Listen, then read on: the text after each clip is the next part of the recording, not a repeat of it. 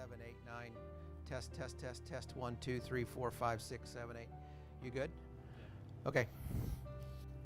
So,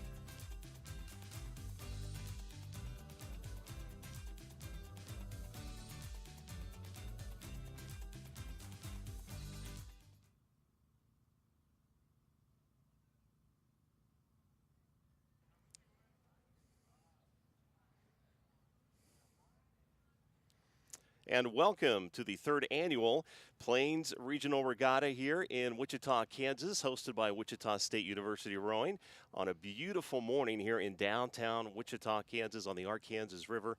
My name's Dave Wilson. With me is former soccer rower Lisa Burns. Good morning, Lisa. Good morning, Dave. Happy to be here. Could you pick a nicer day for this event? No, and I don't want to jinx it too much, but it's really, really beautiful out here today. It absolutely is. Let's take a look at the weather conditions here this morning before we get going. And just a beautiful, no wind here. What are we looking at? 50 degrees. We've got wind at 5 miles per hour out of the northwest, partly cloudy. Like we said, a picture-perfect day here for the regatta with Wichita State University on the Arkansas River. Let's take a look at the teams participating. We've got a lot more teams than last year, don't we, Lisa? Definitely. Definitely quite a lot more showing up today. So we've got St. Louis University crew. We have Colorado State University. We have Oklahoma State University, Kansas State Rowing Association, KU, University of Nebraska-Lincoln, Washington University crew, and then, of course, your home team, Wichita State University. Yes, like I said, a lot more teams than last year. I'm really excited to see these teams race today. I think it'll make just so much for an exciting day, a lot of just fast pace, a lot more racing coming down the course. It's always good to have more people showing up. It is. Let's take a look at the races that we have going on today. We're going to have the women's single. These are the preliminaries that are going to get started here in just a little bit, followed by the men's double, women's novice, the women's double, men's single, men's novice 4, the men's novice 4 as well, another one, and women's novice 4, 2 of those.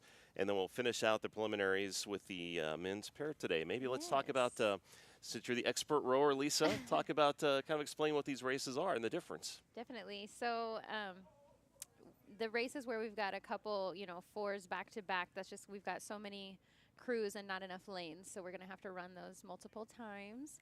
And like you said, up first we've got the women's single. That's just going to be one rower inside there. And I think she actually already headed up down the race course. She's headed down there to go get to the start line. There's our race course. Look how calm that water is. It's just a beautiful, beautiful day. It is. Let's take a look at that race course while we're talking about it here. In downtown Wichita on the Arkansas River. It's going to start, the start line staggered there at the Lincoln Street Bridge. Why is it staggered today, Lisa?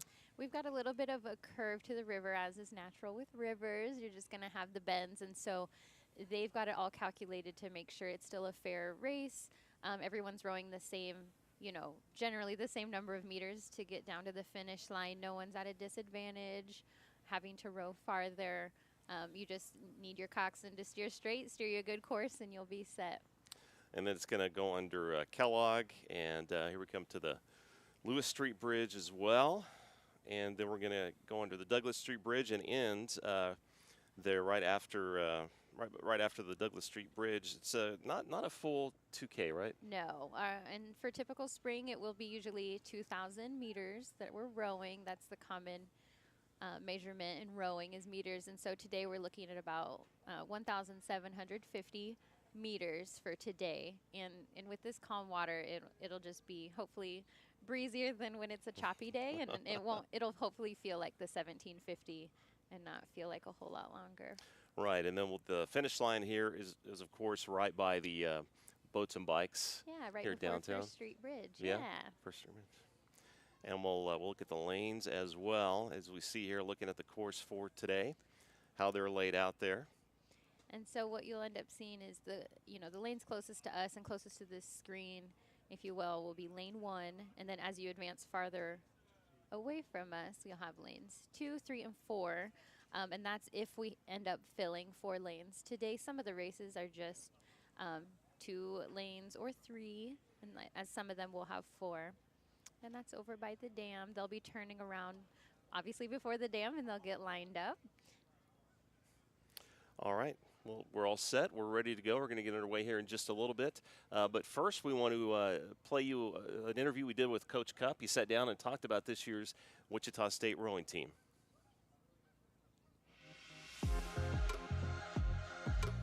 I think that Everybody coming off of COVID is adjusting. What we're finding is that they have some challenges that are different than the athletes in 2018 and 2019 were facing. So if we can help them manage, the stress and all the things that they have going on in their life, help them, manage their time and challenge themselves and gain confidence and do all that, those things help them not only in their daily life and in class, but then what happens is we find that they race well and they're successful.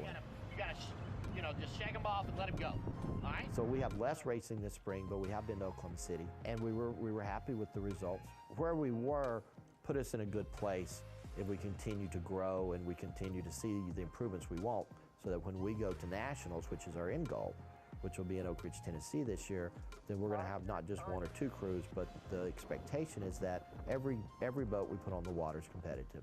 It's a very diverse group, and we're excited about that, and recognizing that it creates challenges. But it also, what it's done, having such a diverse group, is it's given, I think, the athletes a chance to interact with people that are very different than themselves. We have returning athletes, everything from 4th-year athletes and athletes who've rowed in high school to athletes who literally walked on this semester. And we also have students not just from local, but out of state, Colorado, Minnesota, and we also have a large number of international students. I know for me it's been really beneficial over the years to work with students like that, because it helps me see things from a different way. And I know that some of the young people that we work with, that's really good for them too. Because if you've been in Kansas your whole life, that's a great experience, but meeting people and learning about their lives and what they've gone through and how they got here and what their beliefs are, if they're not just from out of state but out of country, I think that's a very enriching experience.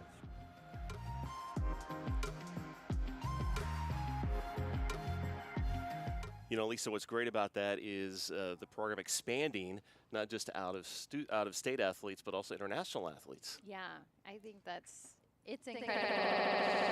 And I know even way back when I was on the team, we had a student from Australia come in, and it just blew our minds. Like, is that right? Oh my gosh, because we're not an NCAA program. We're just a varsity sport, and so we're just not even at that caliber. But he was an experienced rower, and he was from Australia, and he came here, and I'm sure it was for our aeronautical and engineering programs that Wichita State does bring a lot of people in, and so just to see that that's still going on, and that we're still getting those other students to come in and try it and just expand those horizons is really exciting. And bring that level of experience to the program too, right?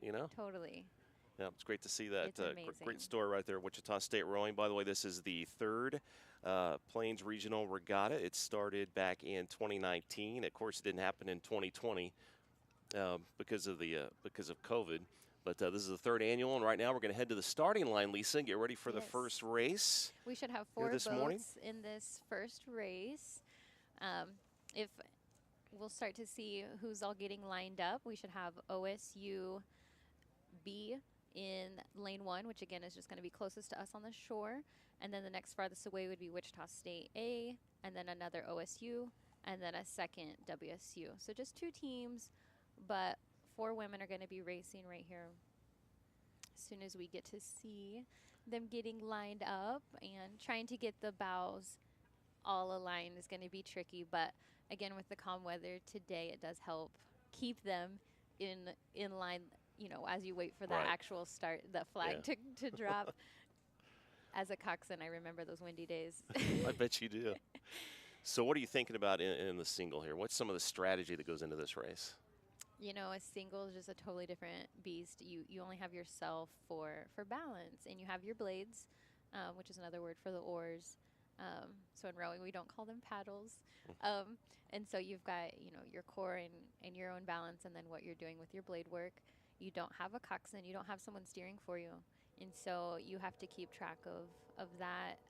The smaller the boat, the more common it is to flip. And so I'm hoping we've got just a lot of experienced and practiced rowers today, so that they just can be able to finish their course. And they each have a little electronic device that's going to help them see the rate that they're going and everything. So with the race started, there it is. See everybody Officially underway here, the women's single. First race of the morning here yes. at the Plains Regional Regatta. And if you look, you do see a double in the forefront. That's just someone in the warm-up lane. They're headed up to the start line. So Okay. just you could disregard them and focus on those singles racing coming down the course. And then there's a safety launch and official following them. And we've got OSU in lane 1, Wichita State lane 2, another OSU racer in 3, and then Wichita State in 4 for this race right here. And from Wichita State, we have Sierra and Bailey. Those are going to be, Sierra is in lane 2, and then Bailey is the farthest away in lane 4. You can see their blades coming out of the water together. You're really just, you've got to have both of your hands on the same team here. It takes a lot of practice.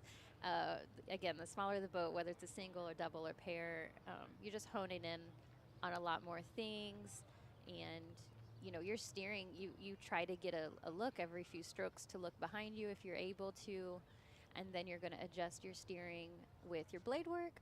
Some boats you can steer with your feet if you've got some mechanisms that are going to let you toggle which way you want the rudder to be going for you. But these boats should all just, you know, give it a little peek. You've got to be strategic when you look. So basically at your finish, when the blades have just finished that full stroke, you're going to give a little peek back over your shoulder and give it a little check. Make sure you're having the shortest race possible by going in the straightest line that you can. A lot of coordination going on there, Lisa. Like, completely. You know, it's not for the faint of heart. Again, Right. It's common to fall in. Even if you're just practicing and you just know, like, don't have anything on you because you're going to fall in the first few times and you're going to flip, but it's totally fine. It's for love of the sport, and it's just so beautiful when you see a single really getting their glide on and getting that speed going. And there again, they want the oars as flat on the water as possible. Yes, and so that part when she's dropping the blade in the water and covering them both, that would be called the catch. And so getting those catch timings together, and you're controlling two different very long handle, you know, long oars, and they've got to catch and be covered completely. Otherwise, you might have a little fiasco on your hands. And then she's going to drive with her feet, really just jumping off of the footboards with your legs. It's a common misconception that rowers have beefy arms, which they totally can, but it is more of a leg sport because that's where the power comes in. So the arms are helping direct the oars, but then she's jumping with those legs. It's really all about the power legs. up. Yeah. But gotta have that combo. Gotta have the blades covered right before you drive, or it's a wasted stroke. So it's a mind game. It's a lot of athleticism. It's just the beauty of it. Just over the 3-minute mark here. And this is the women's single, the first race of the date. We've got 2 OSU teams and 2 Wichita State teams right now here.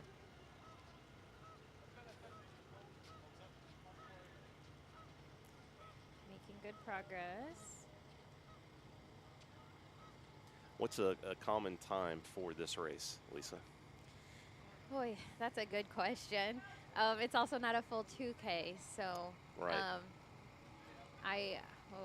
I'm gonna say let's hope they can maybe keep it around 7 to 8 or a lot less if they can. Okay. Minutes, but So about halfway done I would say at this point. now that's me saying I haven't watched these rowers before, and when you see the the boats that have more rowers in them, you're going to see, the speed really pick up. Then obviously you've got more power going on. Right.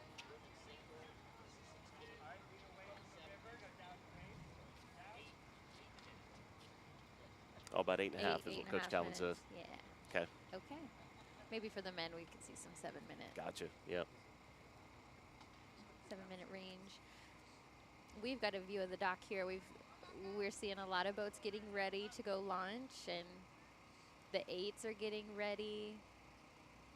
Friends, again, it's just so many more teams this year. It really is. Just it's happening. If anyone is able to come on down, the weather is beautiful.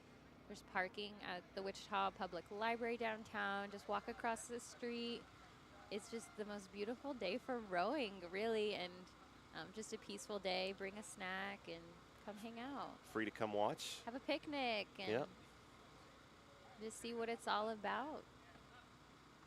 And come support Shockers. That's right. support the Shocks.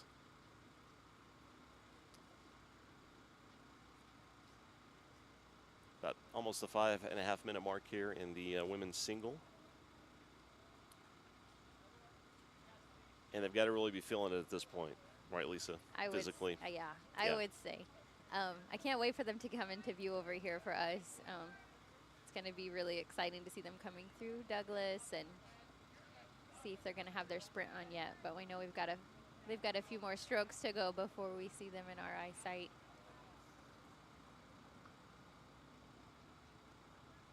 Looks like Wichita State is in the lead in the women's single right now. And it looks like that's lane 3. Is that what you're seeing too? Yep.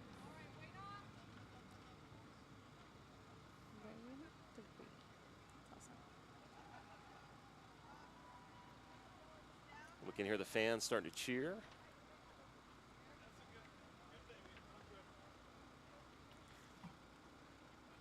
And we've got a whole setup over here. We've got a lot of ergometers or ergs, the dreaded rowing machine that everyone loves to hate, up here too. And so, you know, some of our viewers will get to see that in the background. Just some rowers getting a chance to warm up and be limber, Right. and be ready.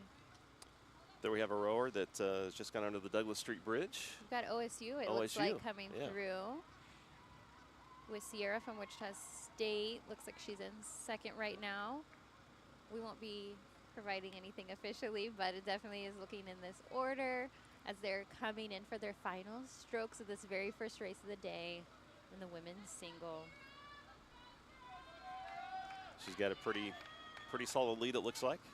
She's As got she's getting good close to the finish flow. line. Yes. You can see that line behind her boat that she's leaving, nice and straight, and the puddles that the oars are leaving. To me, it can be just such a serene looking sport. It's really photogenic. There's the first horn. Yep. OSU has crossed the finish line. Got Sierra from Wichita State about to cross in a few strokes.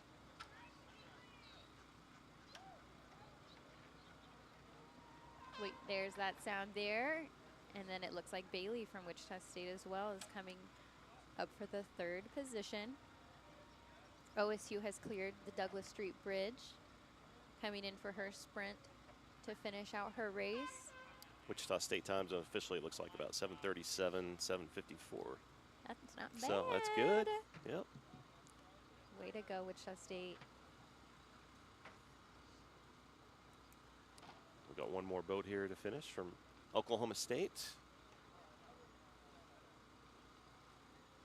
Like you said, it can be exhausting when you're coming up to that last stretch, and she's, you know, you're powering the boat all by yourself. Right. So all that energy is on you, but she's got some good technique, and everybody was safe on this first race out, so I love it. It's going to be a good day. It is. And she's approaching the finish line here.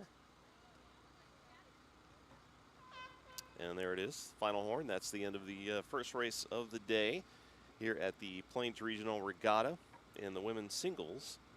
Again, Oklahoma State taking first, it looks unofficially.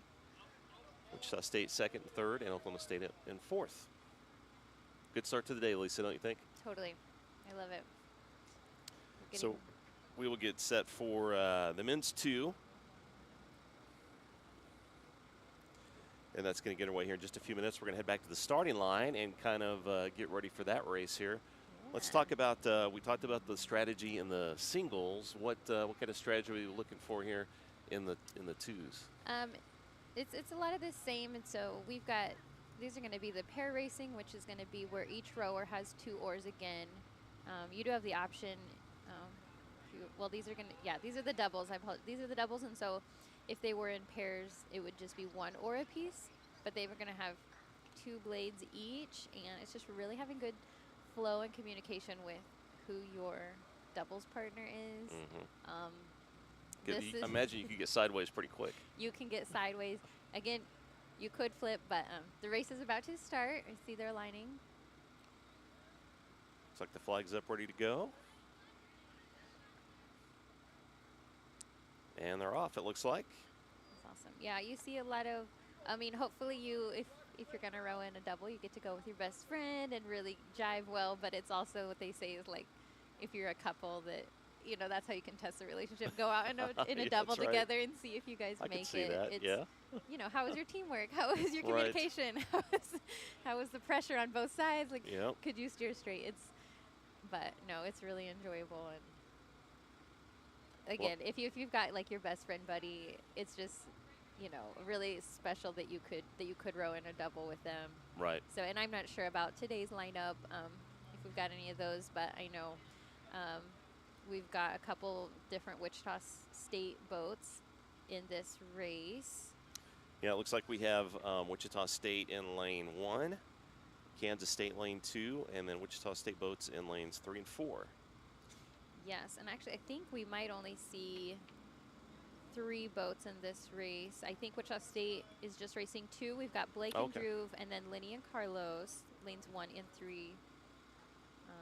And that changes. It's, you know, it's not uncommon to need to change who's racing each race day, whether it's an injury, and you know, it can just be for a gamut of reasons. And so those things change. And so we've got 2 Wichita State boats, and then Kansas State rowing. Looks like everybody's in sync so far here in the men's double.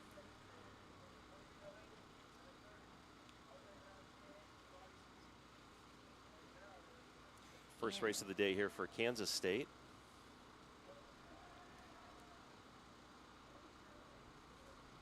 So I know we've got Peyton Lynn and Carlos Gotti rowing for Wichita State in this race. And Peyton is a 4th-year senior, and Carlos is going to be graduating this year.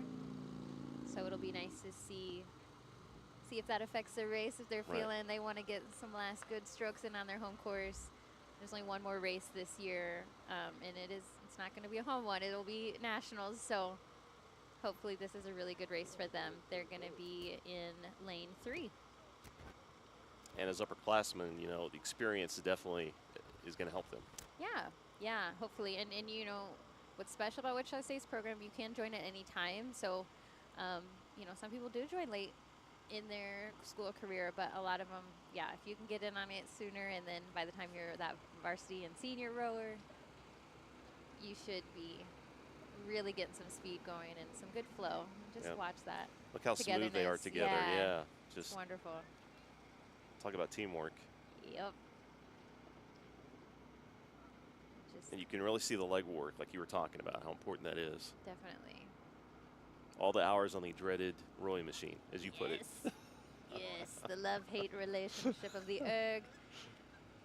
What's it called? The egg? The erg. The erg. Okay. Yeah. Yep,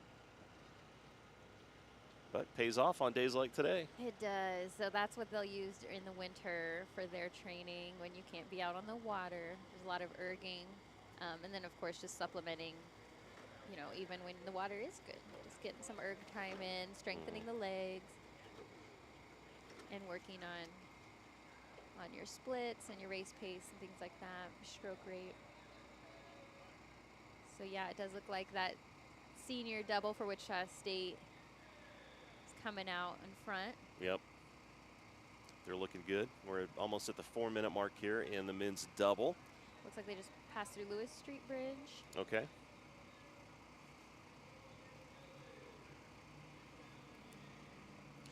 Awesome. Coming up under that Lewis Street Bridge here, and I would imagine this is where you're starting to kind of feel it. This is probably Yeah. the middle part of the race where you're That- pushing through it, right? Yeah. It's like, you know, the dip, if you will, if it was a graph of, Yeah. of how the race is going. The dip of your energy and the slump. And so with these boats, you don't have a coxswain to help make certain calls for that motivation or focusing, things like that. So we'll see. We've got one boat a little close to the buoys. They'll need to work on adjusting a little bit of steering, and that's quite all right. Again, there's just so much to focus on in these smaller boats, and going straight when you don't have someone else doing that for you as a coxswain, and that there's that synchronization there with their blade work is just really fun to watch when you know you've got some good timing. Mm-hmm. We've got the K-State boat, seeing just a little bit of, swaying. So Wichita State in first place, making it look easy. Yeah, just nice and smooth. Right. Just look at that. Ah, it's so pretty to me. It's just like try to find where they're off, Right. It's just lovely. Backside look at the leader right now, Wichita State. K-State right behind them. Then we've got some boats warming up for these other preliminary races coming up. They don't look like they've slowed down at all to me. Not at all. Not at all. And still good weather. You knew that we had some, even on Friday with the rough winds that were coming through town, and Saturday, so much wind. So it's just a good day to be spectating, a good day to be rowing. At the 6-minute mark here, and they're just passing Yay. Douglas Street. The leaders are Wichita State. They're just breezing through. They're probably not even sweating.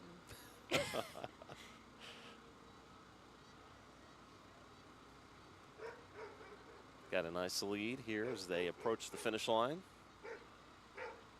We've got a dog out here cheering for Wichita Yeah. State. I don't hear anybody else, but It's this a shocker dog dog. is ready for him. Coming on through. Here they go. Looking like they'll be under 7 minutes Yep. for sure. This Looks like it. 1,700 50-meter race course is the rough estimate for today. Looks like they could just row forever. Just keep going. It does. They haven't slowed down at all. No. And they've crossed the finish line mark. We've got the first horn. We've got the second Wichita State boat is in second right now, rowing the Bill Van Sickle. That was unofficially just under 7, 6:56 it looked like. Yay. And then K-State is making a good They push. are. They're really pushing, aren't they? Love it. Love it. Getting exciting as they come up, closing that water. Yeah. Second Wichita State boat just finished. And K-State right behind them. They're nice, nice race. Like you said, K-State made a push there at the end. They did. Yeah. Who says rowing isn't exciting? See, that sometimes they're far away. Sometimes they're a lot closer. And but just anyone who has rowed, there's always so much more to look at, just technique-wise or anything. But sometimes it gets very exciting towards the end. And who's got that drive that really wants to go get aggressive or has some really good strokes, or maybe the other team starts steering bad, so that's going to cost you some of your time getting back on a straight course. So anything goes. That's why you keep going. That's why you just keep rowing. All right, we've had 2 preliminary races so far here this morning in the Plains Regional Regatta on the Arkansas River downtown Wichita, hosted by Wichita State Rowing, the 3rd annual Plains Regatta. We're getting set here for the next race, the Women's Novice 8. Yes. And it's coming up here in just a little bit, and that, of course, is a whole different ball game to what we've seen so far. Totally. Right, Lisa? Absolutely. And we're going to have the Novice Women's 8 in this one, so we'll stay tuned for while they get lined up. All right, and we are here with Wichita State at their beautiful Boats and Bikes facility downtown, and we're going to learn more about that right now, about this beautiful facility that Wichita State Rowing gets to use.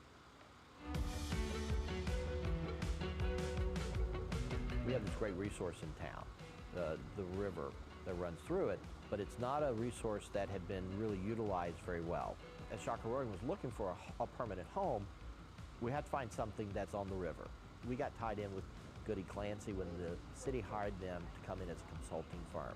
And we're able to make our case that the river needed more development and that Shocker Rowing having a permanent home would be beneficial not just to our program and the student athletes, but also for our community as a whole. So what we proposed was that there be a retail facility for rentals and events.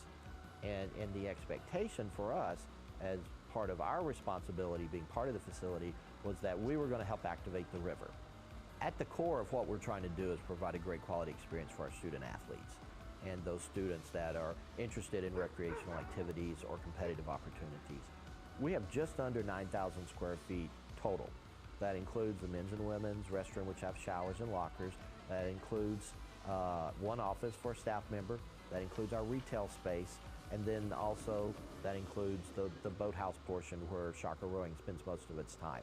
So having a facility here where we can do repairs, where we can store all of our equipment here, all of those are great. Plus our athletes can come here, they can do study hours here, they can have their lunch here if they need to, they can shower, and this helps create efficiencies for them. They can study here, they can eat here, they can train here. The arrangement that we have and the type of facility we have is pretty unique.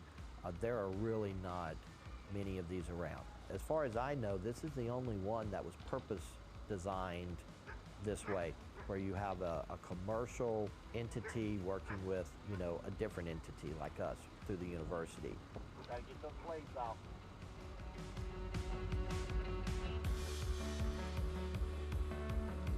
Just a beautiful facility down here for Shocker Rowing, Lisa, at the River Vista Apartments, boats and bikes. Now, this came after your time rowing here at Wichita State, right? It sure did. Talk about the difference, because you've seen it, difference between this facility and what you used when you rowed. Yeah, we're scrappy if nothing else. So we were just always trying to find a good building to house, you know, it's an equipment-based sport and kind of, you know, an expensive equipment. So you've got plenty of shells and the oars and everything. And so we had different buildings off of the river, sometimes not off of the river. We had to, you know, trailer them in every day. And so, I mean, we're some hardworking athletes. We were always putting in our work before we could work out. And so this facility right now is like, it's amazing. I'm so happy for the rowers, and I think it's really good visibility for the city to see what these athletes, we've been doing this for years anyways. And so just to have this set up and the security that we do have a home is like, you can't even imagine. So that's just wonderful. And you know, just having even a locker, for example, you know, it's the little things. It's so wonderful. And it's one less thing to worry about, so you can focus on your sport and in your schoolwork, or if you've got a, you know, job, things like that. So it's just, I'm amazed at it. I'm glad, I guess, that I get residuals. I can come visit, I can come help out, but as an athlete, I just think it's really special. It's amazing. And what an advantage it is, you know, I would think too, because like you said, you just have to focus on your rowing. You don't have to show up early to load everything up and go to practice and then and reload make sure you have and all go the back. stuff, and then load it in the right way to fit in the trailer. Yep. And we do that for, you know, when we do go to race, we do pack up, you know, that's known. But to be doing that every day and knowing which boats, those boats are in that other storage, so we need to plan for those for this week.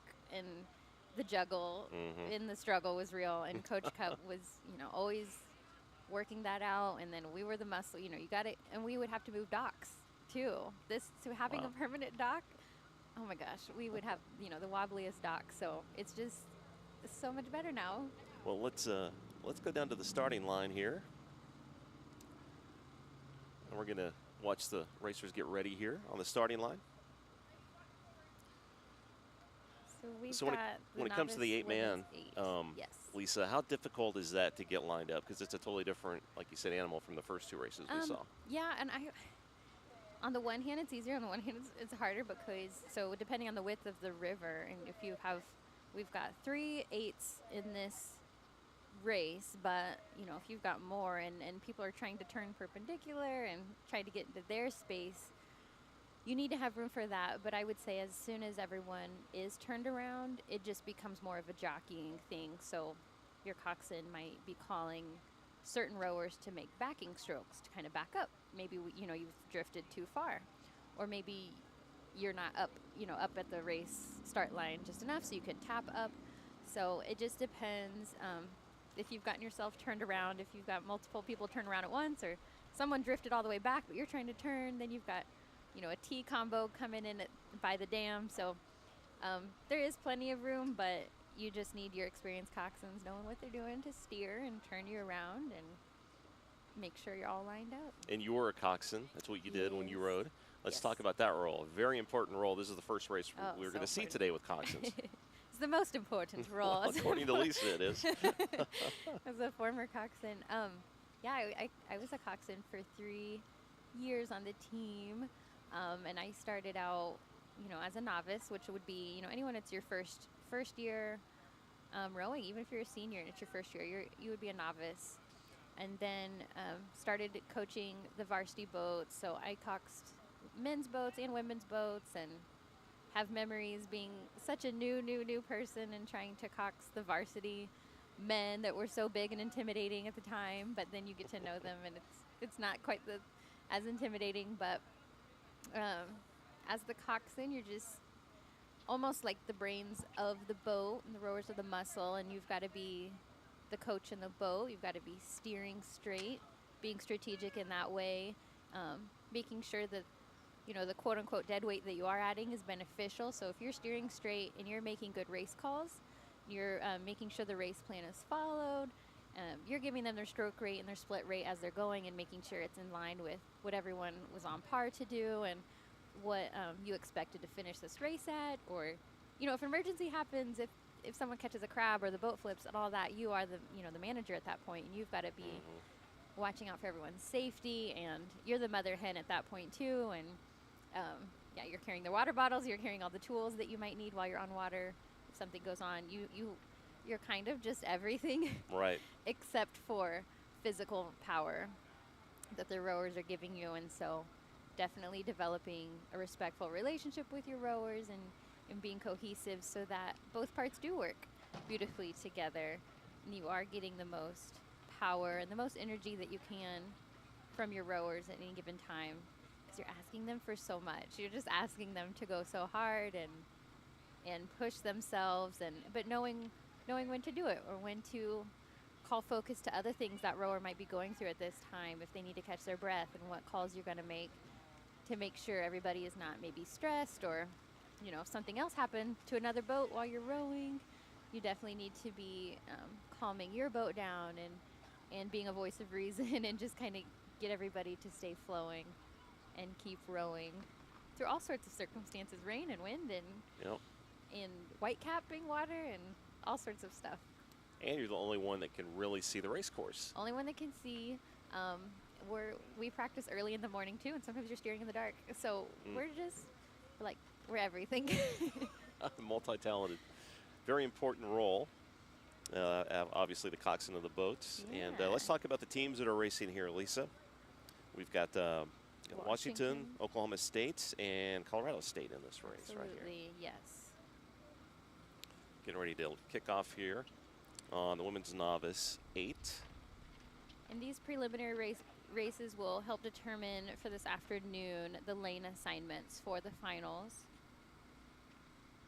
The women's novice 8 will race their finals around 12:56 p.m. later this afternoon. Let's talk about the lane assignments for a minute. Why is that important today?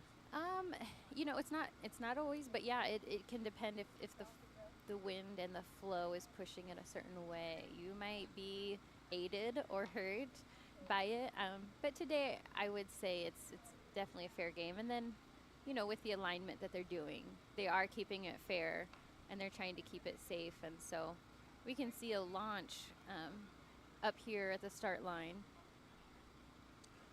And what's the guy in the boat looking at right there, Lisa? It looks like they're trying to align them, but, you know, without having visibility to other boats, maybe they aren't fully, maybe they're waiting on a boat to arrive. Maybe we don't have, you know, all the boats down there. Okay.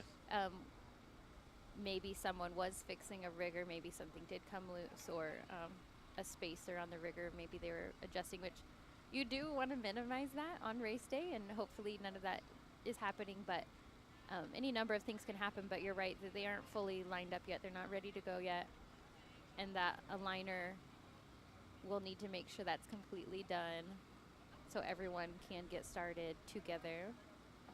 That does look like what they're doing, doesn't it? Looks like they're realigning, getting ready for this race. Yeah, and then there is an aligner on shore, actually. Oh, okay. So the launch official is going to be they can be communicating with the rowers, and then an aligner on shore has a flag and is helping to holler out as well who needs to tap up, who needs to scoot back and back off of it.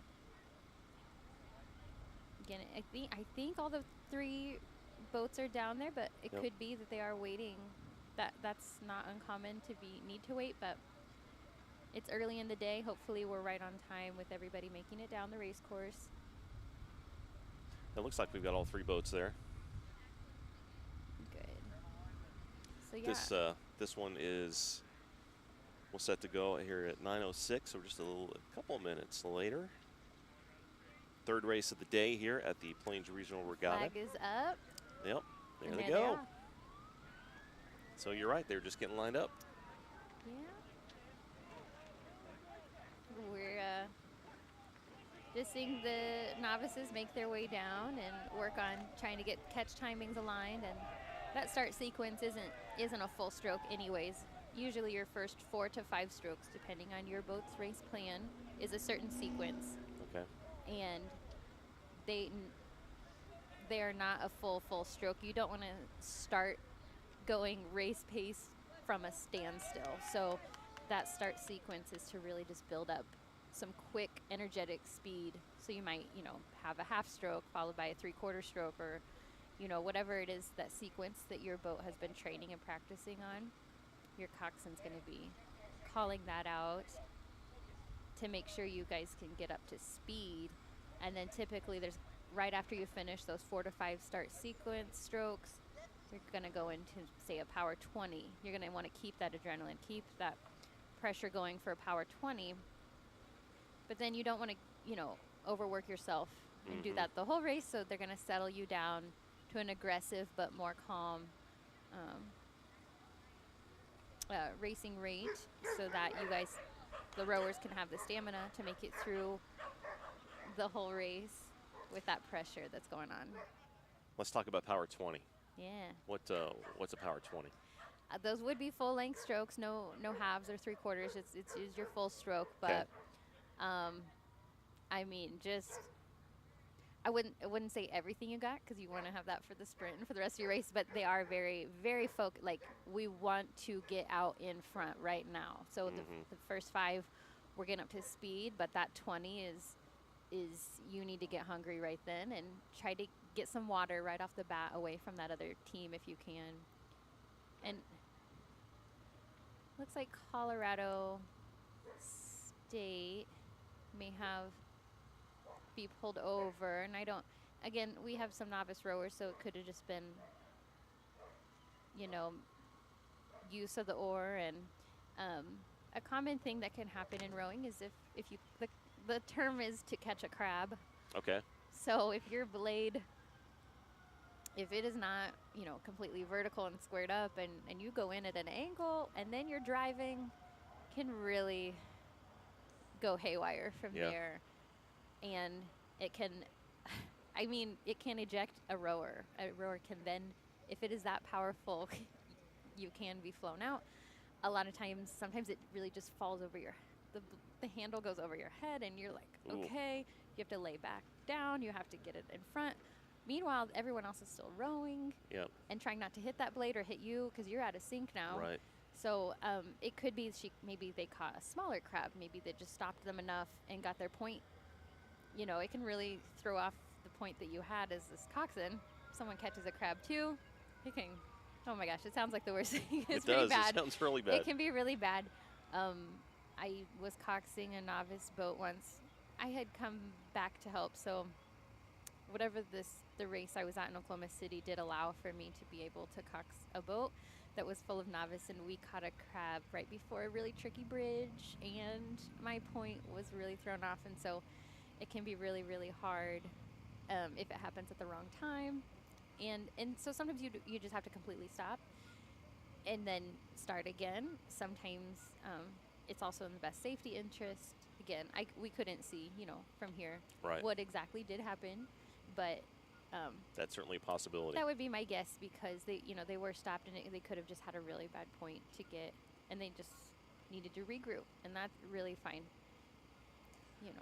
And again, here in the Women's Novice 8, we've got Washington University, Oklahoma State, and Colorado State. Coming up here on the 4.5-minute mark in the Women's 8.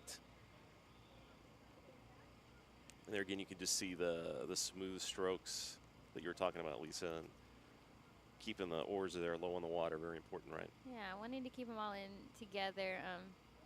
You can watch the blade work as they are, the painted part that is coming back, and just trying to see if that's all in sync, including that roll up. You know, some people might think that's, you don't even have to pay attention, but even just the rotation of that blade, if we were to be watching in slow-mo of that blade curling and curling and getting ready to catch again, and just trying to keep that very smooth and in sync, because that will impact your balance as an 8. Can you imagine?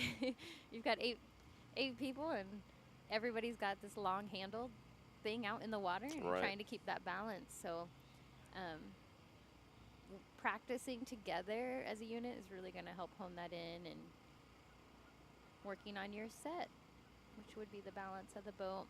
It looks like in this race we've got quite a few. Well, Josh Wood is coxing for OSU, and that would be a 4th-year rower for OSU. So they've got, you can have a male coxswain with a female crew. You can have a female coxswain with male rowers. That is Okay. not, you know, any strict rule here. But you can't have a mix in rowers unless it's a designated race that it's a mixed boat. It's a mixed one, yeah. But yeah, definitely. But the coxswain can be different from the rest of the boat, and Looks like we've got, I believe that's Washington it here looks in like lane Washington 1, just definitely. past the Douglas Street Bridge. Yeah. Head can towards hear. the finish line. Can you hear their clunks? Pop? Yep. And you can listen for those to be in unison. You can hear the coxswain It's pretty. tell them what to do. Yeah. Sometimes it's just so dreamy. I don't know. It just. And the water being so reflective and smooth today, it definitely helps. All right, there we go. We had Washington cross the line there. Looks like we've got Oklahoma State right here in second. They're getting closer to the line as well here. So by this point, when we're seeing them, you know, after Douglas, they are working on their sprint sequence to really get through to this finish line. Part of that is this coxswain trying to count down the last strokes accurately. So it's a countdown, whether you start at 20, whether you start at 10, you're going to end on the number 1, as close to that finish line horn as possible. Okay. Trying not to be that coxswain that makes you go, oh, actually I need 4 more. Oh, I need 6 more. So you've got to know some math if you're a coxswain too. You have to know what your boat is rowing to know how many strokes it is to that finish line that you can see. Again, you're the only one that can see. Right. So you're timing that, and you have to know your boat and what it's producing for those strokes. So yeah, the brain is always going for the coxswain. Yeah. There's so much Never going stops, on. does it? We're the best multitaskers. Here's our last boat right here, Colorado State. Getting set to cross the finish line here in the women's 8. You can really hear the coxswain barking the orders at them right now. And their boat they are rowing in is called the River Vista, which is the property that we are at right now, the River Vista Apartments with the boathouse underneath. And there's our buzzer. So they're going to keep rowing through the bridge. They're rowing through First Street Bridge. You don't ever want to stop cold after a race. There's always a few strokes to get through, and then in this case we have a bridge, so you do want to row through the bridge as well, not let it be in the way, and then your coxswain will let you take a breather. They'll turn you around, and then you'll either row with all 8 or 4 or 2, depending what the coxswain wants, how many people to get you back to the dock. So yeah. And you were pointing out this boat that Colorado State was in, it's called the River Vista because they're using one of Wichita State's boat today. Good eye, yes. Yep. So you'll see that sometimes, that if a boat is or a team is traveling from far away, some have the means to travel with, you know, all equipment, none equipment. Maybe they have part of what they need, and sometimes, you know, different programs, it's just the rowers bringing themselves, and they want to row, so they're going to get themselves there. And we're a program very fortunate enough we can, you know, lend out and borrow equipment. We've borrowed, you know, at times too, but it's really that community part of rowing that we can allow for that. Now, you know, we still have, I guess, dibs, if you want to say, on our boats what we plan to use and everything, but we're just so lucky that we've got spare oars and spare boats. You know, sometimes the cox box, the microphone equipment, sometimes that's borrowed out. Or if you go somewhere and something of yours is broke, so you were prepared, but now it's broke. So you get to communicate and help and borrow. So that's sometimes why maybe the blades look like Wichita State blades, but it's not us. So always look at the uniforms that they're wearing, or trow, as it's called. It's called trow. So you always want to be double checking that if you're not sure. And even, you know, some schools are all the same colors too. If you got a lot of yellow and black teams, just always looking at the uniforms to be absolutely sure. We are here at the Plains Regional Regatta, hosted by Wichita State Rowing, downtown Wichita. On a beautiful morning here on the Arkansas River. We're getting ready now for the men's novice 8, Lisa, and they just started. That's awesome. We've got 4 schools in this race. So OSU is going to be in lane 1. Lane 2 is Wichita State, followed by KU, and then Washington University in lane 4. Adam is coxing for Wichita State. Looks like we have quite a few graduating seniors in this boat as well. Oh, okay. So we've got Leo Sandino Acosta, Faisal, Eli Hawthorne, and Ben Scarberry are all going to be graduating. So I imagine they've got a lot of experience in this boat. Oh, yeah, sounds like it. Again, that's going to be lane 2 to watch for. You can see the W's on their blades. That is accurate. That is for Wichita State. Looks like they're off to a good start here. Yes. Similar strategy, obviously, as the last race. Yeah. Right? Yep. And again, these preliminary races, definitely wanting to race so that you get, you know, your lane assignment known for the finals. This is just, it's a chance to get more races in a day, get more water time. Their next race is going to be nationals, so racing twice today, you know, even if it's the same 3 teams in your race, it's just going to be really good practice. Like any water time that you get with your boat, it's invaluable for them to get this kind of, you know, race experience. And again, you can't erg all day and expect to win. So you've got to have the water time to go with You know, it. a little bit of both, right? Practice, you know, Or the a lot of set. both. Yeah, it's just keeping it, you know, as this should be, you know, the 8 that does row at nationals. There won't be a lot of change-ups usually this late in the season. So really just honing in, getting more strokes with those same people. And the National Championship Regatta is going to happen May 20th through the 22nd in Oak Ridge, Tennessee. Yeah. So not too far away for the It's a great national. venue. So yeah, it's an exciting time. Loads and loads of schools. Oh my gosh. So if anyone wants to make a road trip, it's fun, I promise. Yeah, I bet it's quite an event. It's cool. Definitely a good venue for it when they have nationals. It's definitely set up for spectators really well, and really wide river, really good course for that, or lake. Yep. There's a shocker team right there, looks like.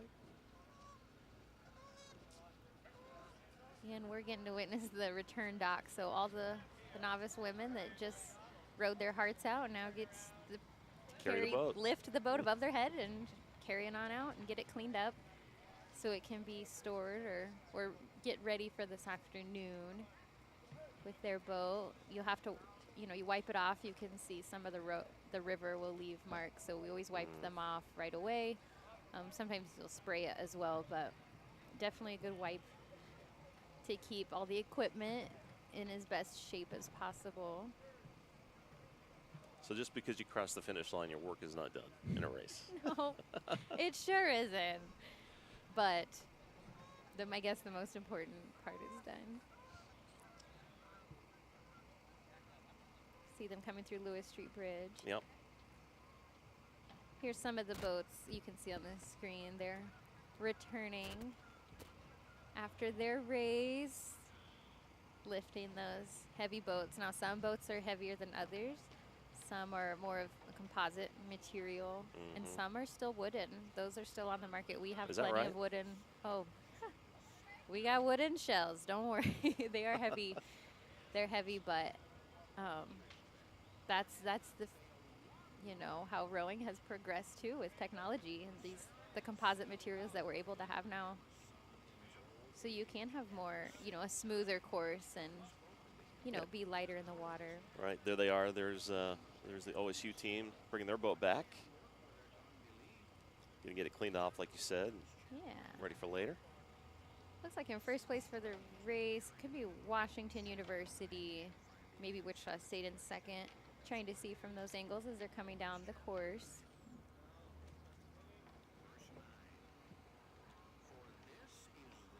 Here they come. You can see them peeking over those. Some spectators do line up on those bridges. I always encourage cheering from wherever you are. If you're on a bridge, if you're on the side, don't just be a bystander. Definitely cheer your team on. We can hear you. It's always nice to have that motivation from people watching. So we got the boats now approaching the Douglas Street Bridge for the final stretch here. Yeah, oh. This is where that kick comes in, right? Look at this. Look, this is going to be a wonderful finish to watch. Wichita State, Washington University. You can hear the crowd getting anxious about this one. Yep. They are right close, and oh, Wichita State's making some waves right here. They are. They're pulling ahead. Gaining water, making it look so effortless at this part in the race. That was amazing. Look at them, still gaining. Wow. They might win by over a boat length. So just keeping, stern to bow with Washington. There's one buzzer. Yeah, Wichita State pulled it out. And a second. Wonderful finish. Yeah, that was a great finish. Really great to see them really put in that extra work at the end. That's amazing. And KU is coming in third place. And then we have OSU coming through.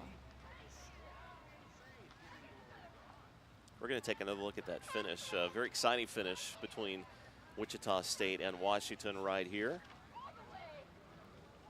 Yeah, what a final kick there by the Shockers to pull ahead. It is always so awesome to see that work, you know, like in action and have results that you want it to have right there. It's great amazing. finish by the Shockers there in the men's novice 8.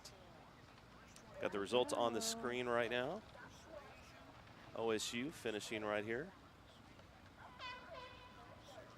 There we go. Everybody's finished here in the men's novice 8. Wichita State taking first place here in the preliminaries this morning. That was the most exciting race of the day so far. It was so far. Yeah. Stay tuned, right? We've got more excitement to come. Yes.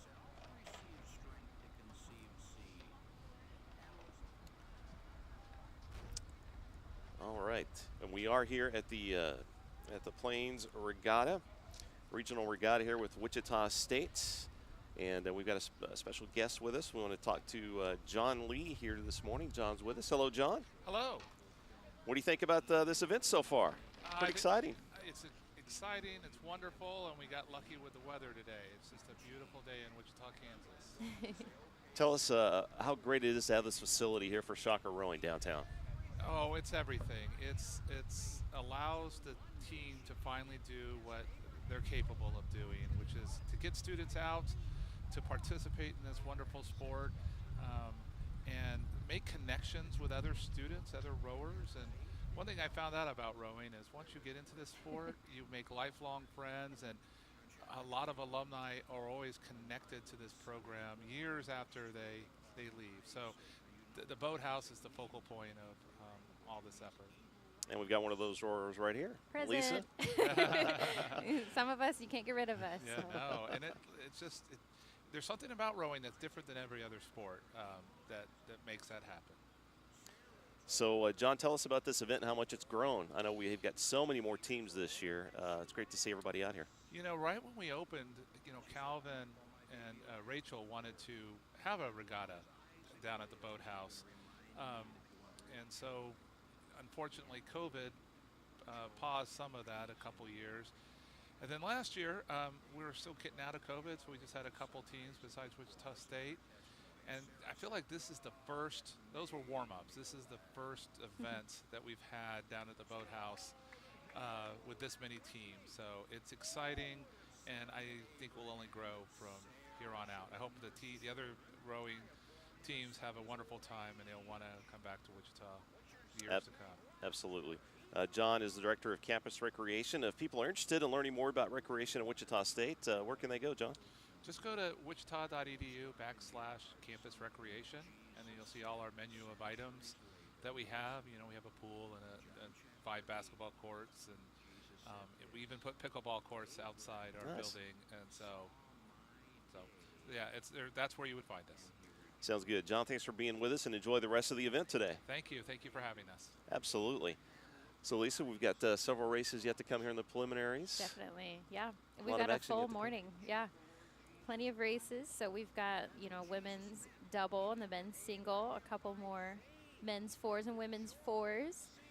So the 8s are done for this morning, but they'll definitely get some more racing time this afternoon. I wonder if we'll have another close finish like we just saw this morning. I'm for thinking some we will. excitement. Yes. Yeah, once they got a taste of that, makes you wonder what they're going to bring for this afternoon. So that'll definitely, bolster them up for how that adrenaline is feeling for them. We've got the women's doubles coming up next. Looks like they're at the starting line, getting set for that race this morning. Let's talk about who we have in this race, Lisa. Oh, there's some dog action. We got some dogs ready to cheer. Be careful with the dogs. Well, we have Sydney and Sierra, it looks like, are going to be in this race, and those are from our Wichita State women. Okay. Sydney and Sierra. I think that'll be a really good combo for them together. So I'm excited to see what comes of that, and hopefully they are able to get started soon, just in the sense that, sometimes if you're the first boat down there and if you have to wait a lot longer, you're not as warmed up and ready as you would have been. So hopefully we've got all the boats gearing up. It looks like we're going to have a full race with 4 boats in this race. All lanes are going to be filled up right here. We've got Kansas State, we've got Washington, we've got KU, and Wichita State. Yeah. And if you're obviously watching there, you've got Kansas State in lane 1, Washington lane 2, KU in lane 3, and the Shockers in lane 4 here for the women's doubles. Again, a very calm day, which is kind of unusual over the last few weeks here in Wichita. Amen.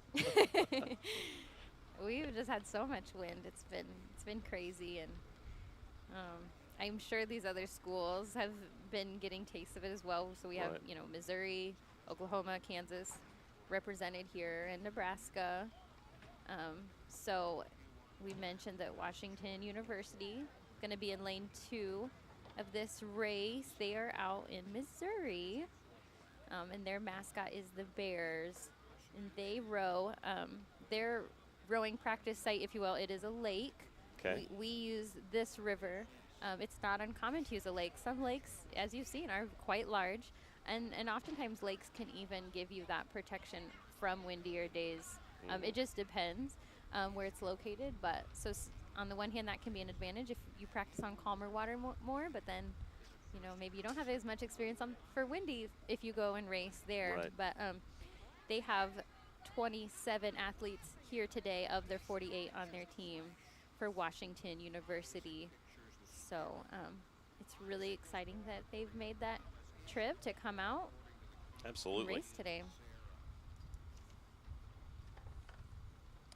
There they Coming up on the go. 1.5 minute mark here in the women's double. Looks like Sierra and Sydney right there for Wichita State in lane 4. It might be Washington U in second. Trying to see from this angle is a little hard. It's always best to have the true results from the side view. And then again, when those final results come through, those are the official results that you can count on.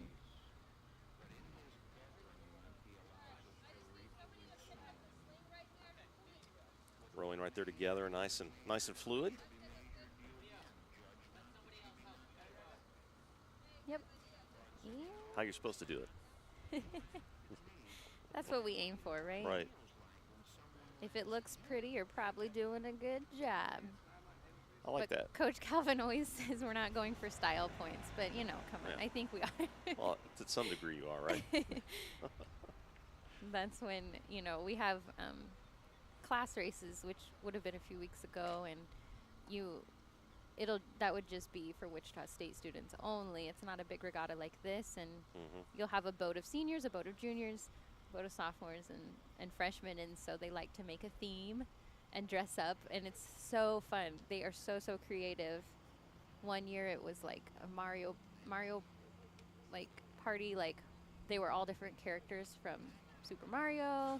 Like there's Ninja Turtle boats, there's like the most craziest themes. One, you know, rainbow, and then the coxswain was a cloud. Like they just get so creative. So there are style points on that day, if you Right. ask me. Yeah. You know, you got to cheer for whose costume and Yep. who put in all that work. And one time they were like a bunch of robbers, like dressed, you know, with like black things across their eyes. It's just, I don't even know how they come up with the stuff. It's pretty creative. It is. It's just a fun little, yeah. It's class races. It's just home team, get out, and they've done that this year already. But definitely where style comes in. Right, absolutely. It's just silly. Looks like Wichita State in the lead here in the women's doubles.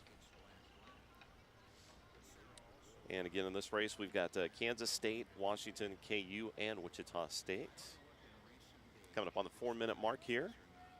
It's definitely spring would be the more ideal time for these smaller boats, and I say that only because, you know, the fall is the longer courses. Generally, they're usually at minimum 4,000 meters. Can Okay. be 6,000 meters. They can just be a lot longer versus today, as I mentioned, is 1750 for your meters. So, you know, the shorter the course, the better. If you're in these smaller boats, it can just seem like it takes a lot longer than when you've got more people powering your boat. Yeah, definitely. Yes. So not quite a 2K here today, as you said, 1750. Yeah. If these would be for the spring, generally referred to as sprint races, even though you're not sprinting the whole time. Just by comparison to the fall, these would be sprint races, and then the fall typically would be head races. And so the start sequences for those are also just a lot different, kind of a rolling start with the boats, starting kind of one after another, and that's very timed and regimented, again, to keep the fairness. But so you're not all lined up. There's just usually so many more boats and the longer distance, so you don't always see, like sometimes you can see who you're racing with in the fall. Right. If they're ahead of you, if you've caught up to them, awesome, keep going. But or if there's too much, so you have to keep that mentality in the fall of, okay, kind of racing with ourselves. We're watching our time. The coxswain is telling us if we're on point with what our goal is and getting those numbers. So it's a different headspace. Everybody generally likes the spring better. It's just exciting. You've got the boats right next to you. It's shorter, so you can keep that mentality a lot, you know, just Right. really honed in that whole time and finish. So yeah, the spring is exciting and it's warmer and you know, nationals are coming up, so it's a much more exciting time. But they did put in their work this fall for sure. Interesting the difference between the two seasons to me. Yes. Yeah, Yeah. and it's an all-year sport Right. versus, you know, basically everything else, you Yeah. know. So even in just in any weather, it's all year. All the weathers, all year long. You have to prepare for Very all of it. committed rowers and coxswains. It's just, Yeah. yeah, and you've got the equipment. It's just, it's such a unique sport with all those factors. Wichita State in the lead here in the women's double. Put up on the 6.5-minute mark right here. Also got K-State, Washington, and KU in this race. Looks like the geese have joined them on the water. They know it's a good day too. Right. There's still time to come out and join us. Bring a lawn chair, bring a blanket. There's just lots of green lawn to come and enjoy yourself. Check out what Wichita State rowing is all about. Come cheer us on. Come check out the facilities. Get some sunshine in today. We're down here at the River Vista Apartments at Boats and Bikes, downtown Wichita. Free to come and watch as Wichita State has just cleared the Douglas Street Bridge, heading towards the finish line.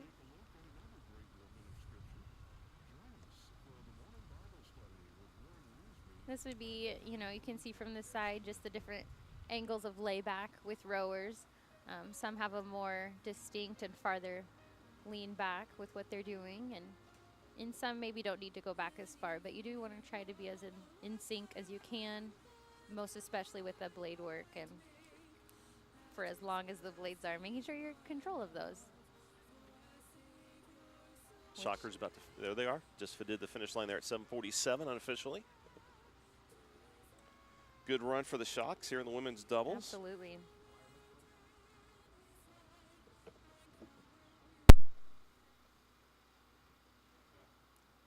So this is KU getting ready to cross in second place. It looks like Svenja Horn is a senior. This is her last semester being able to compete. She is in this boat for KU. Just finished. They Hear just their finished there. horn. They get KU gets second place. It was like Washington's approaching the finish line right here.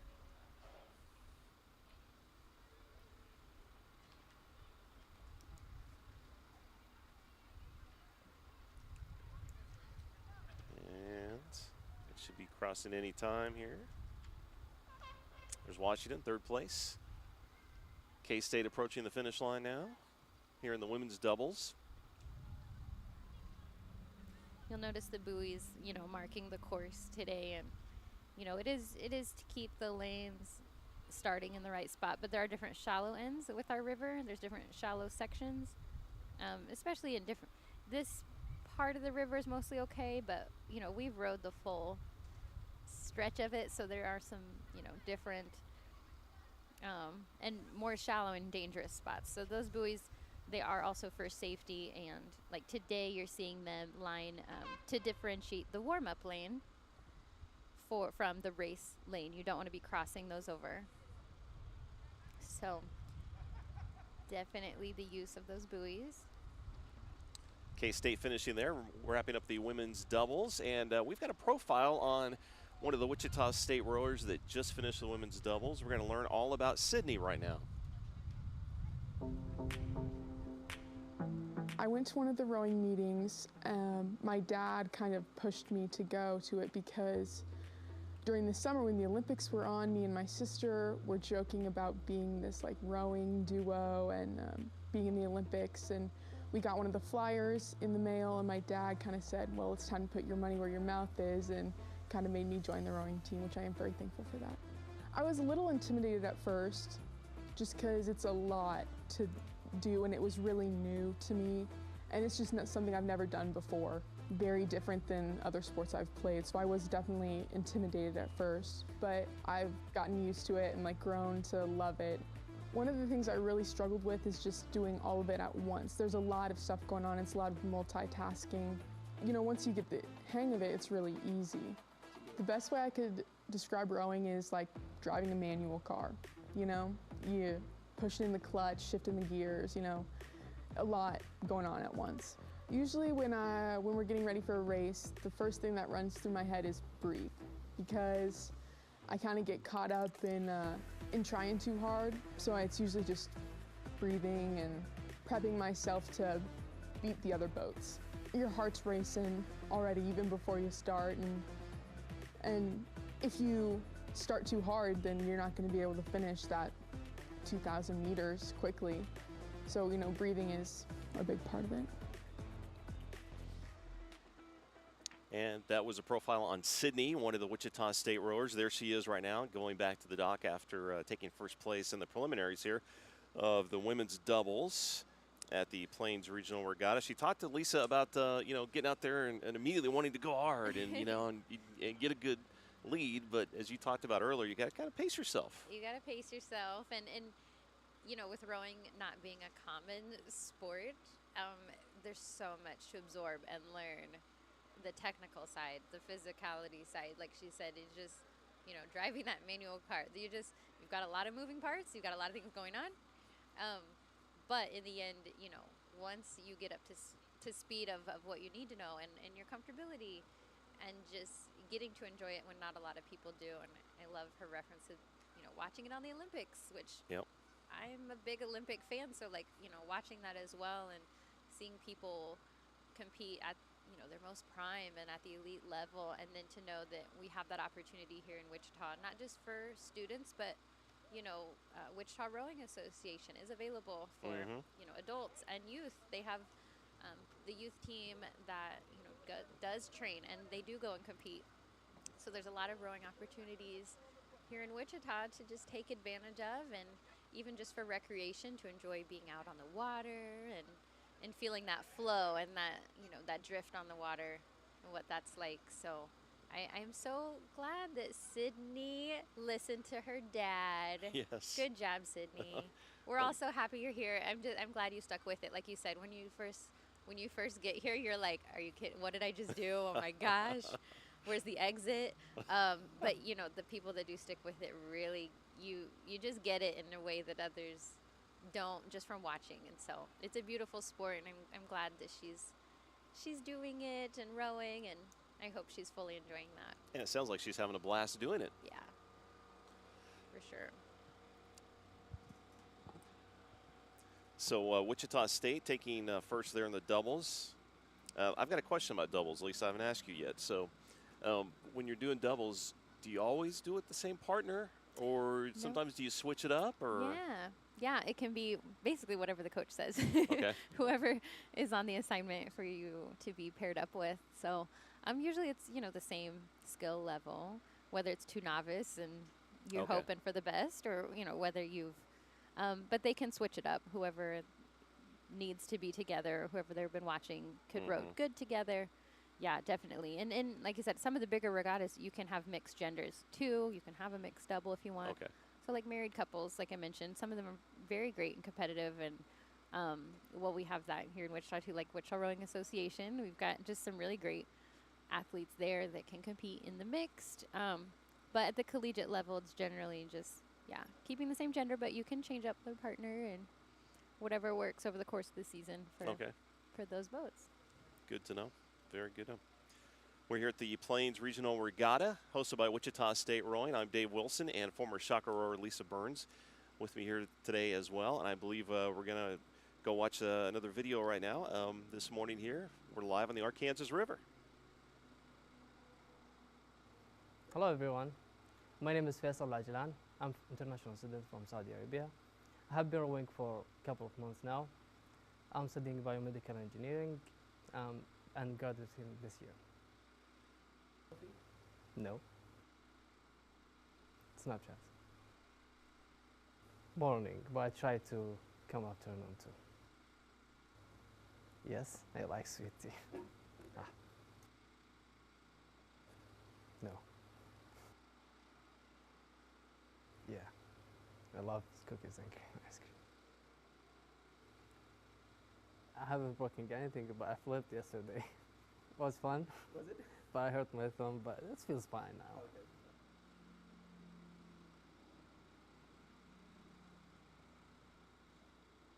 For you to get to know the Wichita State rowers with, I like his response there to Taylor Swift. It was just no immediatay. Shot that Those down, were some Lisa. fun questions. Yeah, they had a lot of I fun. found myself playing along. Those was fun. It was nice to learn more about him. Yes, we're underway here with the men's single. Yeah, all 4 lanes filled up for this race. K-State in lane 1. Lane 2 is Wichita State, and then another K-State boat, and then KU filling out lane 4. And this is the first men's single we've had today. Right. Had the women's single earlier and talked about how physically demanding this race is because you're doing all the work yourself. This is so true. And this is Andre from Wichita State's going to be rowing in this one today. And he is a 4th-year rower. Nice. So we always, he should be so amazing, right? We're putting the pressure on Andre. If you've been here 4 years, we're going to row the single. No. It can be challenging, and I hope the conditions are just what he needed for today. So he's got some smooth water. Yeah, and Andre's got a couple races today himself, so definitely in the single, and it's not uncommon to have multiple races when it's regatta day. So You may be in a small boat, which I'm calling the singles. The doubles and pairs would be your small boats, and then maybe you've got a 4 and an 8 later in the day. I mean, you could have 4 or more races. It just depends. So you've got to be ready in spring racing to have all that energy for one day. Get your rest in between. And Is it more common if you're in, let's say, like Andre has the single right here, to be in a whatever other race you're in? Is it more common to be in an 8 or than a 4? Does it just really matter? It doesn't matter. It kind of depends on how big the team is at the time. So I was about to say it's more common to be in the 8, but I mean, sometimes you may not have enough varsity 8. Maybe you have a novice 8, but you don't have a varsity 8. So it could depend if they just want someone in maybe a varsity 4.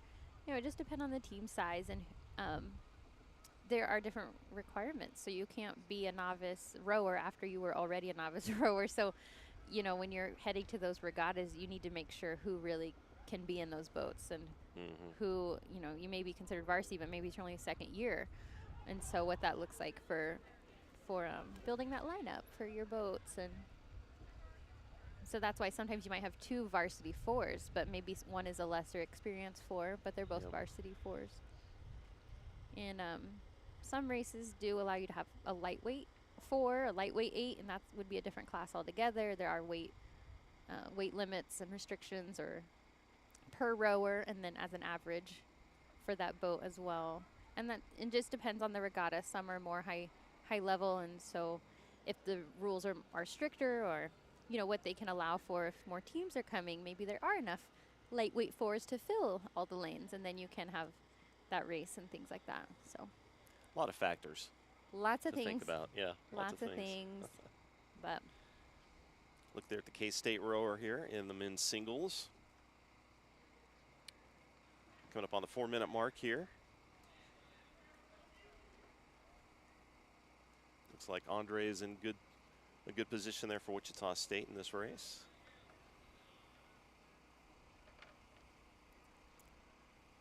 Beautiful serene day in downtown Wichita for the regatta, which is always a good thing. And as you mentioned, KU is filling out lane 3 for this race. They are the Jayhawks. Everybody tends to know that. This crew team for KU was founded in 1977. And in contrast, Wichita State rowing started in 1974, 3 years prior. They row on the Kaw, which is the Kansas River in Lawrence up there. So they have 23 athletes on their team. And something else is that all the athletes on their rowing crew, except for one, are first-year rowers, which is so special and amazing. And that's just, programs change from year to year. You never know exactly what you're going to get. And I know COVID could have definitely changed things for a lot of teams all over the country, and the people that are able to come out are able to participate. Another thing about KU is they do have the NCAA team. So there's a women's, level NCAA team. This was their crew team. Okay. So different levels, different, scholarship eligibilities, different classification of students and athletes. So, and then different races and regattas that you attend. Okay. So this would be the crew team, just like we're an independent varsity sport is what Wichita State is. Okay. That's our classification. So we are also not NCAA either, but we still get, that it's still an option. We still have a full functioning, all year round schedule and practice. And if you want to row, you can row. It's just the beauty of it, Definitely. So it's a walk-on sport. That's how I was able to join as well. And some people do come with high school experience, and some just don't. There's Andre passing the Douglas Street Bridge for Wichita State, well in first place here in the men's single.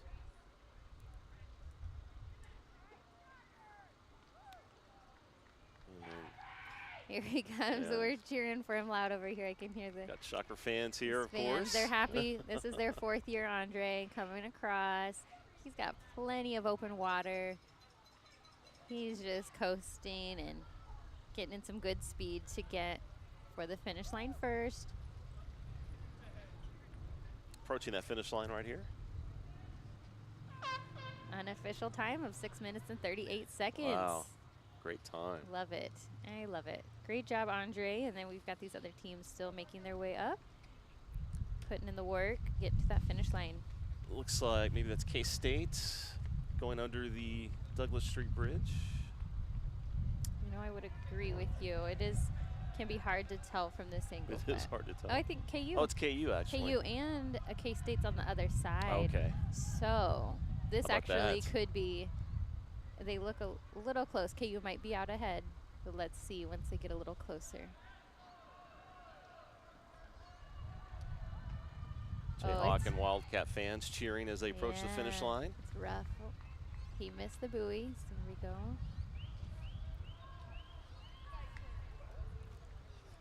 And looks like K-State is trying to close that They are. gap. It is so hard, and you've got to get those legs going, get that KU pressure. He's not slowing down. He's not. Nice push there. Looks like KU may still be ahead a little bit. It's so gonna hard be to tight. tell. We'll have to watch for these official results, and the horns are right. Oh, it Looks did like appear KU. that KU did Yep. cross first. For second, K-State looks like they're unofficially they're going to be third. And that's going to be the other here's- K-State yep. rower will be filling out with the last place, but still making their way down the course.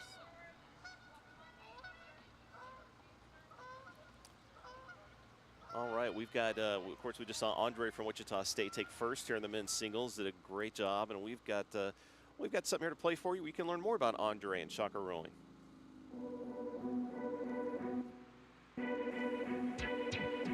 I like pre-race nerves, which is kind of weird, but like that nervous feeling you get right before a race. It's like all up in the air. You don't know how other people are going to do. You only know kind of a general area of how you're going to do. Even during the race, it's undecided. It's anyone's race, and I like hashing it out with other people. We were at the Dad Vales. We were practicing the quad every day, sometimes twice a day.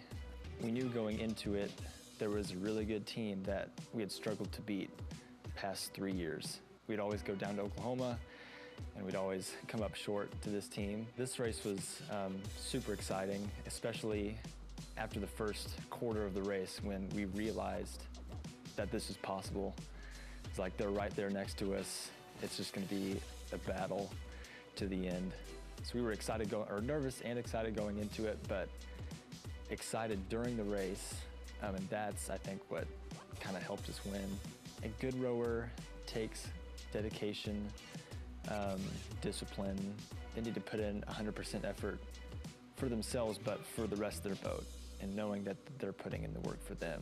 So if I'm giving 100% and they're giving 100% for me, then we know that we're both hurting, but we're both doing this for the other person.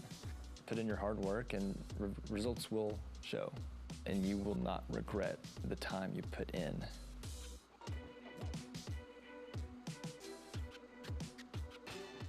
There's Andre, who just took first place in the men's single here at the Plains Regional Regatta for Wichita State. And there he was putting in time on the erg, is what you called it, Yeah, Lisa. definitely.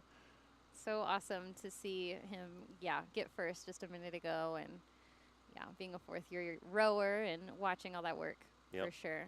Way to go, Andre. Yes. All right, we're coming up now on the next race. It's we're going to have the men's novice 4 getting ready to start. As you can see, we're at the starting line right there, and then we'll be heading out any second. Who do we have in this race, Lisa? Well, we've got 3 boats in this race, and then we're going to have another men's novice 4 race right after this with, again, 3 other boats. So we've got 6 total novice men's 4 that are racing in the prelims right now. So for race number 1, we're going to have KU, St. Louis, and Wichita State. And the top 2 of this race are going to go to the A final this afternoon. Okay. The other, the third place will go to the B final this afternoon. Those are going to be the same rules for this second novice 8. The top 2 placers will go to the A final this afternoon, and then the last third place will go to the B final. So this one is just a little bit different than what we've seen For all the other races today, they were racing for lane position to show that they have earned a certain spot. But these boats will just making sure we're gonna have an A final and a B final for the men's novice for this afternoon. All right, getting set to start here anytime. We haven't talked about St. Louis yet today, I don't think. No. School mascot, the Billikens. The preferred name for their team, St. Louis University. The team was founded back in 2001. They practiced rather on. I'm gonna mess this up, Lisa. Crevcourt Lake. There you go, Crevcourt Lake. Thank you. And same as Washington University. They are both, sharing that lake. I'm not sure how that works for them, but maybe they're at the same time. Maybe they stagger. They Gotcha. split mornings and evenings. Got it. There we go. They've got 17 athletes on their team. And let's see, the noticeable results here. The men's novice 4 got first, and men's varsity 4 got third at the Red Hawk Sprints. Head coach has been with the team about 7 years, so good tenure there. Definitely. In contrast, you've got the KU crew that I had mentioned earlier. They've got a head coach with 2 seasons under their belt, so it just runs the gamut for sure. They are experience. They are underway here. Yeah. Men's 4. So again, we've got KU, St. Louis, and Wichita State in the men's novice 4. So I'm guessing here, first time I've noticed this, Lisa, in the 4s, it looks like the coxswain is in a different position than the 8s. Yeah, and then that can change too. So the 8s, the coxswain usually does not change and will be sitting in the stern of the boat, sometimes called the back of the boat. A 4, the coxswain can be either the bow or the stern. That's going to depend on what type of boat. The boats are built differently. So if the coxswain is in the stern, just as in an 8, they're sitting upright. You can see most of, their torso and up. But see, we just saw a boat pass by that would be a coxswain in the bow, a bow loader. You basically only see a little head coming up. Like right there. And that means their body is in the deck of the boat. They're in the bow deck, which is one of the flotation ends. And hopefully, I've had some rough experiences where I didn't have anything to stop my legs, and I was, you can go a little further than you want in the deck, but hopefully they've got that all situated. And like I said before, how there are wooden shells. So some of the wooden ones are bow loaders. Some are, where you're going to sit in the stern. It is a different feel, but again, you're still the only eyes of the boat. So having that view, and when you're in the bow loader and just your head is showing, if you're in sprint races and there's other boats around you, you might have to lean up a little and double check with somebody close, because I want to take this curve, but I don't want to be hitting someone. So there's just different views that can provide. But in theory, it's less wind resistance. So you don't have a coxswain sitting up on the other end. True. They're just, keeping quiet, staying low. With that, you can occasionally, that rower and bow could hypothetically hit your back. It was never an issue for me, as in it didn't bother me. Sometimes I would encourage it. Sometimes I would challenge for it, like to get more layback out of my rowers. Right. In maybe a focus 10 to please hit my head, like let's go. Show me your layback and get some ab workout in. So it can be used for different things. But yeah, they're steering with just a little, it's a stick if they're in a bow loader, there's a stick in front of them that they can toggle from left to right. And in a stern loader like this one right here, they are going to be steering with little cords for either arm, on left or right. Okay. And just, small, subtle movements. You don't want to be swerving your car. You just want to stay in your lane. Don't want to overcorrect. Yes. Definitely just want to keep not a lot of action on the rudder. And steering through these bridges, as you can see, we have really wide arches.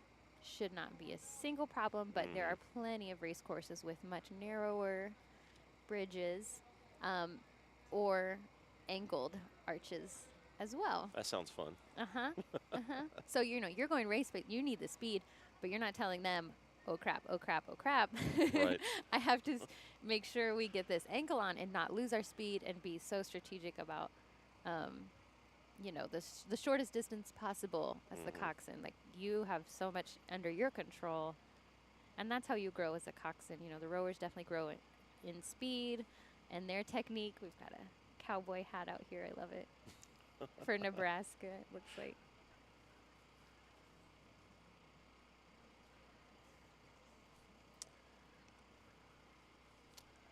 So it is University of Nebraska at Lincoln in lane 2. That's where we saw that cowboy hat. And they've got, they have 14 athletes on their team. They are the Huskers, as many of us know, and their team was founded in 1971. So you've got 3 years prior to Wichita State. Yeah. It's really awesome to see the history in the plains. People don't see us as a water type of part of the country, but no, rowing has been around in the 70s, and this is their head coach's first year with the team. And so I love that they're able to come out. I love they've got 14 teammates. That's really great, and able to make the trip to get some water time in. They also practice on a lake. It's Pawnee Lake. Okay. Out there in Lincoln. Coming up on 5.5 minutes here in the men's novice 4. So when you were a coxswain, did you prefer the stern or the bow position? This is a good question. Thank you. Or did you not? Maybe they both have their pros and their cons. It does have pros and cons. I think I might say prefer the stern loader. The bow loader can be more restrictive on your vocal nodules, which I experienced problem with. So your neck is at a different angle, and you are, raising your voice a little, and so you can put a lot more strain on the vocal cords. Yeah, I could see that. In that way, and produce nodules. So that's the coxswain injury, is vocal nodules. We've got Wichita State coming through first under this bridge for the men's novice 4. Nebraska just went under the Douglas Street Bridge. Looks like they're well in second place. I think that cowboy hat's going to give them some good luck. I'd love to see it. Surprised it hasn't flown off yet. I am as well. Don't worry. I'm very surprised. But that goes to show you what a less of a windy day we have as well. Shockers getting the horn there as they finish first in the men's novice 4. You can see Nebraska's coxswain is, you can see even in his body that he's getting into this and really trying to encourage them on the sprint. Usually coxswains, their microphone is on a headband, so you can be hands-free, but it looks like he's holding it, so who knows what's going on. Maybe that's just their equipment that they have for today, because you do have to be steering, so you kind of want to be hands-free. So it's just interesting. We've got one more boat coming through. KU is going to be bringing in for the last lane, and this is lane 1 coming in for 3rd place here. Winding down here, the men's novice 4 at the Plains Regional Regatta, the preliminary men's novice 4. They do look a bit tired, and that's very understandable. Even though, as we mentioned, it's 1,700 meter course, 1,750. It's not easy, no matter how you cut it. So definitely getting to the finish line is going to take plenty of effort, and the sun is shining, so it's going to just be a hot one out there for them. Yeah. Jayhawks finishing 3rd there. And we want to take a minute here and we get to talk to one of the rowers participating today, and that is Jess Griffith with Colorado State. Hi, Jess. Hi.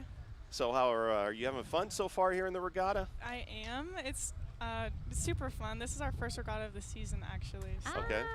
That's wonderful. Yeah. So did you guys make your travel in today, or did you make it through last night? We drove yesterday and then got here around like noon-ish, 2-ish, and then just rode a little bit yesterday and then just hung out. So.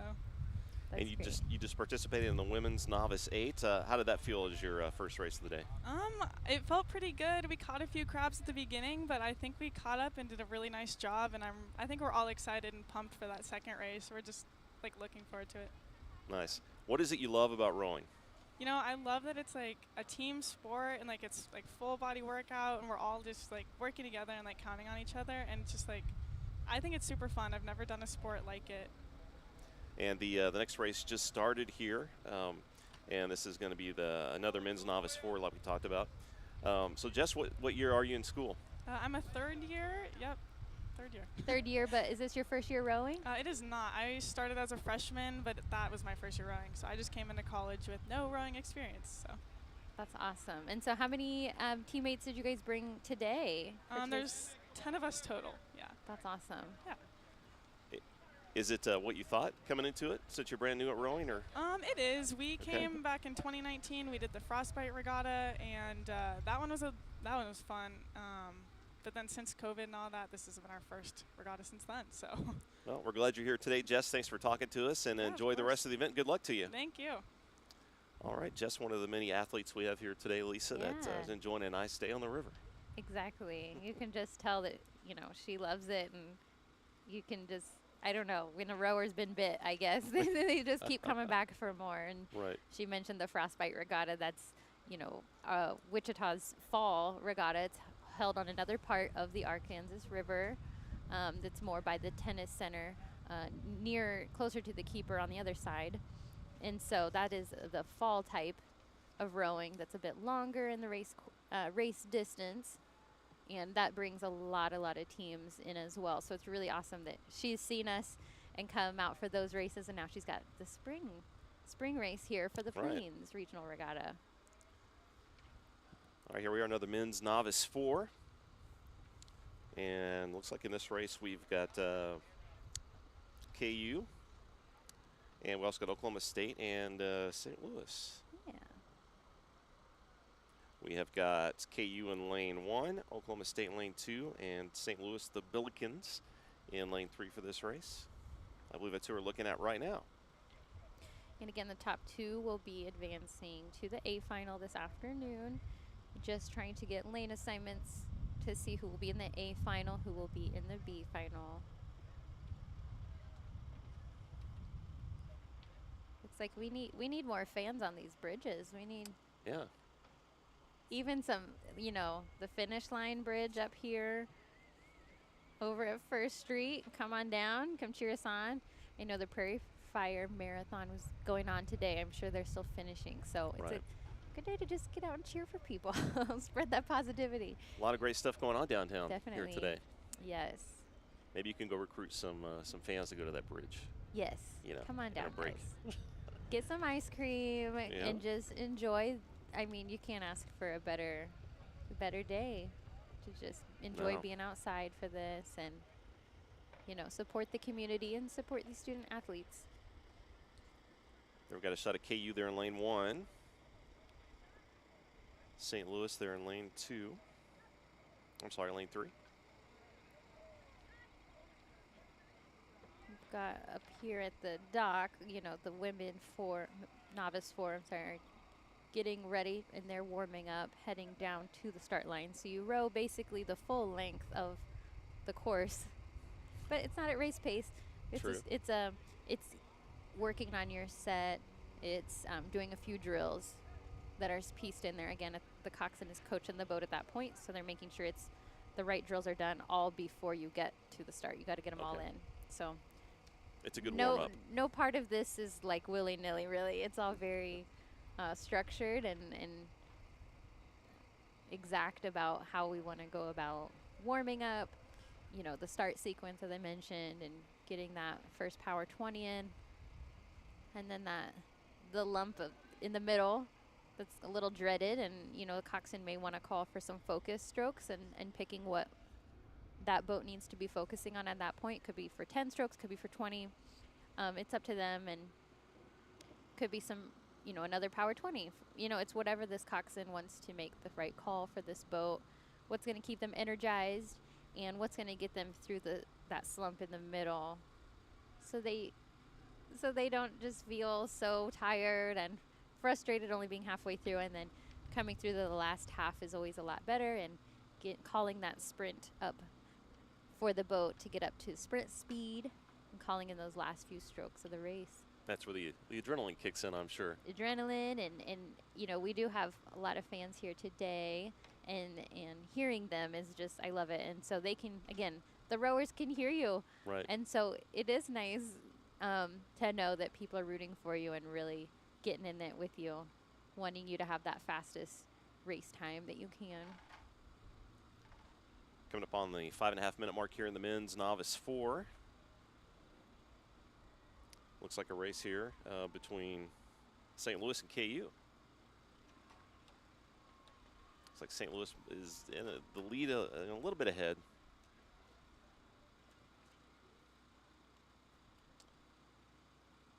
It looks like they're approaching the Lewis Street Bridge. As you called the dreaded middle of the race. Yeah, I'm sure the rowers would agree. You can see they're glistening. I'm sure it's part river water. Like, you do splash. You know, you're not completely dry. Hopefully you're mostly dry, but you're going to get splashed a little, especially in these more novice boats, the less experienced. So there's going to be more splashing, more crabs, right, if you will. Like, sometimes that's going to happen. Looks like we have St. Louis here and KU as they come down the stretch. Just went under the Douglas Street Bridge. Getting some cheers on for Yeah. this crew. And KU's looking to make some water up right here in their last sprint to try to catch up to St. Louis. They're making up some ground. I don't know if there's enough room, though, left in the race They here. are at least cutting into them a little bit. Yep. But again, yeah, is there enough time? Is there enough water for them to fully catch on? But making this move is really great. St. Louis finishes first. 6:43, it looks like unofficially.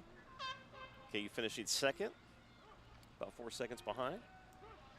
We've got Oklahoma State coming down the stretch here. Yeah, not too far behind. No. Coxswain is getting very animated, really wanting them to push. Oh, somebody fell off their seat in bow seat. He readjusted pretty quickly, but it will affect, you know, the set that the other rowers were trying to get a stroke in during that time. But he is back on his seat. It was so brief. Trying to get their strokes together, catch timing together, setting the boat so it's even, so everyone can get their oars in unison. And there's their siren to finish out. Cowboys taking third here in the men's novice 4 in the preliminaries this morning here at the Plains Regional Regatta. Another great race there, Lisa. Definitely. And so the races that have the 4s, and we've seen the doubles and the singles, everybody, you know, some of them are using 2 oars apiece and some are using 1 oar apiece. These 4s, the boats that have 4 rowers is going to be 1 oar in their hand at a time, and that's referred to as sweep rowing. Kind of like you're sweeping a broom. You would have 2 hands on the broom unless you're a magician. And these oars are typically about 12 feet long. So you can imagine the impact that has on the set and the balance of a boat. Each person is responsible for 12 feet worth. Like, Wow. and if we have 4 people, if you have 8 people, how is that impacting if you are balanced? Because then you're about to put your blade in the water. And you want to be able to have full impact and have it set. If you're tipping to starboard or port, you're going to have a rougher time getting the blade, maybe even out of your lap. Like, there's a lot of things at play. And so that novice year is very crucial. It's very important to just make sure you're showing up and getting practice time in, because you'll start to build that muscle memory, hopefully in the right way, of getting the set. And then, you know, if you jump into another boat, that's going to be different there. So you just honing in, oh, well, I do remember this helped once. So, you know, you just tweak it out for each boat that you're in, what that's going to look like. And then the boats we saw where people are holding 2 oars, it's going to be called sculling. So they've just, again, you've got the 2 blades, trying to keep that set and keep everything moving in synchronization and working them, and, you know, not having your hands hit each other as you're coming in. There's just a lot of things at play, physically and mentally, and you're steering yourself in the small boats. So it's just different dynamics. But I think that's why this sport does bring out a lot of engineering majors, and we've seen that. I think it's just because it's cerebral and there's numbers. Like, you know, you've got to have a good rate and good split. And the erg, as I was mentioning, has those screens on it too, and you can program it and figure it out. So it does take all majors. I'm not being exclusive, but we always just tend to have a lot of engineers. When I was on the team, I would love to know, like, be interested what the statistics are right now, because it just seems to bring them out, and it's just interesting. There's so much at play with rowing. And a lot to think about. A lot to think You know? about. Yeah. And then, be strong at the same time. Right. Go win races. Yeah. Definitely. There's a lot going on. So we've got a couple more races here, 3 more in fact, in the preliminary races here today at the Plains Regional Regatta, downtown Wichita on the Arkansas River, hosted of course by Wichita State University Rowing. And it looks like the next race is underway here. This is another women's Novice 4. There's going to be 3 boats in this race. Got St. Louis, Oklahoma State, and then University of Nebraska-Lincoln. So again, we saw University of Nebraska in the men's 4 and then now the women's 4. So not as many races today, so it's interesting. They can just put their focus on those races, and that should help them as well to be successful. Yeah, we've got 2 heats of the Novice 4 for women, just like for the men. And the top 2 will advance to the A final this afternoon, which should be around the 2 o'clock hour. Got a pretty close start, it looks here, between a couple of boats here in the women's Novice 4. Yeah, looking like they're getting some good pressure going on and not looking very rocky, so hopefully they can keep this up, keep the focus going.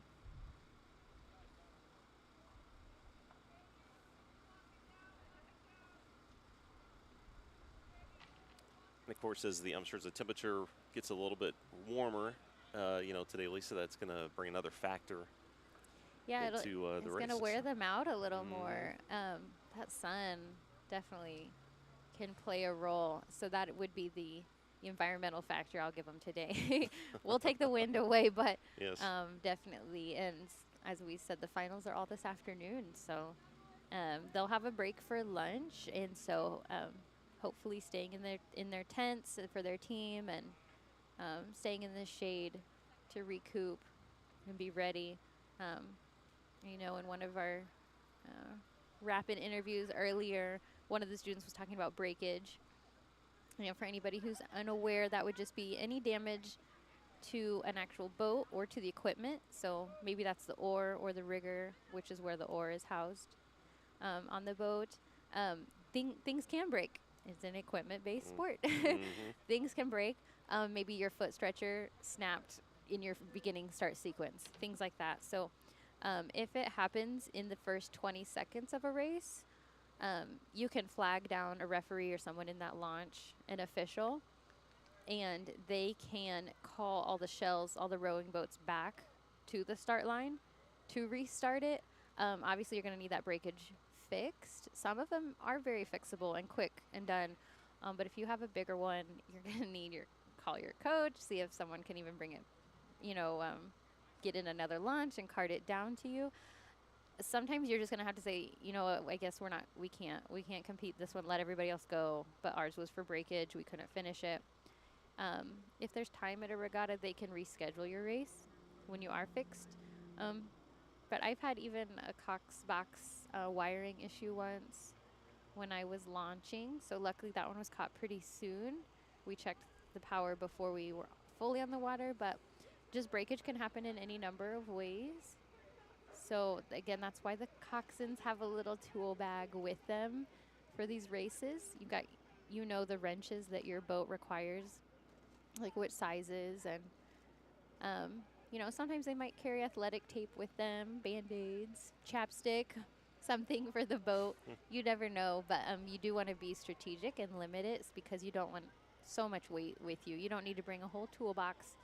And then usually maybe just one water bottle for the whole boat if it's race time versus a practice when everyone would have their own. So just making sure that, you're not adding to the weight, but that you do have what you need because you're out there on the water all by yourself. And, that launch driver may not have the right size tool that you need for your boat, things like that. So Looks like we have a shot there of Oklahoma State and Nebraska. St. Louis in the lead. It looks like one of the rowers slipped, and they were off there for a second, but they got back in rhythm pretty quickly. that's great. It's not always easy, but I love it when it is, when you can just get right back in it. Again, you're affecting 3 other people. Right. In your coxswain in a degree. So it's that team sport. that we've been hearing so much about. It's definitely impacting other people. It's just as if you don't, if you don't show up for practice, well, now year 4, is it going to go out today? You know, it's just so important, the team dynamics. You rely on each other. Yes. Yep. Coming up on the 5-minute mark here in the first women's novice 4 here in the preliminaries. Looks like St. Louis still has the lead. They're on the right of your screen, and Oklahoma State in the center.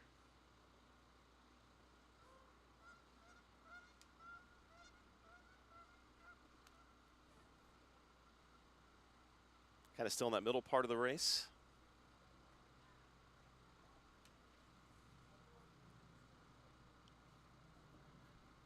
And we can see Nebraska there on the far left of your screen.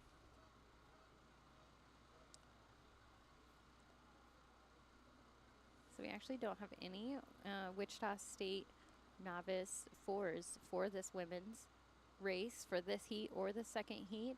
This would just be all the other teams that have come out to join us today, the Plains region. Got a total of 8 teams today, which is great. It's amazing. I love it. Love it. Good support for rowing. Absolutely. We've got people bringing their dogs, people biking, and it's just perfect. People sitting on the bank watching. Yeah, exactly. Like, it's almost reminiscent of, the fireworks when people would come and gather for Riverfest fireworks. You just come and you sit up and beautiful day for find a spot. Yeah.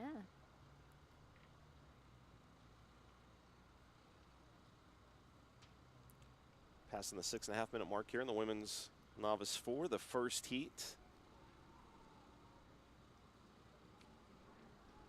Looks like Nebraska and St. Louis battling it out here.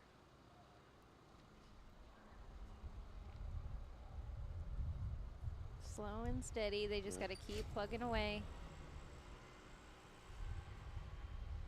Every stroke is going to count here. Closing in the Approaching gap. the Douglas Street Bridge. You can hear the fans starting getting excited as they come down the stretch. Major fans. Yeah, listen to that. This is wonderful. I love it. And we've got some of the crew is on the dock. They're cheering them on real loud. Look at that.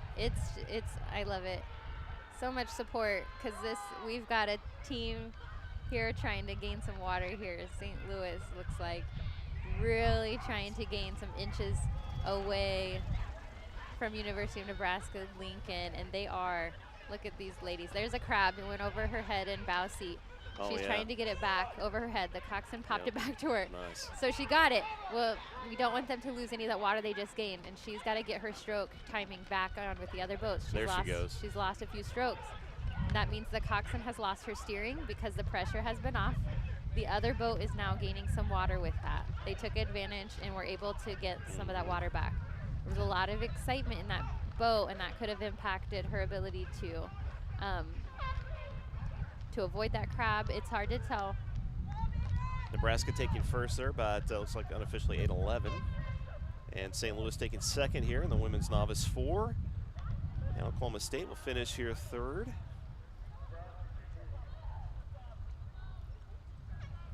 And Definitely there you go. putting in some work there. All the ladies there on that one. All right, we got the second heat now of the women's novice 4. Flag is up, and they're off. Again, just 3 boats in this race as well.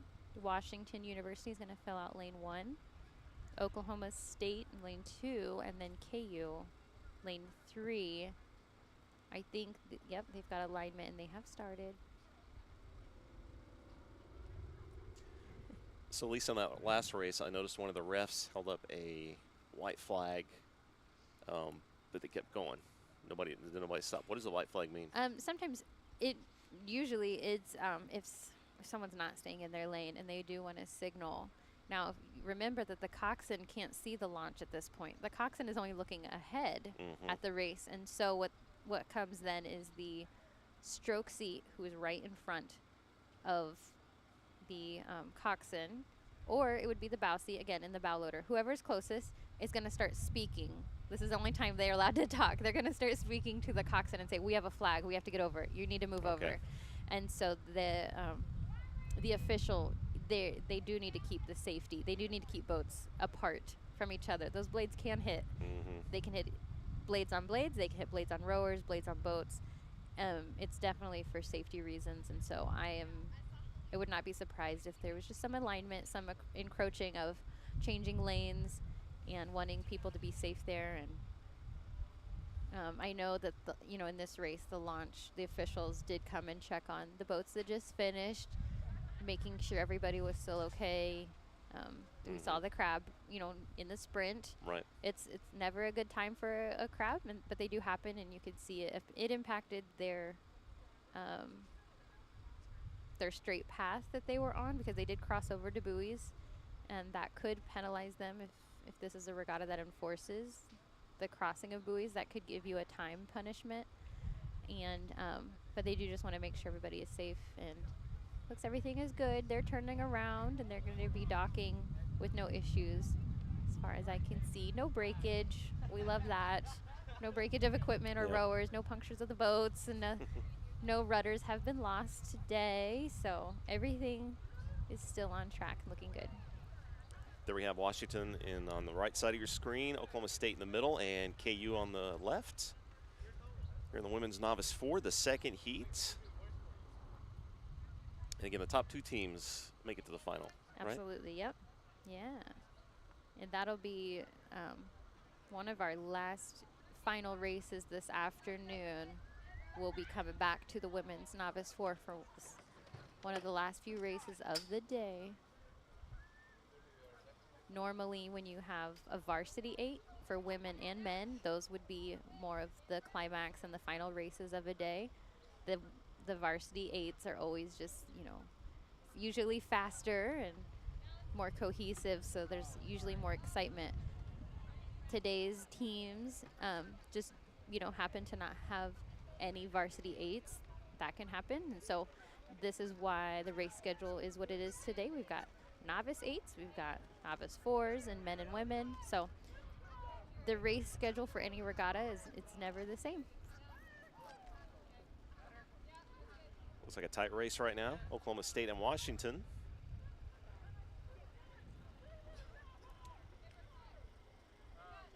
So as a coxswain, you said you encourage the rowers to lean back as far as they can? Sometimes, not for the whole race. Okay. Sometimes, yeah, definitely. So generally you're not going to feel them unless maybe you are a tall coxswain, but generally you don't feel them, or you might feel a brushing maybe if you're wearing a hat or something. But yeah, if I want to just call attention to that part of their technique among all the things they are focusing on, trust me, then I can call it Focus 10 for layback. Focus 10 is what you call it. Yeah. Okay. And you'll count out the 10 strokes, but you're calling out also encouraging words, or words that draw back to, okay, are you leaning back? And then 2, are you hitting my head yet? No, you're not hitting my 3, come on, I need more layback. 4, and you're just counting out these 10, and then making sure they also don't get too excited in a Focus 10. So if the race that you've agreed on in this women's boat is, say, a rate of 30 strokes a minute, you don't want them getting too excited in a Focus 10 and going up to 34. They'll be too winded. So you're also just, if the calmness needs to be reinstituted back in the boat, you're going to be making those calls. And if they're getting sluggish, if they're at a 28, you got to make certain calls to let them know this isn't acceptable. We can do a 30. We're going to have 30 strokes per minute, and just holding them accountable. Again, for the whole race, you're just the coach in the boat, and you're running the race plan. So very, very important role as the coxswain. Yeah. Like you said, coaching the boat.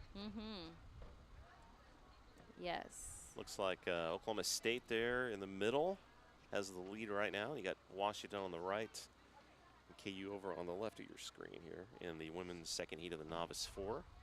As I mentioned, novice usually just refers to first-year rowers, or I know COVID played an impact on how some people characterize novices, so they might have been given an extra year.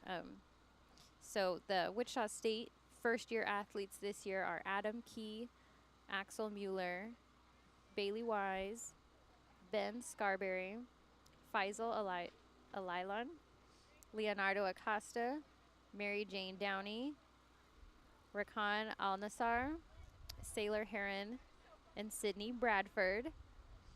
And then our second-year athletes that may, depending on the ruling with the ACRAs, if they are allowed to still be novices, our second-year athletes are going to be Alex Sturzing, Blake Drazen, Hayden Love, Regan Carlson, Sierra Hunter, and William Shropshire. Those would make out the youngest as far as, you know, years of experience on the team.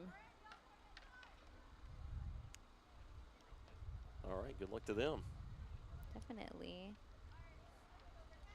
Oklahoma State looks like still in the lead here in the women's second heat of the Novice 4, and they're about to approach the Douglas Street Bridge right here. Coming down the home stretch. I think they're in pretty good shape. I would agree. And just, trying to get a good view of them. It's like you were saying, it's getting brighter out. Passing that last bridge for the race course. Boy, you can hear the fans. This is OSU coming through first. Washington University, and then KU in third, still trying to get through under this bridge right here. The girls are looking pretty good. Again, this is their sprint. They're trying to, you can hear their coxswains really getting into them. And I love it. And these are prelims. There will be finals.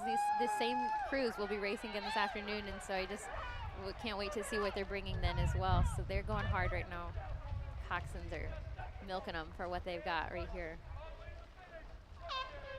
First boat. Oklahoma State finishes first. Well, you can really hear the KU coxswain right here in front of us.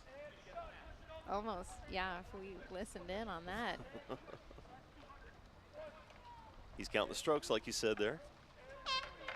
All right, we got Washington in second place.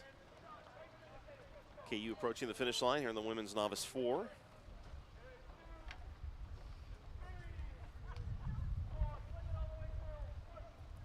For those of you who are interested in the official times and the official placements, make sure to go to crewtimer.com.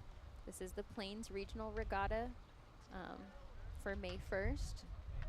And you can find official times at crewtimer.com and keep up with all the placements from today.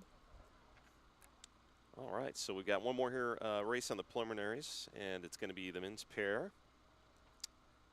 We're back at the starting line for this one. Got Wichita State in lane 1, Washington in lane 2, and another Wichita State team in lane 3 for this race here. So we'll round out the preliminaries this morning here at the Plains Regional Regatta, downtown Wichita on the Arkansas River. And there they go.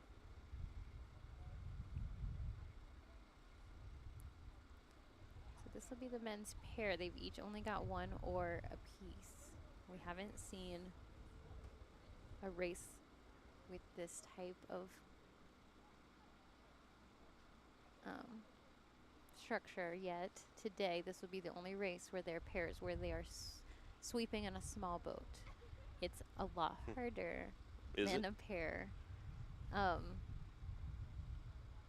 Not for the faint of heart. None of the small boats are, but I mean, definitely need your synchronization. Need to come, you know, up to the catch together. Need to come forward together, back together. Right. Catch timing. One crab, you're just, it's gonna be rough. So, like we said, this is the final race of the preliminaries. When you race, Lisa, did you prefer going, you know, towards the end, or did you like to get out and be one of the first races, or did it matter? You know, I wouldn't say it mattered.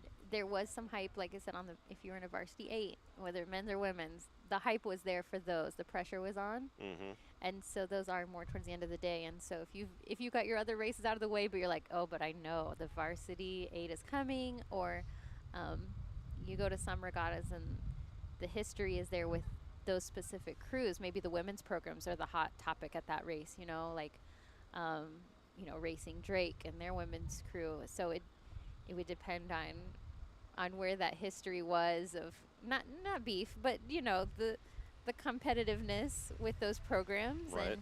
and so if you had that added pressure, I wouldn't say anxiety, but you know, making sure that you were at peak performance by the time that last race of the day was coming up. That's the big one. Yeah, and Yep. and I will say, you know, typically with wind, it usually gets worse throughout a day, so that we're getting lucky today, but they'll try to race the small boats early at these other regattas and just try to get the small boats out of the way because they're very much more impacted by the wind, Yeah. getting blown around and having not as straight of a course.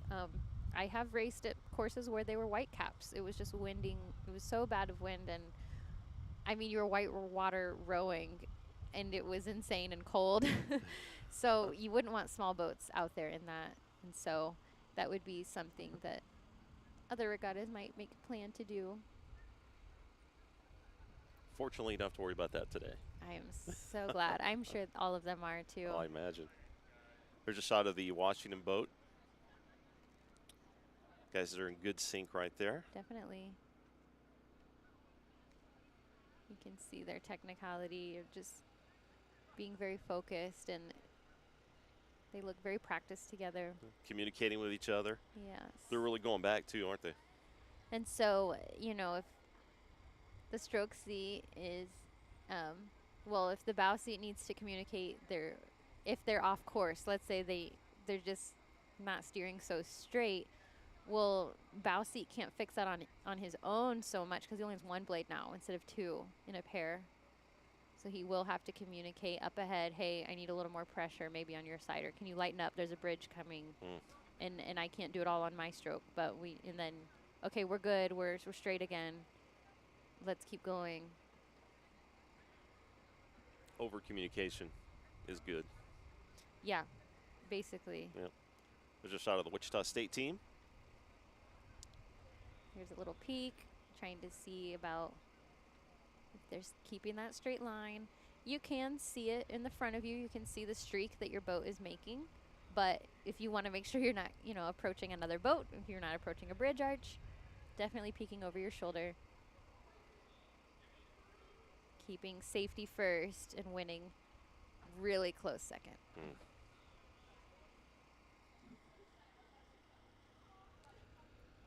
So we got Washington there on the right side of your screen, the Shockers in the middle, and another Shocker team there on your left.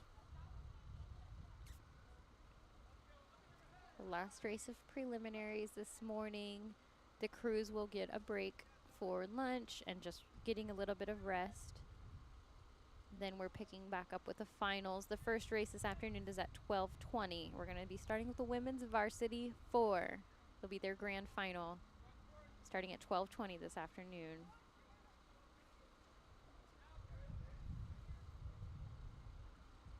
Washington has a nice lead here in the men's pair. So I mentioned Wichita State's novice rowers, our first and second year rowers. We have third year athletes as well, and those would be Andrew Goodwin, Carlos Gatti, Drew Gawai, Eli Hawthorne, and Mackenzie Lane. We have two fourth year athletes. We've mentioned Andre Van Meer Hagee. He was profiled earlier today, and then also Peyton Lynn. That would be our roster this year for Shocker Rowing. All right.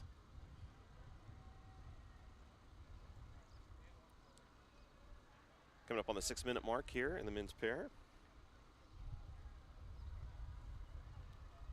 And it sounds like they're approaching the Douglas Street Bridge. There they are. There's Washington. Fans are, you can always tell where they are because the fans are louder. Now we mentioned the wind. Now the flow of the river is going against the rowers. It's not in line with them, so they are going against it. But it is not a windy day by any means. But it's not aiding them in flowing, you know, through the race course. They are looking really smooth, really cohesive. It's almost, pretty easy looking on their part. Well, it really getting is. through this finish line. Like it's no big deal, huh? Got a lot of water. Yeah, they don't even look exhausted. That's when you can tell. They're like, oh, this was a wonderful row. Right. They're about to cross the finish line. There they go. 6:51 mark, it looks like, unofficially for Washington. Got the two Wichita State teams here coming up. There's some open water between all three boats here, but ultimately looking very good and steady. That's Wichita State B finishing second, and the Shocker A team here will finish third in the men's pair. Rounding out the preliminaries. Yeah, a lot to be proud of for the pairs. I Yeah. think they all just looked really great in their technique and pretty good times as well. All right, so we are wrapping up the preliminaries now. We'll get to the finals this afternoon. And that's really where the fun begins, right? I think so, yeah.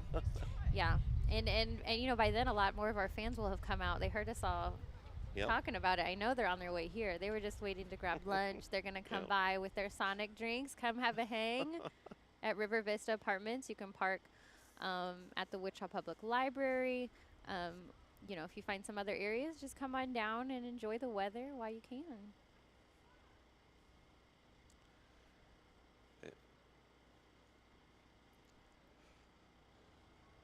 So we are going to take a break. We're going to stay on YouTube, and we're going to have some video up here for you while lunch is going on, and we'll be back around 12:20 to start talking about the finals this afternoon here at the 3rd Annual Plains Regional Regatta, hosted by Wichita State University in downtown Wichita on the Arkansas River. Stay with us.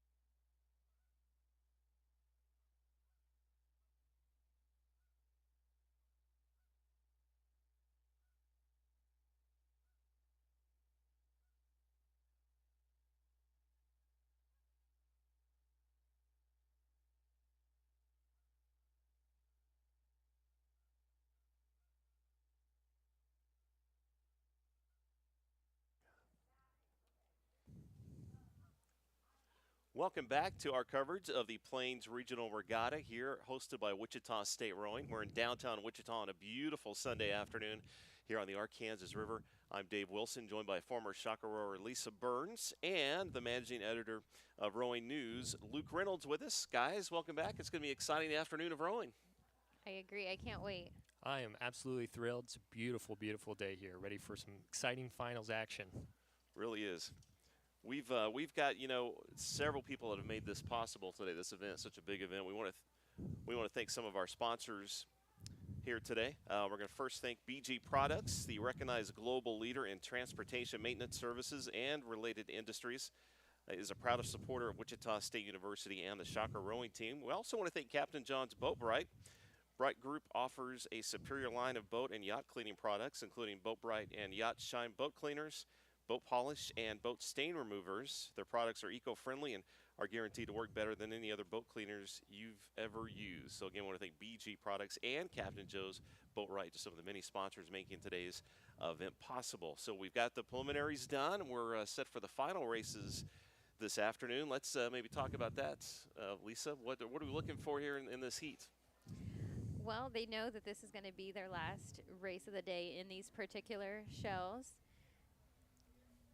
So I know that they're going to be ready just to leave it all in the water in these prospective races. Now, some of them may be racing in more than one event. It's hard to know just exactly who is double teaming, but you know, a lot of them, some of them, it's their first race of the season. We heard that earlier today, that some of the teams haven't really been able to get out, and so for them to get to race this morning in good weather and then to have a finals event in the afternoon in good weather. So I'm just looking for, you know, really solid racing, hopefully some really good, strong finishes up in our view over here like we had this morning, some really good ones. So. And Luke, the conditions are just perfect for this afternoon. They right? really are. They really are. You know, I think any rower who's grown up in the Plains sort of region, you're just used to wind, and then on a day like today when it's just perfectly glassy conditions, you just can't ask for anything better. Absolutely. Let's talk a little bit about your experience in rowing over the years. I know you were at OU. I was, yeah. Rode for the collegiate program there and had some success at Acras, rode as a lightweight rower, so you know, I'm a little bit of a shrimp compared to some of the bigger rowers, but lightweights work hard and pull their weight for certain. So great times at OU. Boomer Sooner. There you go, Boomer Sooner. Flags are up. We're getting ready here for the women's varsity for final, and it looks like they're backed them off here a little bit, so they're gonna give them time to get maybe realigned here. It looks like, Lisa, before they get started. And I think there's only going to be 2 boats in this actual race. Yeah. We'll see if they're getting them aligned and about ready to start. All right, looks like we've got Washington and St. Louis here racing in this one. Always exciting to have a 2-boat race like this. Should be, you know, head to head. You know, it should be really, really exciting to see them come down the course, sort of like dual style racing. Yeah. And both of these teams have done well today. Represent their schools very well this afternoon. Or this morning, I should say. Yeah. And they're getting lined up, ready for this. No. What is some of the things they're thinking about here, strategy-wise, as they're getting ready to start this race? You know, I think, you know, always you're going to have the pre-race nerves. So, you know, just trying to take deep breaths, really think about your race strategy. Obviously, you know, you've got that starting sequence that's, you know, going to start the race off strong, and then you're going to have your higher, you know, heavier power strokes right off the bat, and then you're going to settle into that race pace. So, you know, just trying to keep it calm, keep it relaxed, so that, you know, you don't go out too strong right there in the first couple 100 meters, because that can really derail your race strategy very quickly. So deep breaths, that's the name of the game there at the start. Okay, a lot of deep breaths. Looks like the flag's up. They're getting ready to start. Once again, all lined up, ready to go here. Women's varsity 4th final in the afternoon, the first race of our finals today.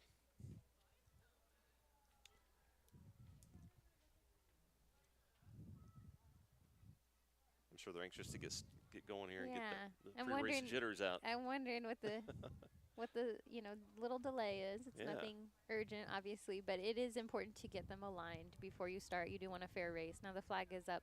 Looks like they may be ready to get them started. There we go. There it is. They're off. Something that a coxswain will do in an instance like that, if they are trying to get a point, perhaps, if the coxswain has their hand raised, that's also a clue for us that you're knowingly getting a point, so please don't start the race, is what the coxswain is trying to signal to the official. That while they're talking to their crew, they raise their hand nice and high. And then when their hand lowers back down is the clue to the official that they do have alignment. Okay. But you don't always see that. So, maybe a coxswain isn't used to that, nuance to do that, or maybe they just think that they did it, or they think they'll do it really quick. So maybe they don't bother raising their hand. But if you ever do see that, it's usually what it means. Yeah, it's a good thing to do, it sounds like. Yeah, there's a lot of communication things going on. I know, even just at practices, and like how I mentioned, sometimes it's just dark, or things you need to do, or signal to other coxswains. And I did a lot of thumbs up out to the side. If I heard a call from a coach who was way over yonder, you just give them a thumbs up and you just keep moving forward. You don't even have to turn around or anything. The good old thumbs up, always a good sign. Good old thumbs up. It still works. It still works. It's a classic. It does the trick. There we have a shot of the Washington team here in the women's varsity 4 final. And they're off to a good start, it looks like. Nice even strokes there. Yeah, looking pretty sharp. It seems like the blade work is pretty clean. Timing seems to be not too bad. And this is a race that didn't go earlier this morning, so this would be, the first event for these particular lineups and these boats. So it'll be very interesting just for this race in particular. Is the only one example that didn't row this morning. That's true. Could be fresh legs. Could have fresh legs. yeah. They could have had, could have raced in a different shell, I suppose, this Could have morning. raced, yeah. Does look like there's a little bit of a maybe crosshead wind. It's not too much though, not too much at all. Not detrimental, but yeah, just a little bit picking up, maybe just a smooth current coming through. Sometimes a little bit of a headwind kind of helps pick up the blades and actually makes it a little bit easier for the athletes to set the boat for the balance. But it does mean you have to push a little harder, and maybe your time's not going to be exactly where you want it to be. There's a look at the St. Louis boat.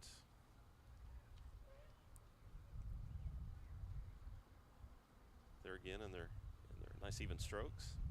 Yeah, it looks like they're having a little bit more trouble just keeping those blades off the water, and again, that might be due to the little bit of a crosshead wind, but looking sharp. And there, Lisa, that coxswain I noticed is way down on the boat. Mm-hmm. Could be a really tiny coxswain. maybe they're struggling to be seen. Right.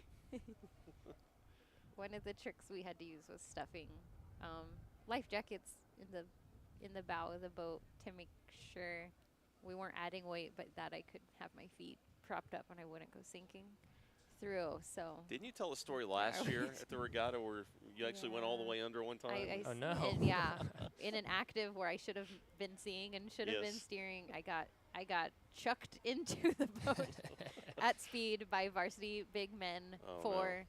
I was the baby new coxswain. They did a start sequence. I was like, blind, didn't know what. I was just so green to the sport. Here, trial get by in here. fire. Yeah.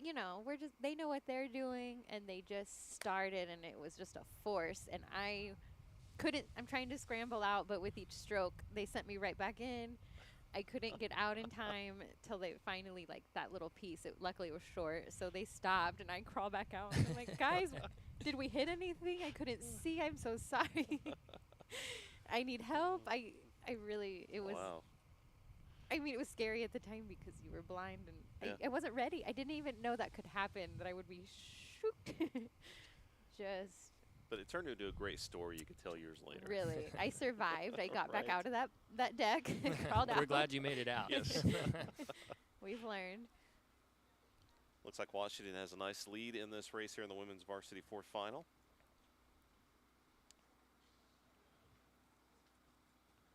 As they're approaching the 5-minute mark here in the race.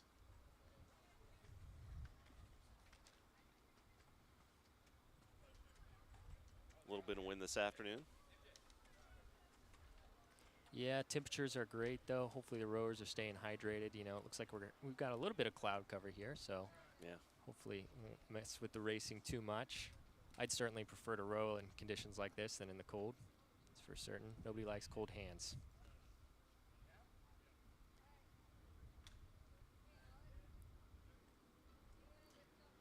All right, so they've started the next race, the women's single. We're going to have that up for you here in the upper right, and we're going to stay with the women's varsity 4 there in the left corner of your screen. The women's varsity 4 event for St. Louis, we do have Dina Casilla, and she is a graduating senior this year. So this will be really important for her to get in some last good racing. In the single event that you can see up in the top right, we have Leslie Garza for OSU, and she is a 4th-year rower, bringing her experience to the single. Always have those, it's so emotional your last couple races as a senior, you know, it just your last few strokes, all the venues, and then you're thrown into the real world after that. So I hope they're enjoying every stroke. Yes. And again, we've got in the lower left, we've got the women's varsity 4 race, about 6 minutes into that. And in the upper right-hand corner, we've got the women's single final going on. Looks like the 4s are coming through the 1,500-meter mark here. Yep, just crossing the Douglas Street Bridge. Heading down the stretch. Washington with a good lead still. Yeah, they look pretty confident coming through here. They do. They look pretty solid. Definitely doesn't seem like they're making a move or trying to shift up at this point. You know, not quite to the last few hundred meters where they start thinking about that sprint, but just look calm, confident, solid. Effortless almost. Yeah. I think if it looks easy, you're doing it right. That's my opinion as well. We can see the St. Louis boat now coming down the stretch as well.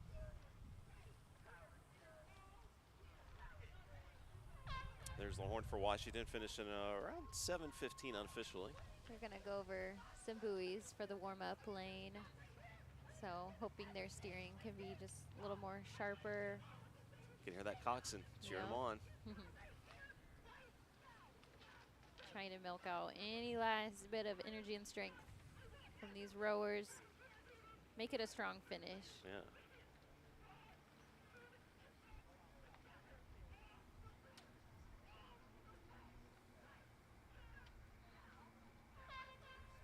There you go, St. Louis, about 7:50 unofficially.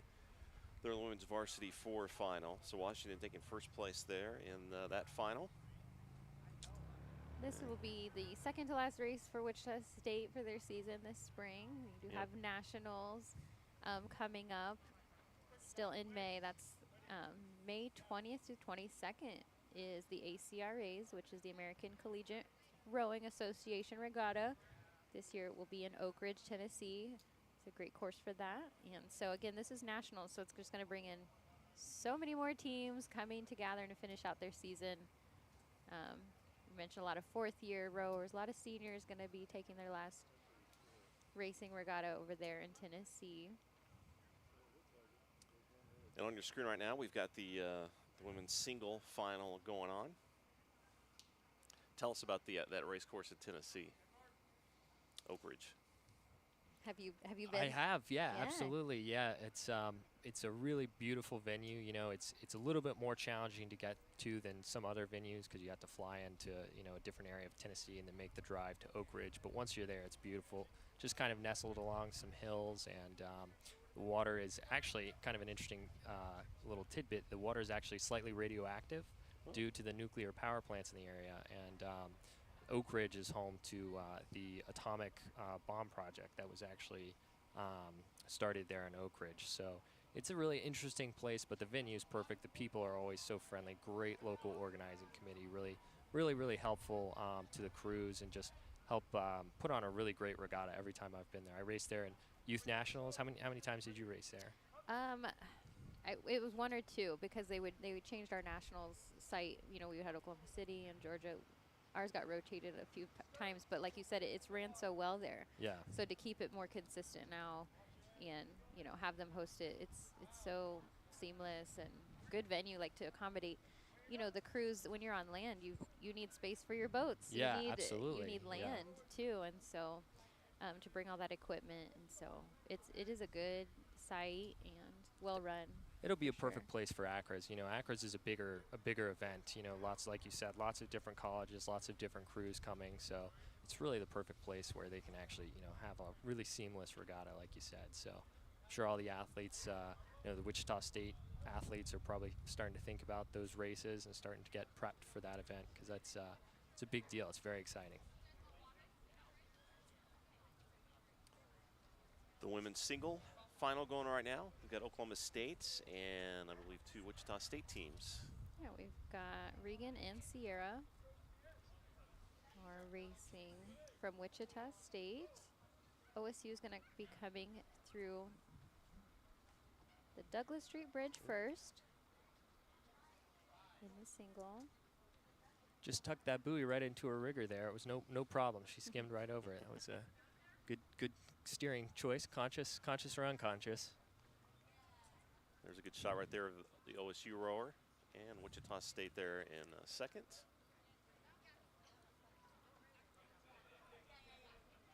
You know, in a single, when you're doing both the rowing and the steering and trying to keep your point and everything, it always seems like the last few meters, steering becomes a lot less of an issue, and it's just get to the line. I want to hear that horn. Right.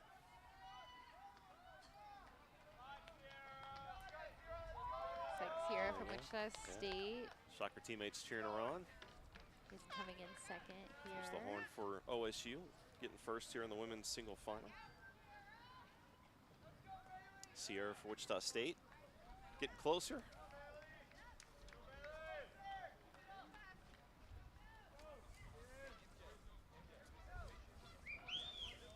Working to hear that horn. Both of the women from Wichita State looks like they're just running a really great course too. You know, you want more speed, but they do just look like they're rowing really nice. And yeah. Should be proud of what they're competing right now. There's the third Wichita State, or second Wichita State racer, finishing right there. So in the women's single final, it's OSU in first, Wichita State second, third. They're in this afternoon's finals. Next we'll have the men's double finals. Here at the Plains Regional Regatta, third annual, started in 2019. In 2020, it was canceled due to COVID, and last year they held it here with one team. The other teams could not travel because of COVID. So this year really expanded to 8 teams, and it's it's great to have all these racers here. I think we were rewarded with the good weather. Yes. They said, good job bringing people back. Right. Here's some good weather. Absolutely. Just looking for a few more spectators. Still time to come down. And I give major props to the 2 people in the hammock by the finish line. So if you do come down, try to play some rowing bingo and look for the 2 people in the hammock.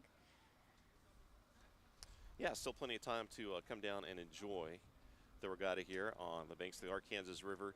We want to thank another one of our sponsors here, Boats and Bikes, an equipment and venue rental company. Their aim is to bring outdoor health and fitness activities to the downtown river corridor for locals and visitors to enjoy. They provide hourly rentals, season passes, group discounts, special events too to help make every day an active one here. Again, that's Boats and Bikes. Thanks to their support here for the Plains Regional Regatta. Great place to come this spring or come this summer, right? You can rent boats and have a lot of fun. Because you don't have to worry about having the equipment yourself. If you want a kayak or paddleboard or pedal boat, like, just come out here and just rent, and the dock is here, the equipment is here. Yep. I can't imagine a more fun, it's just, Wichita does have this river. It's just synonymous to me, Wichita and the river. So yep. To just come out and, go to Boats and Bikes and rent out the equipment, enjoy this water time. I can't even think of a better way to spend it. Just have a good little calm pedal boat day. Nothing better than being on the water. I think pretty much everybody here would agree. Yeah, absolutely. Especially on a day like today, right? Absolutely. All right, we're going to take a second here and get to know another Wichita State rower, and let's learn all about Leo.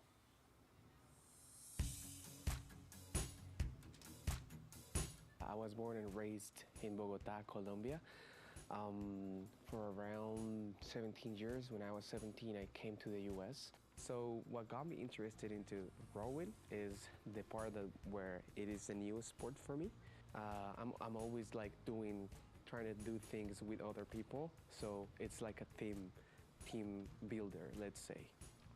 I feel the connection between your teammates is something that is really important, because if you don't have a connection with them outside of rowing, sometimes it's hard to connect with them while you're rowing. If you're like unsynchronized, it's not efficient. So the best way is to be connected. There is a lot of discipline involved in rowing, because you have to be punctual, you have to get things done on time. There are different things that you need to think about before you actually get the boat into the water and actually go rowing. Like, I asked myself, why would I want to have a bad attitude in something that is new to me, in something, in general, just in general in life, you know? You have the possibility to decide how to make your day a better day. So, and that comes with the attitude. And that's Wichita State rower Leo Acosta. You know, guys, you both are experienced rowers. He was talking about there's so much to think about in this sport. You know, it's not just putting the boat on the water and going. Let's talk about some of those things. I know I appreciated him saying that, but like the way he said it too, and being punctual, like all the other pieces that go into being an athlete, like the prep or, you know, just all of that. I think he just put it so well. Yeah, he did. You know, he mentioned a couple things. The teamwork, obviously rowing's it's an exceptional team sport. The more you work together, the faster you go. But I think he also pointed out, you know, rowing is a sport that rewards hard work. So, you know, you show up on time, you have a positive attitude, the sport really pays you back for that. So I think that's one of the really, you know, interesting things about sport. I was never a good athlete, but rowing just kind of worked for me because I like to work hard. So, you know, I think that's one of the special things about the sport, and Leo, he says it really well. And I think that's something that you hear a lot. People that aren't athletes in other sports are attracted to this one just because they want to work hard, and it's something they feel they can, you know, be good at and go put the time in and see the rewards. And it's something you can start from scratch on, you know, in his experience, he came from somewhere else too, and, you know, Luke saying he was an athlete, I was a walk-on, and just, you can come and find your team, and you can be rewarded for hard work, and just you come and you can get all of that back just from you being there and being present, and just, again, even just starting something new. So that's, I need Leo to go out and recruit more people. He just says it so well, and just, you know, welcome them in, because you can go from zero to just really enjoying it, being part of a collegiate team, making your friends, and those friends, they're my, you know, my longest friendships. Absolutely. You just, something about rowing. Yeah. Something about it, Dave. You're going to have to do it. All right. You talk me into it. All right, we're getting ready here for our next final race, and this is going to be the men's double. And they're getting ready to, it's like the flag's up, getting ready any second now. We're going to have 3 Wichita State boats in this race. One of them has Blake and Drew. One is Lynn and Carlos. And then we have Hayden and Axel also in one of these. So that'll be fun. Only one other crew is racing in this one, and that'll be a K-State boat. Okay. So keep an eye out. Who's going to want it more of these Wichita State boys? Some team competition going on here. Yes. Bragging rights. Looks like they're getting aligned up there. The aligners, I was up at the start this morning. The aligners are doing a really fabulous job just making sure that, you know, everybody's bows are even, so it's good, fair racing, keeping everybody safe. It's I think such an important part of the regatta operation. Yeah, very important job, isn't it, to get everybody off on the right start. Absolutely. No one wants a shorter race, you know. It's it's got to start there at the start. Easier day to do that job, too, without all the wind. Absolutely. As a volunteer, I can say yes, for sure. There's some challenges, you know, with alignments and communicating with crews, and, you know, with Novice, it's coaching them, too, and helping them have a good race. Sometimes it is their first time, and it's their first time on this course, too, for life. Even if you have rowed, maybe you haven't been here yet. So you're just on a different river, and need to navigate it correctly, and they're off. They are. Men's double final underway. Looking strong from the start. It'll be interesting to see how this one pans out. Getting through these first few strokes here, probably thinking about settling to that race pace.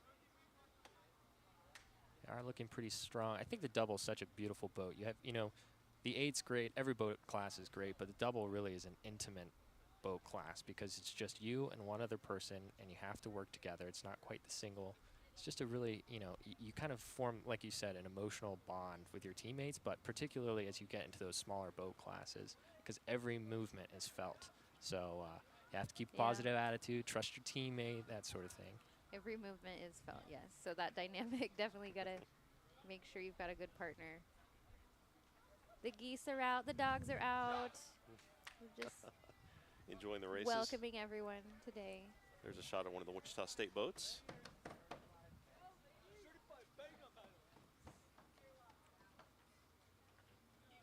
Up on shore, we've got a lot of boats getting ready to launch. We've got plenty of finals races this afternoon, including men and women's Novice 8 finals, and those will be some really good ones to watch. So the 8s are getting ready to launch as they prepare to go through the warm-up lane to get to the start line.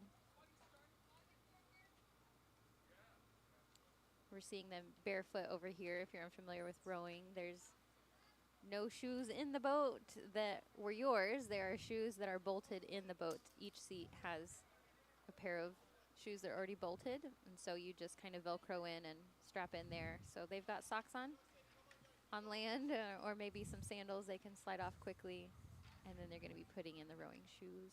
Yeah, that's something we haven't talked about today. I'm glad you brought that up, Elisa. Yeah. Shoes are in the boat. And sliding seats and 12-foot oars, you know. A little bit of everything. Right. It's amazing the amount of effort that goes into manufacturing these rowing shells, though. You know, for such a simple sport, it's basically, you know, a lever, but they cost a lot of money. There's a lot of manufacturing that goes into them, a lot of technology, a lot of engineering. It's pretty incredible. And then to have to maneuver them with 8 human beings and not smack it into the roof or take a corner too tight and rip the bow off, it's just, it's a challenge. And same with, you know, boats have come a long way. Well, the oars as well, you know, wooden oars were a thing. We're so lucky we don't have splinter-filled hands at this stage in the game. The blisters are enough. The blisters are still there. Your badge of honors are still here for you to come get. But, yeah, definitely made of different and lighter, more materials now. There's a look at one of the Wichita State teams. Looks like a good pace there. Yeah, watching them come down, I'm trying to calculate their stroke rate here, and it looks like they're somewhere between maybe 26 and 28 strokes per minute, which is a little bit lower than I would expect for a 1,750-meter race. But you know, whatever rate works for your boat, that's what you got to do. So. What would you expect? What's the normal? What would you expect there, Luke? That's a great question. You know, for a normal 2K race, you know, I would expect maybe 34 to 36. And again, you know, depending on the boat and you know, the distance, you know, that's going to be for an 8 most likely. But you know, there are some instances in a 4 you'd be at a 33, 34 as well. You know, in the double, it is a little bit more challenging to get that stroke rate up. And again, you're moving the boat with your partner. It's not like you have, you know, 8 people in the boat all working together. So they're looking pretty sharp at that 26, though. And that's the thing, you know, as the stroke rate goes up, you don't want to lose the technical aspects. So, you know, if the technical rowing starts to decrease, you probably should drop off the rate a little bit and focus on taking good, high-quality strokes. Okay. And what we've seen from these crews so far, I mean, they look to be rowing really well together, and so, like you know, rate may slip, but if they're just getting enough clean water anyways to make up anything they could have had with a higher rate, they just need to keep it clean and smooth like they're doing, and they'll keep their pace moving down the water really good. Absolutely. And you know what we'll probably see as they get closer to the finish line is they'll start to kick up that rate a little bit more as their sprint begins. So we'll be watching for them as they come under the 1,500-meter mark here in a little bit and see if they kick it up a little bit.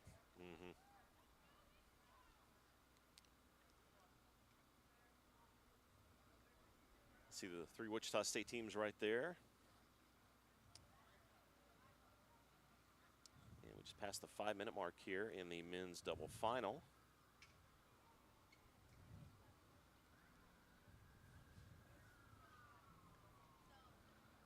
And the team on the right side of your screen, obviously, in very good place right now.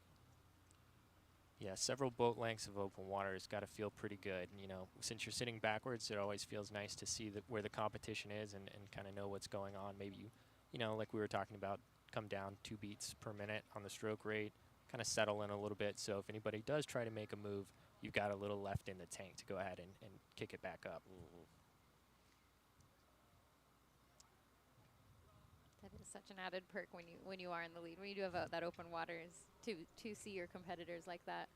It is much more fun to be in the lead. Absolutely, it's fun when you're side by side too. It's fun to be side by side, and then yeah, that open water, and then just be shooting for more open water. Like, I can see you, haha. You know, I'm gonna get some more with these power strokes and increase that lead. So we've got Tim Cunningham boat for Wichita State coming through, and Peyton Lynn and Carlos who are in this boat. Peyton is a 4th-year rower. Carlos is graduating this year, so I just love what a commanding lead they're taking right here. Yeah, and it looks like they've kicked the rate up to about a 33-34, so they're starting to, you know, get to the finish line. They want to kick the rate up a little bit, even though they've got a pretty commanding lead. That's, you know, go ahead, do it. Get to the line. Totally. There's their horn at unofficially 6:45. Wichita State taking first here in the men's final. Got K-State, it looks like here. Another shocker boat trying to catch them. This would be Blake and Drew for Wichita State. They're rowing in the boat called the Bill Van Sickle, and Bill is here today. Another rowing bingo. If you're here in person, you can come play. Come find Bill. He's a great guy. We've got the start of the women's novice 8, by the way, up on the right-hand side of your screen as we have the finish of the men's double final. And the second Wichita State team just crossing the finish line there to wrap up that race. So WSU taking first there in the the men's double final. Now we go to the women's novice 8 final. It just got underway. This one will definitely be exciting. We've got, you know, the most people you can put in a boat. Love the big boats. Everybody loves the big boats. Yes. And even though, you know, these are the novice 8s instead of the varsity 8s, it's still just as exciting for me because, you know, you have that many more people to help with the set. Absolutely, and yeah. then to get you to go faster and get those speeds that the smaller boats can't naturally get up to so well. So should be very good. We've got a Wichita State boat, Oklahoma State boat, and Washington in this race right here.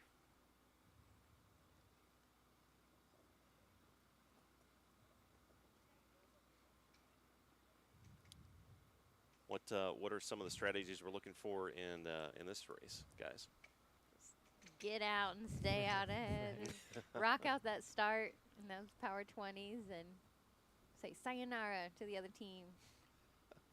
Yeah, I think, you know, with novices too, one of the things you want to think about is just keeping them consistent throughout the piece. You know, you don't want them to like I said, kind of, we use the phrase fly and die a lot. You know, start out too strong, too quickly, and then run out of steam for the last couple hundred meters. So keeping them calm, keeping them consistent. I think you guys were talking about taking some focus 10s, focus 20s. It's really smart for novices, I think, because you have to have that good blade work. You don't want anybody to, you know, accidentally catch a crab or something like that, because that happens in novice racing. It's just part of the process. That's how you learn, right? Absolutely. As long as everybody stays in the boat, that's a good thing. Yes. The crabs that happened this morning, they stayed in the boat, so we were happy with that. Yes. Washington taking a nice lead, it looks like. Yeah, it looks like their blade work's pretty solid, actually. All four. I think I'm looking at the port side here. It looks pretty sharp.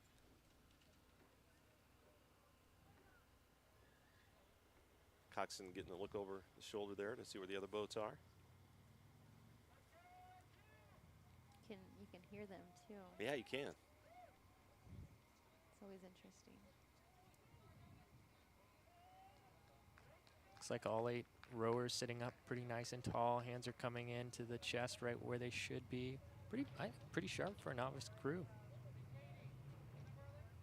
I see some smiles on their faces. I think they're having fun. Maybe their coxswain told a good joke. Were you the comedian of the boat? Oh, I did sprinkle plenty of interesting things because somebody gave me a mic and I had fun with that. There were a lot of songs and rapping and silly. Nice. Oh, I would pick different accents. Anything to row you'd like in. to share with us? No, Come no. on, Lisa. That was for my rowers. That was my gift to them. Maybe someday we'll take out a Masters 8 or something. Yes. You can be our fearless leader. Completely. There's the Oklahoma State boat. Yeah, it looked like the stroke seat of that Oklahoma State boat took a little peek out, see where they're at. It's always a challenge to keep your eyes in the boat, and that's really the goal. But you know, if you have to check to see what's going on, where the competition is, it does happen. Kind of takes your mind away from the technicality, you know, the things that you should be honing in on. But yeah, sometimes they're just right there, and you find yourself peeking. But And you know, a good coxswain, Lisa, I'm sure I you would know. have yelled at them You immediately. exactly, and you know, if you're feeding the rowers information, they don't They need don't to need look to it look. out. Exactly. So you know how to keep them in line and in focused. Absolutely. I would not fail to remind them that I am the master of this ship. I will tell them what they need to know. We did a lot of eyes closed rowing as I was training. Yes. It's a really valuable Yes, drill. I have done that Focus as on well. focus on the other senses, the There's hearing. other sounds. We and heard the feeling. thuds this morning in one of the boats really well. So there's different cues that you're hearing and you can take on in the seat sliding and when that's starting. And so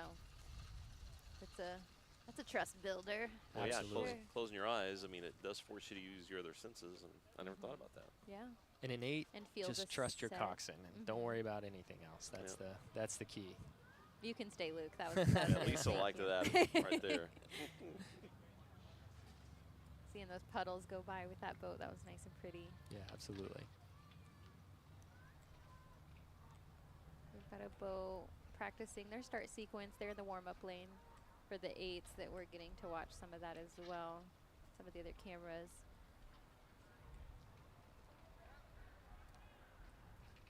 There's the Washington boat right there. And I believe it's Colorado State using the Wichita State boat in the other. Yes, absolutely. Yep. Yeah, they're looking really sharp here coming into the last couple 100 meters. There's that sound you're talking about, Lisa. Yeah. This clean finishes. It's like music. And again, they're just easing into the finish line almost. Just they've got the open water, but they're making it look pretty as well. There's Washington taking first here in the women's novice 8. Great finish for them. Yes. And it looks like the last two boats here, the Cowboys still have connection with, I think that's Colorado State over there. Yep. So they could take it up here and maybe make this They're interesting. making a little bit of ground right there, it looks like. Looks like bow Hearing the seat's sitting on coxswain. 7th seat. They're walking up from They are. from the angle I can tell. This is going to be close. Looks like they both have, you know, men coxswains in the women's boats. You can see that they take up more of the seat. Not that that's a bad way, but like it just adds a different dynamic. You can also hear their voices carrying and the way they're yelling when they're counting out those final strokes. Oh. Colorado State gets second. They're celebrating. Oklahoma State made a good push, though. They did. That was getting a little tight there at the end, but Yeah. not quite enough to catch up with the folks from Colorado State. But a great effort from both crews. Well-earned cheers from them. Good finish there in the women's novice 8 final. Washington taking first, Colorado State second unofficially, and They're still Oklahoma State. ecstatic. They are. I love it. Well, you could really hear the coxswain cheering them on down that final stretch Yeah. too. Yeah. Yeah, and like, you know, sometimes you do have the finishes like that. A boat is trying to make a walk or make a move, and what's going to happen? Anything can happen. All right, we're going to have the men's novice 8 final next. And this is a race where we're hoping to hear the coxswain for part of it, which would be a very interesting aspect. Yes, we have MJ from Wichita State. You know, technology working correctly. We'll just get to a glimpse into what that's going on for her. In her coxswain style, they're all different. You know, every coxswain is different. So we're hoping just to 34.5. Hold out that 30. We'll really get an inside look at the strategy as well. You know, we've been talking about the strategy in the 10s and 20s, so it'd be kind of interesting to see what calls she makes and along the way. That'll be really interesting. This is her boat right here. Let's take a listen. She's already talking to They're him. going to slap it down with their oars, I bet. Down. Oh, Holding they on were port. gentle. They were so nice. Wind up. So they're holding water to make sure they don't keep advancing. Full boat suit ready at the finish. Yes. Yeah, we can hear her right there. Do we want to do one more or just take it in? All right. Row. Nice and easy. Adam said a good pace it. Yeah. It's just hard in this warm-up lane. You keep going towards shore. Whether I'm on the rudder or not on the rudder. Adam, go a little bit slower. We're at 22. What is she? Dropping the rate tell us here. what's going on, Lisa. What is she? Follow telling your us? Yeah, so 7 and 8 she is in the feet. warm-up lane. You're obviously not going to have as much room as the whole rest of the river, and so if the current is moving just right, Go guys, come on. she's having just a little bit issue of naturally going to shore, and that's never, you know, ideal. You're trying to be on the rudder as least as possible, and she is also working their start sequence. We saw you definitely don't want to be on the rudder for that as well. So she's just expressing and letting her rowers know Hold on port. what she's seeing in the warm-up lane. Not that it will impact the race at all, but she's just being in communication. Right now, you know, Force you have the rein back, port side force hold the rein water, row. but the starboard side on the right Row. did not hold water. And so that was how she was able just to swing herself around perpendicular sharp, herself foot and work on making this turn in the river. You can see the rowers moving not in the same way right now. That means the port side, the left, is backing and pushing the opposite way, and then starboards on the right are rowing with their torso only. That nobody's legs are moving at all. In one way enough. So this is how we're turning the boat. One side is doing one thing, the other side is doing the opposite thing, and that's how she got turned around. Bow 4. Sit ready at the finish. Nice. Bow 4 meaning only the Give me four one stroke. rowers farthest away from her in the bow side of the Light on boat. port.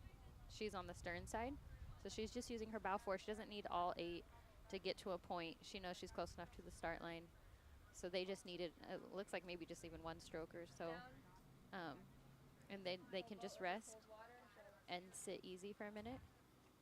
They're all holding water because she's got a decent enough point until the start, but she may call for a certain rower to do little taps, push them in another way if they start to drift. So the bow, look how it's kind of starting to move. So be looking for a call from her to have 2 seat, maybe make a stroke or something. She might have bow seat back a little. It depends on what she's really aiming for. But just little taps, little motions here. Some minor adjustments. Because again, the liner, you don't want them yelling at you like, "Hey, you're way too up ahead now." And so Catch your breath. she's coaching them real quick. Can be some stressful moments trying to get your point there at the start of the race, and it gives your crew a lot of confidence if you know the coxswain says, "Hey, we're pointed," and you know that things are going to go well. You don't have to worry about clashing oars or anything like that. But like, so. see, I'm connected to a microphone right now. And they might put me on the TV, so I don't know. Surprise, MJ. You are on TV. It's your lucky day. So again, if you're playing COVID bingo, we have a mic'd up coxswain today. Yes. This is, you know, not common. This is going to be really a treat once this race gets going to get to hear her. And this is, you know, female coxswain for a men's boat. That doesn't change a lot, but it's just different dynamics and what their start sequence wants to be to get these first strokes, to be aggressive and try to get out ahead. So in this boat, we have MJ as the coxswain, and then the stroke seat is Adam, followed by Andrew, Hayden, Alex, Ben, William, Faisal, and then Eli is our bow seat, the one the farthest away from the coxswain.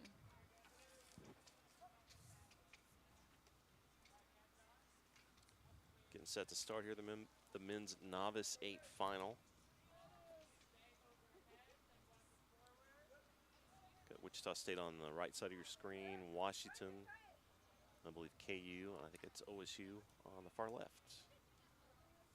Yeah, and again, talking about, different genders, coxing different genders, it really doesn't matter whether it's a male or a female coxing, males or females, it's, again, up to the crew, up to the coach, that sort of thing. And, I think some of the most successful coxswains I've been with have been females. I've had great male coxswains as well, just different styles. Definitely different styles. That's why, me, a cox, I'm interested to hear how she races, and there's so many different styles. Rope. Yeah, flag was up, dropped it. Adam, give me pressure.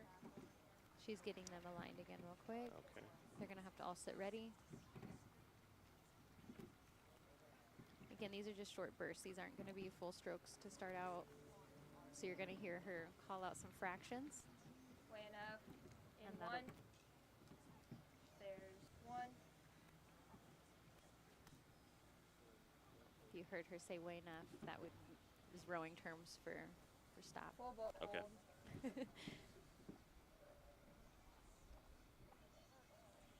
The buoys keep drifting and it's really bothering me. That's the thing, yeah. It is, this is the coxswain, it's on her. It's not anyone else. She has to get the point. So if the buoys are doing that, it's still, Okay, so I need to do opposite. she is the master of the ship. She needs to get, the control and get them where they need to be to start. Yeah, the That is coxswain's just really the the job. brain of the whole, brains of the whole operation. Rowers just sit there and pull hard. That's the goal. So these other boats, you can see them maybe a little jockeying over in lane 4, But if we go straight up, then lane 2. And this is, on a calm day. So it can happen where you're having your issues of getting where you need to be. Mm-hmm. Boats getting lined up here still.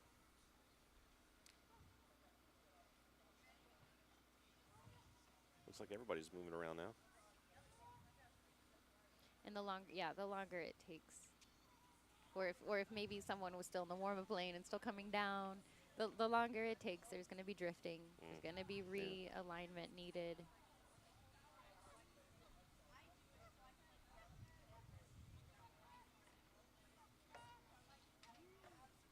Again, this is the men's Novice 8 final. Getting ready to start here.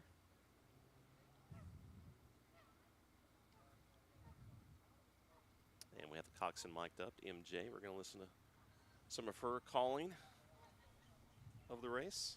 You think she'll do some raps like you used to? Nope. I'm hoping. Nope. I don't think she will. hold water, full boat. We tended to use those, when we were warming up or when we had finished, and when we tried to get the mood changed from all the stress of what we just accomplished, then make sure to remind them that they need to breathe, and I'll just entertain up here. Sometimes you need that. You need somebody to bring a little bit of light into the boat, because it can get a little stressful, it can get a little chaotic. So it helps to have something like that going on in the boat sometimes. Silly. Yeah, that makes sense. It's all a part of the chemistry. So much chemistry in this sport. See, just a bag.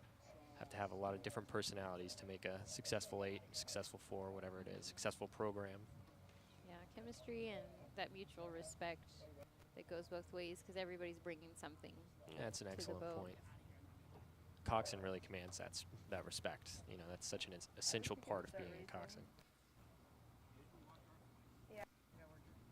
I've been thinking about it this entire time. Continuing to get lined up here for the men's Novice 8 final.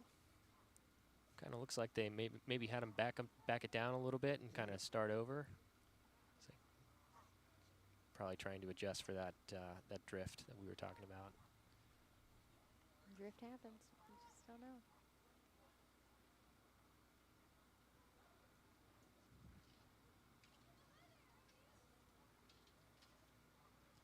Trying to look for any coxswain's hands. I know they are still jockeying. Trying to keep a point while the other boats are moving, and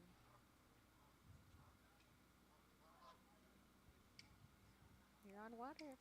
Yeah, you don't want to move too far forward and go past the line, then have to back it down. And It's, but you don't want to start behind. But fortunately, like I said, the aligners are doing a great job making sure everybody's lined up really tight and making sure everything's fair. All right, looks like flag may be going up.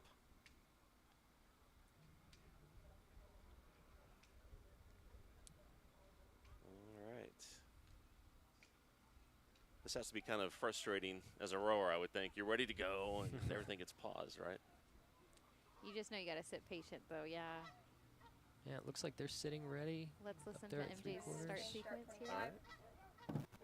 There's 3/4. They're off. Half. There's half. There's 3/4. We're at full stroke. Holding for 20. 37. There's 148. So guys, passing them right here. 14. 13. I see 37 and a half. 131. Press on that drive. Squeezing those thighs. There's 10. 9. There's 8. Get aggressive with this water. There we go. Smooth sailing. All the way together. There's 4. 3. 2. 1. Lengthen for 7. We're at 38 and a half. 132. 5. There's 4. All right. You can really hear how she's Yeah. incorporating. We mentioned multitasking, but she's counting down the strokes, but you don't even hear that count every time. But she's also, let me throw out this useful information of your splits right now, what your rate is. Oh, here I'm back at your count. This is how many 20. You know, I said I was giving you 20, but here they are. And she's not making them, you know, go really beyond that. It's good to build that trust that way of, can I count correctly as a coxswain? You know, did I do what I said I was going to do? And so she had that start sequence, those 5 bursts, and then they were on at full strokes. And she's coaching them through with that motivation of, you know, calling to mind those legs and all those key elements. We will be able to pick her up here when she comes down the stretch here Yeah. after the Douglas Street other Bridge, which will be exciting fun. part, Yeah, yes. exactly. To see what she's telling them then. Right?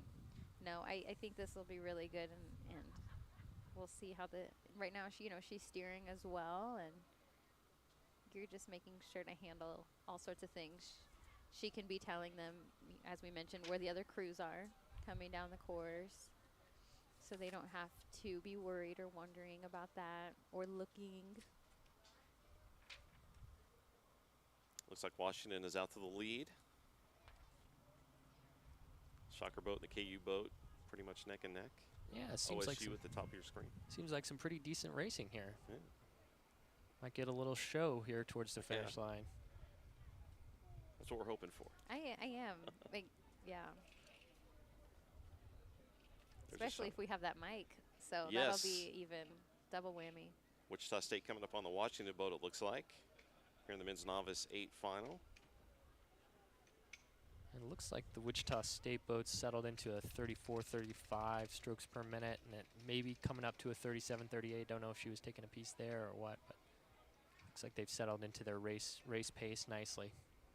Is that a typical good pace for an 8? I would think so. I mean, Lisa, what would you say? I mean, 34, 36, I think is kind of base pace for 2K or I would want them to 1750. not go much higher because you can get too winded to make it the whole time.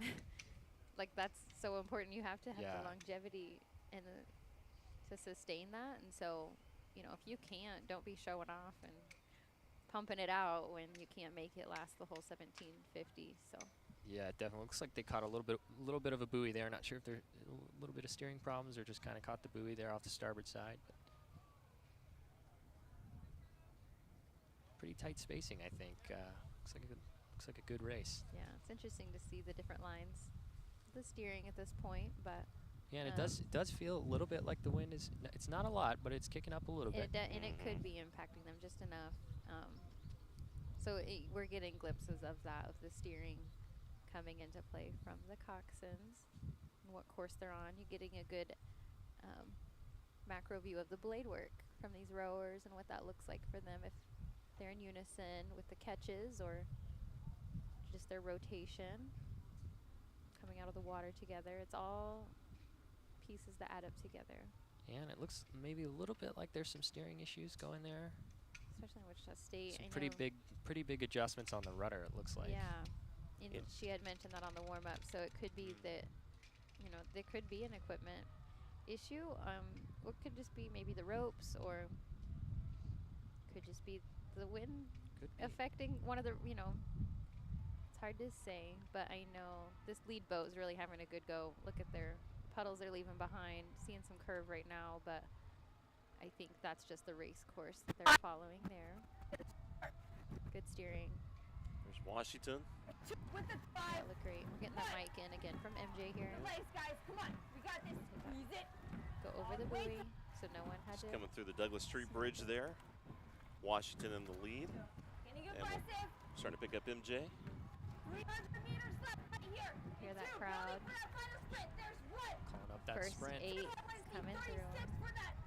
Great. Come on, boys. Right here.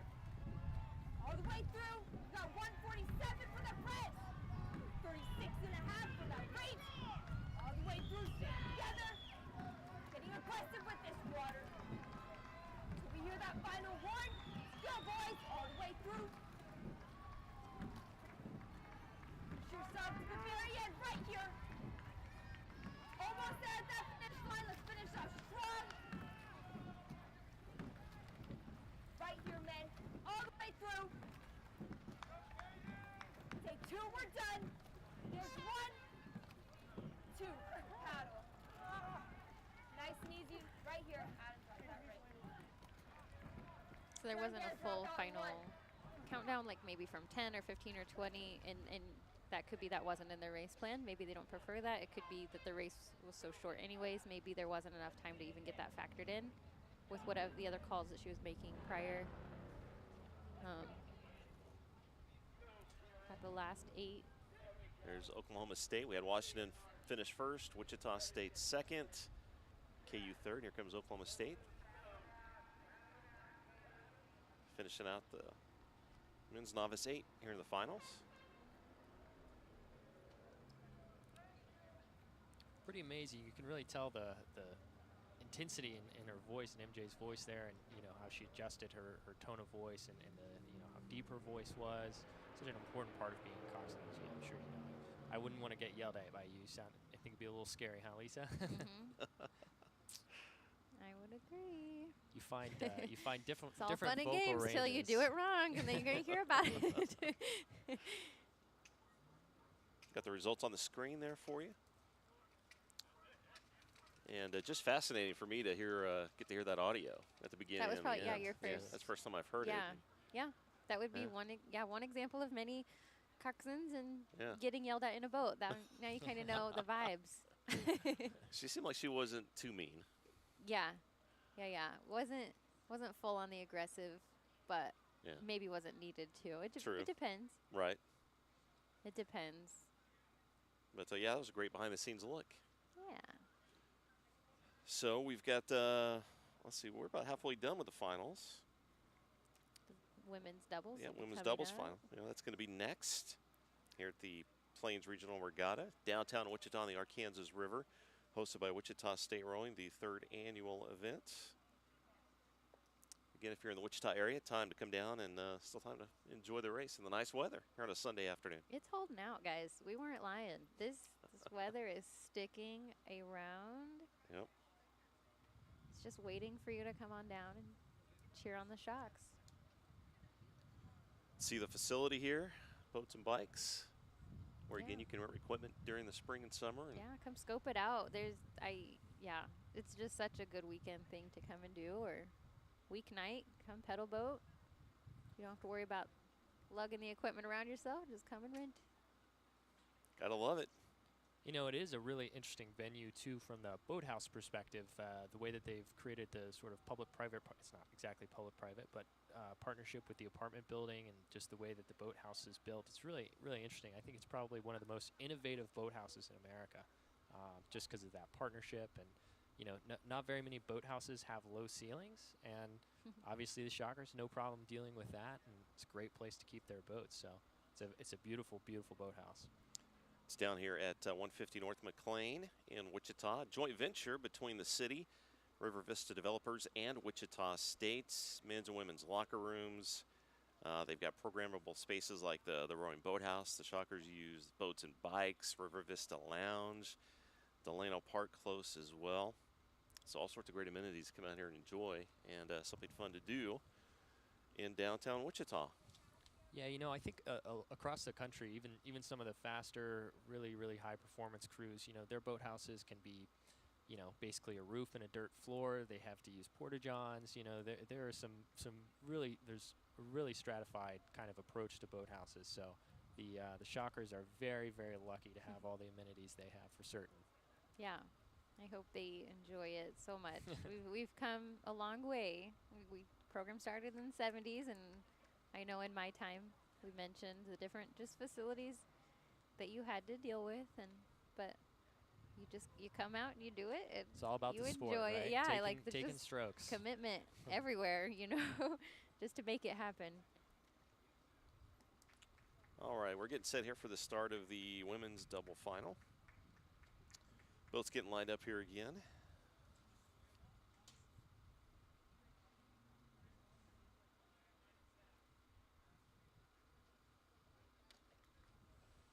And Luke, you said you really enjoy the doubles. Yeah, I think it's number one. It's really a great boat to train in as well, just because the nuanced movements. You know, you feel every drop of the hands. You feel every disconnect stroke. So when you find a good doubles partner, though, you really can create a really cool relationship based on the fact that, you know, your bodies are moving together in unison. There's a lot of nonverbal communication taking place. It's just a really, you know, great boat class. And I don't really like the single. I think it's because I like to talk. I don't like to be alone very much. So, you know, being in a double, you've got that partner, and you can make the boat go a little faster. It's a little bit easier. So it's a great boat class. And they are underway, women's doubles final. There's a look at the Shocker boat.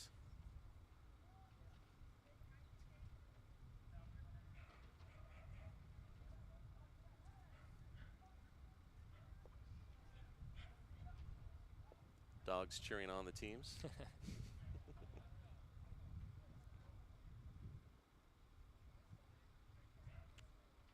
You can really tell they're in the same rhythm right there. That's a great shot. Yeah, I'm looking at those blades going in the water at the same time. You know, you really want to see a little bit of backsplash just coming off the blade there. That just knows that the blade's going in right at the right time. Not too much backsplash. That's going to slow the boat down, but find somewhere in between. But these two athletes look pretty in sync, pretty well together. Yeah. And this is Sydney Bradford and Sierra Hunter for Wichita State. I'm sure they've spent so much time, getting water time together, because they just look really great together. Yeah, I think one of the really unique things that I spoke with Coach Cup here in Wichita State about is just the flex schedule that the program has, and allowing athletes to come in the mornings or the afternoons, depending on their schedules. You know, that's very uncommon for a program to be able to work with such flexibility, which, you know, really, I mean, these athletes some of them might have part-time jobs in addition to their studies. Obviously, you know, there's a really robust aerospace industry here, and engineering is really common. From what I've heard, I didn't attend Wichita State, but a really common choice for rowers. So it's really kind of an innovative program approach, but we know for sure that these two athletes spent a lot of time in the boat together for sure, whether it was morning, afternoon, somewhere in between. Right, and as a former Shocker rower, like we only had one practice time, so when I hear about the innovative, like, oh, Must we can be do nice, this huh? and this, and I'm like, how does that even work? Because, you know, our practice started at 5:45 every morning, Monday through Friday. So we were early birds, whether you wanted to be or not. Otherwise, your boat didn't row, and so it teaches you that commitment and that time pressure, and getting here, and then you were done. Like, you had already accomplished so much. By the time practice was done, you would go to school, you would go to work, you would, you know, that part-time job most of us had, and full-time student, full-time athlete, and then we'd be gone on the weekends to our regattas. It's certainly a commitment, and that shows. But, you know, seeing everybody out here today, you can tell why everyone's so positive, having a great time. You know, really getting to sort of reap the rewards of all those hours spent on the erg, spent on the water, going for runs, lifting weights, that sort of thing. It's such a well-hosted regatta too. You can tell that the coaches here really put in some good work and just making it run so well here. There's a look at the Wichita State boats. Sydney in the front. We had a video piece on her earlier, and her dad's the one that talked to her to get into Yeah. rowing. Told her to put her money where her mouth is Yes. from watching the Olympics. And seems like she's really enjoying it.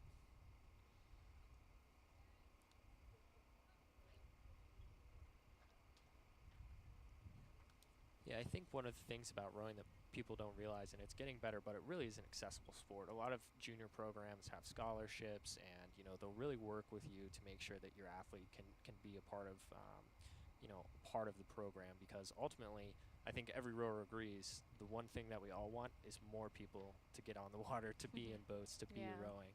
So it really is an accessible sport. You just have to find the right people, find the right program, and from there it's just you catch the bug. It sells itself. There's a look, I think, at the Washington team.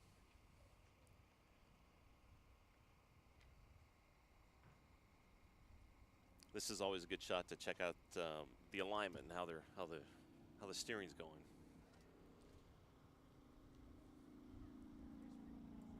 Yeah, I definitely love those bigger shots like this where you Yeah. just get that full view. It seems like right now they're right at a 31, 32 strokes per minute. So like we've been talking about, it's a double, so they're at a little bit of a lower rate than the 8. But clearly it's working for them. Their blade timing's pretty decent. They're sitting up nice and tall.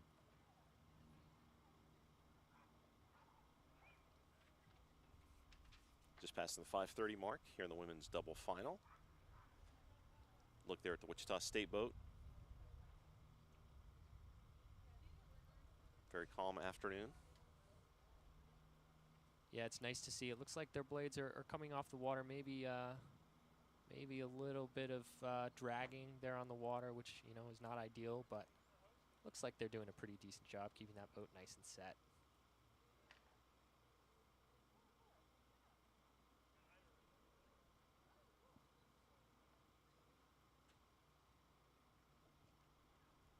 Both of these ladies raced earlier today in the preliminaries and did very well. And they're doing very well here in the final.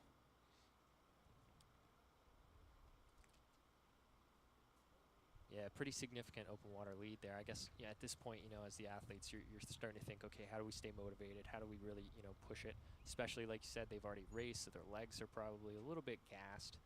But it seems like they're handling it well. Really solid composure. That's a good point. How hard is it to come out and do another race? Very in a regatta? difficult. Yeah. Very, very difficult. Yeah. I mean, you know, for like a national championship regatta, for example, the Accra National Championship, you cannot double up events. So you're going to, and that's a good thing, really, for a national championship.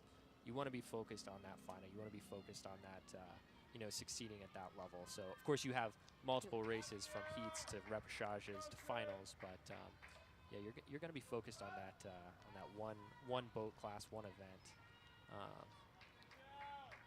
Here comes Wichita State. Plenty down of the cheers stretch. for these girls. Yeah. Well deserved. They're just having a really great finish coming into the home stretch here. They're still pressing, still working hard.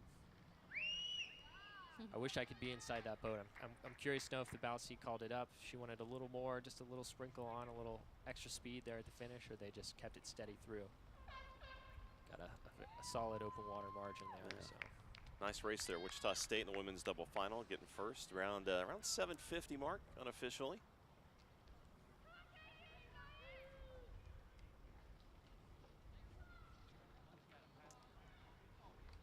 And I believe Washington there is set to finish second. looks like they shifted up just a little there in the last couple strokes. They were at like a 20, 28, and now they're shifted up to about a 30 through the finish there. Little extra just to get through. K-State looking to finish here down the stretch as well.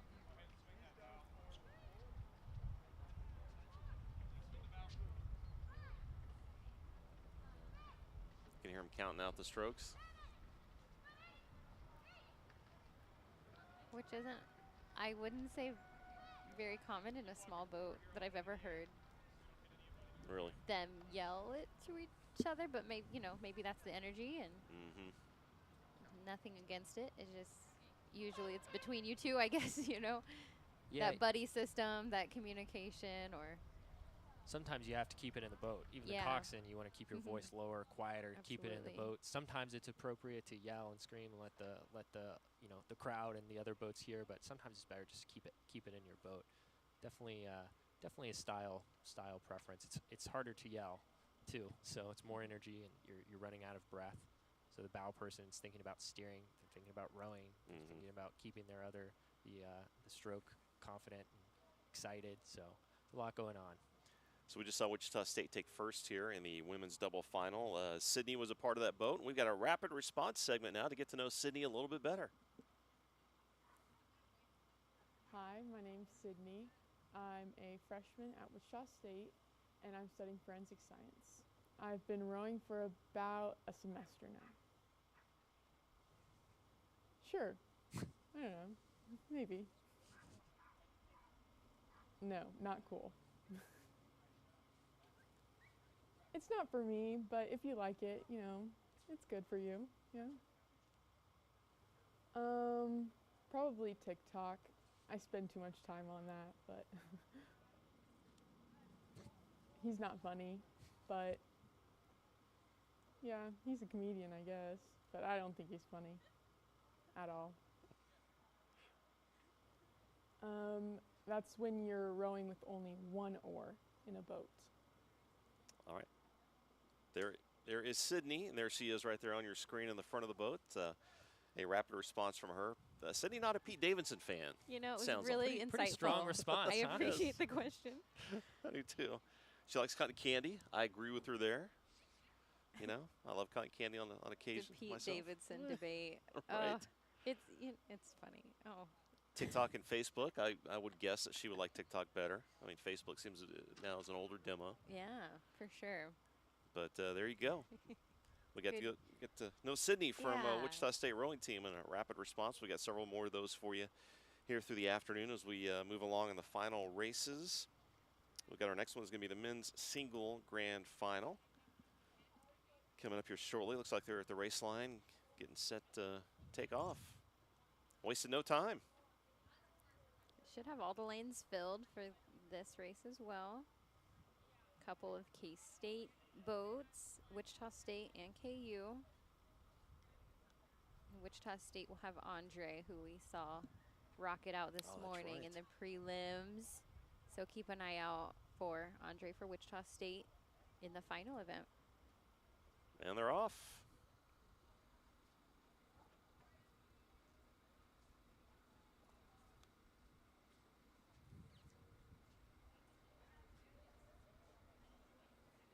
These single races, we talked about earlier, they just take so much out of you physically because you're doing everything. You are, yeah. It is. It's definitely one of the more challenging boat classes, and not to mention the fact that you really have to think about set too. One bad stroke and you're going in the drink, and that's it's not always a fun thing to do. It's a rite of passage in many ways, but it's still not the most fun thing to do, and it's a race ender. So you want to stay upright, you want to stay dry. And doing that on top of everything else, the steering, the rowing. Well, and you're the only one carrying the boat to the water. You're the only one lifting it out. It's just all you. Looks like Andre's off to a good start there for Wichita State. Got the KU boat right next to him, it looks like. Seems like he's doing a great job. You can see how upright he is with his body positioning. It's really sharp, and the boat itself is not rocking too much. That means he's keeping his hands pretty level through the drive and into the finish. And it's just it seems like he's got a pretty good start here.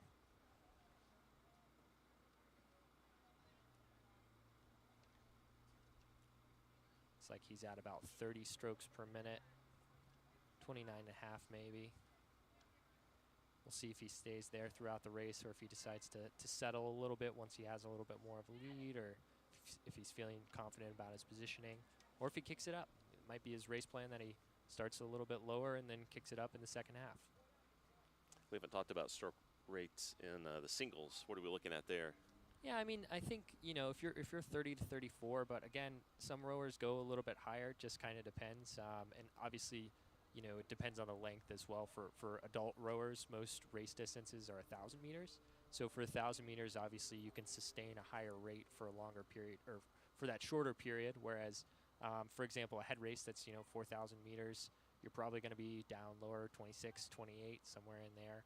And that's just it's just gonna allow you to pace yourself a little bit more. But we can see here he has a stroke meter right there in front of him, and that's gonna allow him to receive some feedback on what's going on inside the boat. So it's like a little computer for him to look at and know what his stroke rate is, what his splits are. It's a really useful tool for the athletes. There's Andre. Still in a good position for Wichita State. Yeah, he's got a really, if you see there at the finish where his hands come into the body, he takes a little pause. That's a style of rowing. It's a very conscious sort of choice or approach to the stroke, and it's successful for a lot of people. We're seeing that more and more, that there's that little pause at the finish, and then the hands go away, get ready for the next stroke. Yeah, letting the boat run without, you know, any blades in the water. I think it's a really good way to have a definite ending for the stroke that can often feel perpetual, and you know, each stroke has its ending. If it's a bad stroke, you can move on to the next one. It gives you a little sec to kind of like readjust. But obviously, if he takes the ride up to a 36, 38, his hands aren't going to be able to hang around the finish very much. He'll have to get them right out of bow and on to the next stroke. Yeah.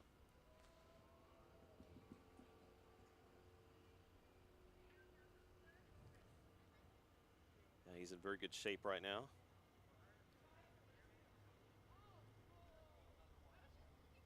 Yeah, looks like he's still right at about 20, 27 and a half, 28 strokes per minute.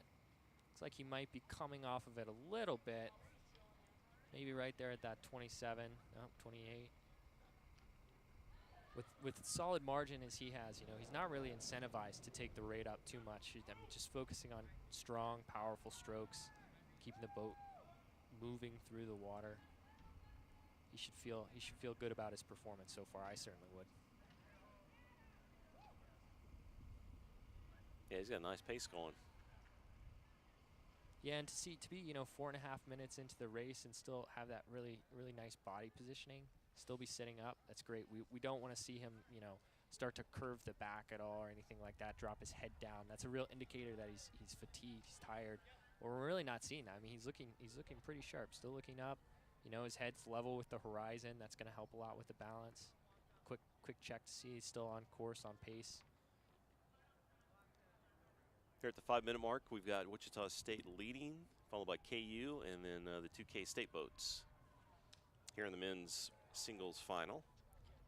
And just a reminder, if anyone's looking for those official times as they are rolling in, you can go to crewtimer.com. This is the Plains Regional Regatta. We'll have all those results posted for you at crewtimer.com.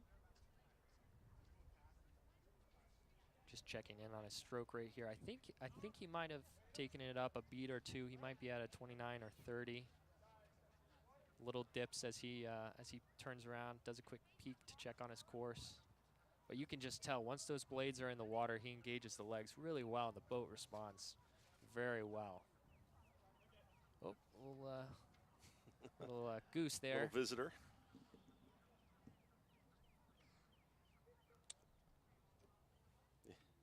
Who do you think got goose there? Andre did. Boy, he made it look so easy this morning, and he's doing it again here in the finals. Just like you said, that's the way to go. Make it look easy, right? Must be doing something right. He just looks really sharp and confident and composed. I mean, I think he should be thrilled with his performance today. I'm not sure if he's in any other events today, but I would certainly be happy with the performance. And you can see he's kicked it up here a little bit. So in his race plan, he's following his race plan regardless of the fact he doesn't have any competitors next to him. He's kicked it up. He's taken a few more strokes a little faster, trying to get the boat, you know, to the finish line. Really solid performance. Yeah. Total open water. There you go, 6:40, the unofficial time for Andre. Wichita State finishing first here in the men's single final. That was really great. Yeah, I'm so great happy run. for him. Yeah, you can tell now he's catching his breath. Yeah. There. there's the feeling it in the legs a little bit, but should feel good about that. The thrill of victory is Yeah, he is a made it look powerful so one. easy. Why are you tired, Andre? What's Yeah. going on?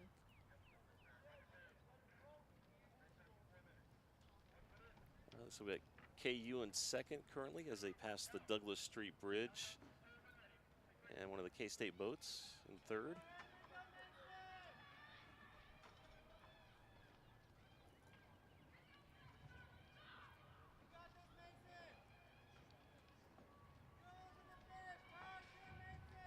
Teammates cheering him on. Yeah. Little sprint here. See, he's coming a little faster. Hands out a bow a little quicker. Coming up to the slide. Trying to get that sprint in. Hoping for a straight course over in lane 4.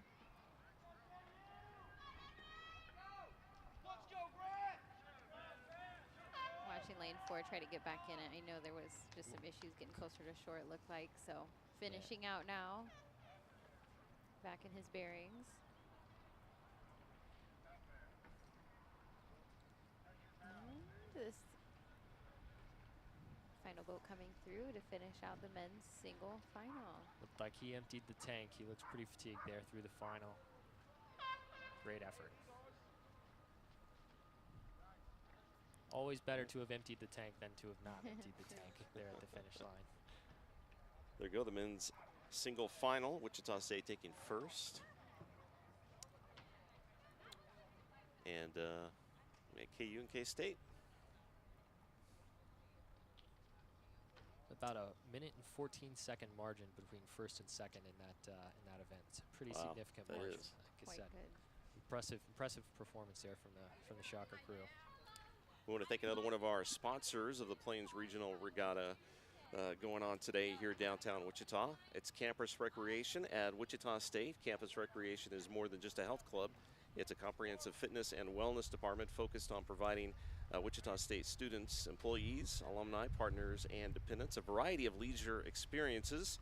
Some may include F445, e-gaming, varsity e-sports, boats and bikes, massage therapy, aquatic programs, intramurals, sports clubs, outdoor adventures, and more. Again, thank you to Campus Recreation at Wichita State for being one of the sponsors of the Plains Regional Regatta today. It takes a lot of people to make this great event happen.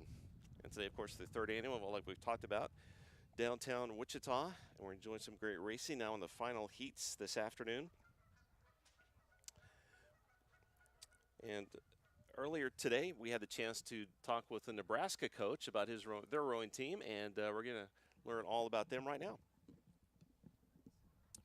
You know, this is kind of our culminating race of the year. It's our last one, and so they've been working really hard for this one in particular, so it's really exciting for us. This is a brand new team. We have nothing but novices, and so it's been that normal rough and tumble beginning of the year, working through the middle of it, and then a strong finish. So that's what we're looking for, is a really strong finish for both of our guys and our girls.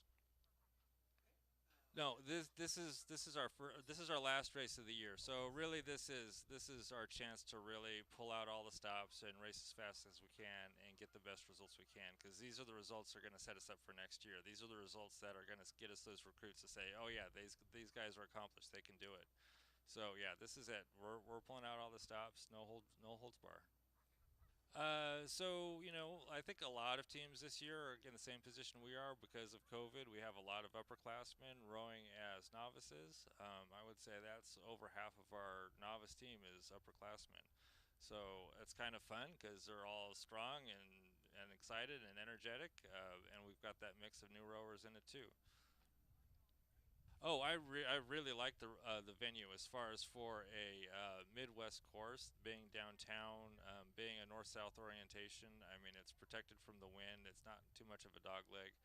It's really exciting to watch it and to be able to ride a bike along the side with your crew or even the spectators. Rowing is not a good spectator sport in most situations, but this is great. So I'm super excited to be here for that.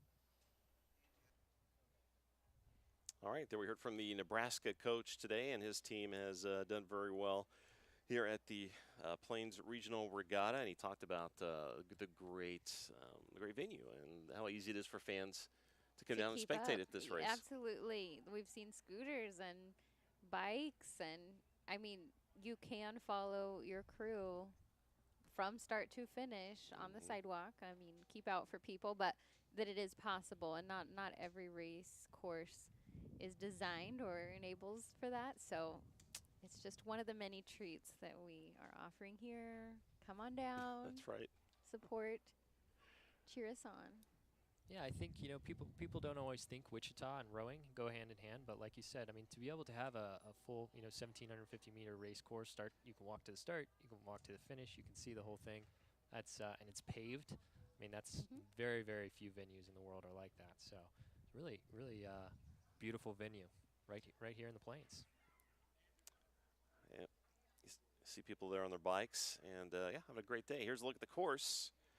Once again, here at the Plains Regional Regatta, what the racers are seeing. There you start at the Lincoln Bridge. We're coming up on Kellogg right there, as you can see. And, of course, the staggered start, right, guys, for the curve right there? Yep. Yep. Yeah, I think that's been one of the challenges for some of the crews this morning during the first couple races. You know, you could tell that the crews were trying to align based off of each other's bows and weren't accounting for the fact that there's going to be a little bit of staggering because of that dog leg. So the aligners did a great job kind of keeping everybody, you know, calm and kind of explaining the situation. So, you know, you really don't know until you get out there. You can read the regatta packet, you can look at the course, but your nerves and everything when they kick in can be challenging to kind of navigate. So it's great to see that the volunteers and everybody doing a great job. And as we go down the river here, we're gonna get to the Douglas Street Bridge. And that's kind of the where the stretch begins for the racers, where things really kick in and the coxswains really get after it. For that final stretch. For that final stretch. And then we're going to be approaching our location there at River Vista Apartments in the boathouse. That beautiful dock that stays here. No one has to cart it to and from. Which you know all about, Lisa. Yes. And then they finish right there before the First Street Bridge on the Arkansas River. Just, yeah, I love that. What I'm seeing that's so beautiful is Wichita. It's like I don't know. It's amazing. Really has changed over the years, and it's just beautiful down here. And it's all been built up so we can host events like this today. Exactly. All right, we're looking at looks like one of the KU teams right there. We're getting set for the men's Novice 4B final. Getting ready to start. Another one of those head-to-head duel kind of style racing here with the two crews going head-to-head. Hopefully we'll see some exciting racing. And it looks like, Lisa, the cowboy hat has returned for the Nebraska team. You know, on land, he wears cowboy boots to go with it. Did you see him? I didn't see that. I mean, he is committed. I appreciated him bringing his whole self to this regatta. Yes. I wouldn't have it any other way. True to himself.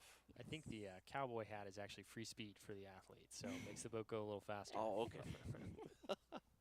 Didn't think about that. Again, it staying on his head is still impressive to me. So he's got to glued it or whatever something. he's doing, we don't know yet. Yeah. It's Defying maybe physics. it's just very, very fitted. I don't know. Might have some tape going on. I mean, who knows what he's got under the hat. That's the elusive interview we've been really Yes.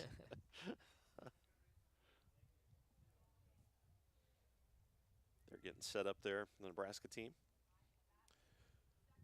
Again, we've got 8 teams here today, and just a testament to how much the event has grown. Yeah, it's great. I loved hearing about the Nebraska coach just talking about how the team is new and, they're going to hit recruiting hard, I'm sure, next year, and it's just great to see more people rowing. So, with club sports, I think continuity can be a real challenge. So to have a strong leader, coach like that at the helm, help with recruiting, it's a really, really valuable thing. So Wichita State's very lucky to have the coaching staff they have. Obviously, they help make this possible, this regatta, the boathouse, everything. It's a really big accomplishment. And Coach Cup has been here since 1999, so just that continuity of the growth and his vision all along of building it up and getting those recruits and things like that, just seeing that too in contrast to a newer coach. And just it takes bodies, it takes people coming out, trying this sport, and then just really falling in love with all the elements of it. And It is hard work, but it's so unique. There's just something about it. Yeah, and the passion. I mean, that's the real key. You can really tell. I mean, everybody that's here, that's rowing or coaching or whatever, they're here for love of the sport, and it really comes through. And I mean, I think a huge testament to Coach Cup for being at the helm for several decades, and it's really cool to see. And and for him to have the boathouse now too is, I'm glad that happened while he was still here, and he's definitely enjoying it, and it's great. Yeah, well, we all know how hard he works, and Yes. over the years, and for him to have something like this is just Completely. fantastic. Yes.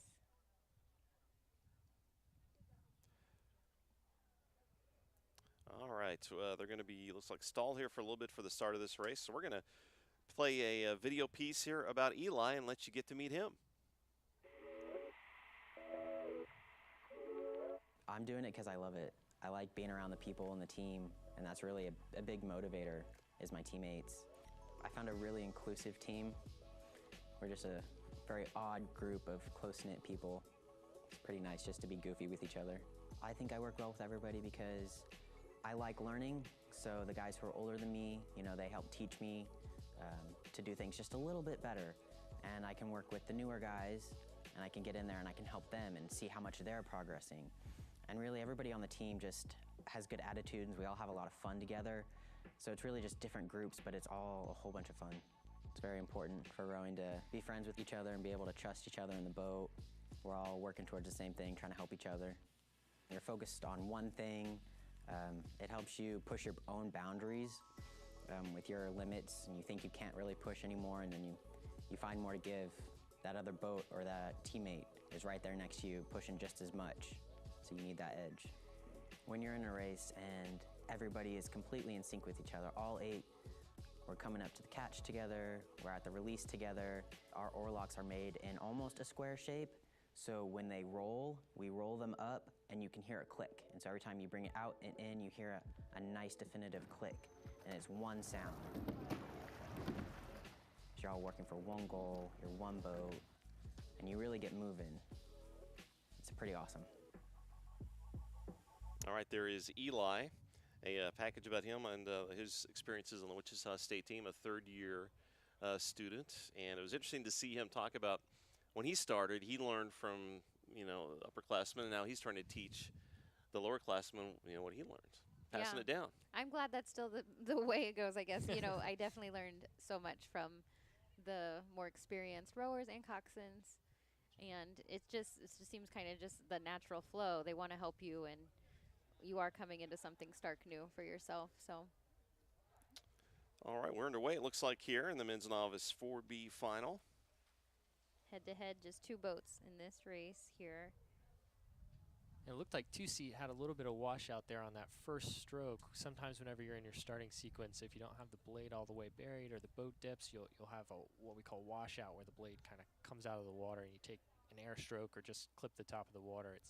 It's a frustrating thing for anyone that's in the boat, particularly the athlete who's taking the actual stroke. But looks like they got it back, and looks like they're pretty well matched here. It does look pretty even as they start out here.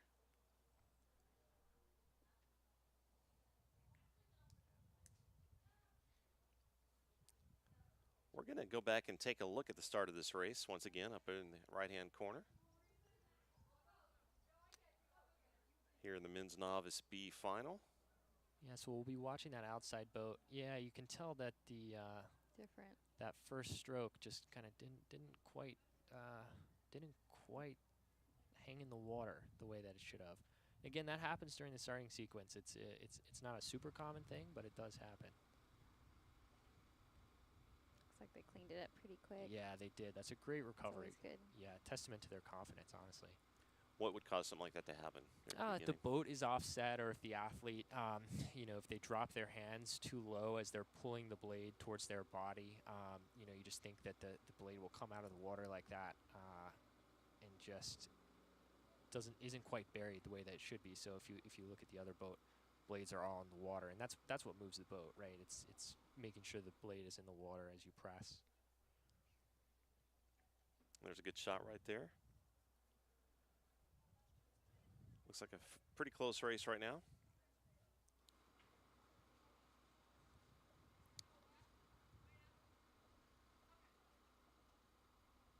Looks like we got KU on the right-hand side of your screen, Oklahoma State on the left-hand side.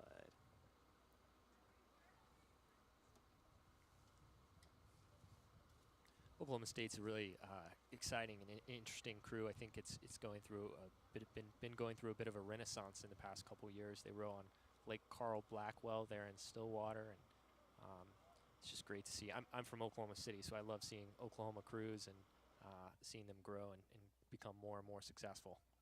They've got 25 athletes on their team this year.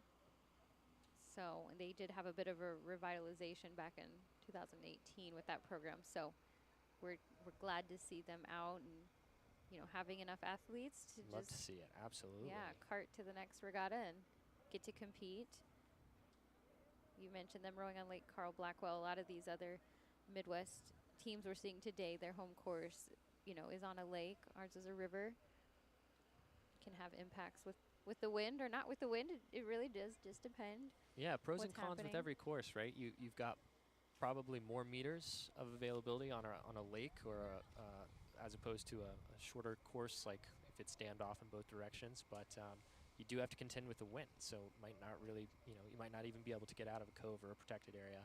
Whereas here, here in Wichita, you've got a really protected body of water, and we're seeing that today. There's not a whole lot of wind, but when the wind does come sweeping down the plains, if you will, it's at least a little more protected than some open bodies of water like a lake or a wider river. What do you guys have a preference in practicing on a lake or a river? I like I said, grew up in Oklahoma City, and the Oklahoma River is similar to this body of water. But we had about 5,000 meters of water, so that's definitely my preference. I'm kind of a fair weather rower in the sense I don't like a whole lot of wind. We were talking about San Diego Crew Classic earlier today, and that's on the bay there, Mission Bay, and it can be a very challenging course from perspective of conditions because you get wind off the ocean that can really make it a challenge to take good strokes. So I like a nice protected river, no wind. That's a beautiful thing. That's what we have today. Yeah, in the ideal world, no wind would be awesome. And as the coxswain who's not moving, I want the sun out. I don't want it to be freezing. But yeah, having a river that does have more of those meters in is always nice. That you don't have to stop and turn around. Right. You can really get in more meters and keep practicing a lot longer, like you said, before you have to stop if you reach the end of the lake. Yeah, absolutely. And one of the things about rowing is you have to be resilient, right? So you have the body of water you have, and you have to make do with what you've got. And, obviously it's nice when you have a really nice dock and flat water, but that's not always the case. So, Right. I think everybody who's a part of the sport just loves to be on the water. So you do what you got to do to make it happen, and that's what we see. And then obviously you come to regattas like this, and here's your payoff. So it's great to see. Just passing the 5.5-minute mark. Oklahoma State with a nice lead here in the men's novice B final. Getting ready to start. I understand the A final here momentarily. But the Cowboys with a sizable lead here in this race. As they approach, it sounds like the Douglas Street Bridge. The fans are cheering.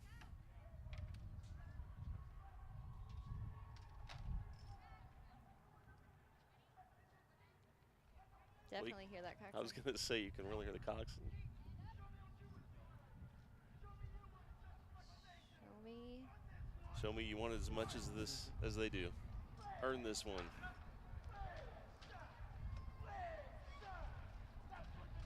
He's very aggressive, which is fun. So down here in the lower left of your screen, we're going to have the beginning of the men's novice for A final. Top right hand, we've got the finish here of the B final. Oklahoma State with a sizable lead as they come down the stretch here, approaching the finish line.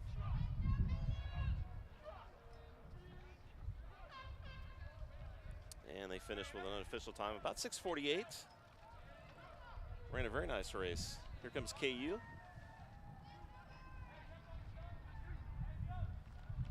you know, it really goes to show that anything can happen in the race. So even if you have a little hiccup there at the start, you have to keep pushing, have to focus on your race strategy. The next stroke, the next stroke, yeah. You do it right, and you'll finish the line, come to the line first. So yeah, I can't keep thinking about the one that went wrong. You Yeah, have so many absolutely. strokes in one course that you've got to keep taking. Got And KU your finish. team needs you, so. Got KU finishing here in the men's B final, the novice 4. Left hand, getting ready to start the A final. And there's KU around 7:36 unofficially. And there we have the starting line for the next race, the men's novice 4A final. We'll have all 4 lanes filled up for the final on that one. And we hope to hear from the coxswain on this one, which is Sailor Heron. She's a first-year athlete. I believe MJ was as well, so hear different tones. 8, 7, 6, 5, 4. first year of coxing, or first year, I assume she's a is she a first year coxswain, or did she row in high school? Do we know? I don't know. It's always yeah. interesting. You're going to be developing your sort of your coxswain persona during your first year. It's an important year, but obviously you change and develop, grow, become stronger coxswain over time. But first year, I think, really sets up the foundation. And we're losing Sailor there. We'll pick her up here at the end of the race. Yeah, and you know, we just saw the little spotlight on Eli. He's actually sitting bow seat in this race. He is the farthest away from Sailor when we see them up close. Keep an eye out for Eli. Actually, sorry, I should say he's the closest to Sailor. They're in a bow loader, so he will be that one, that back that we see right there. Eli. A little bit of a chop you can see from this, you know. It's not glassy water right now, but it's definitely manageable. For some reason, there are some kayaks today, and that's questionable. You don't usually see kayaks on the same river that a race is taking place. So it'd be interesting if the officials can come and inspect that up by the finish line. There they are. Why don't you go over there, Lisa, and we'll tell them, hey, can you please? I am ready. And where's the megaphone? Here what's the dock official we'll see. Put on your coxswain voice. Yeah. Get them out of that water. Need an amplifier. They'll be moving real quick. Need an amplifier. Yeah, just filling out our regatta bingo card. I've never seen some rogue kayakers coming out on the course, so. You're filling up your bingo card today. Real quick, guys. You should be here if you're not here. There's the Wichita State boat. Good look right there.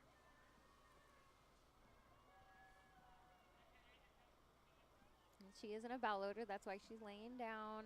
She's got the mic on so they can hear her. The speakers are, you know, placed periodically throughout a boat. So it's not that you have to be closer to her or anything. The speakers are placed elsewhere.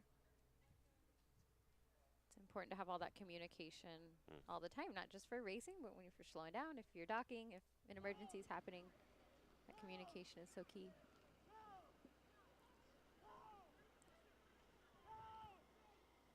Somebody else is yelling here. Yeah, they are. Pretty tight race right there.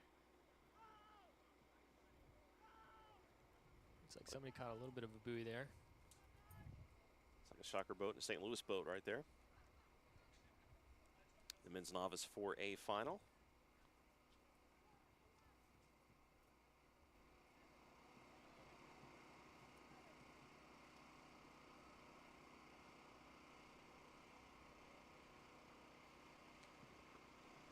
There's a look at all the boats.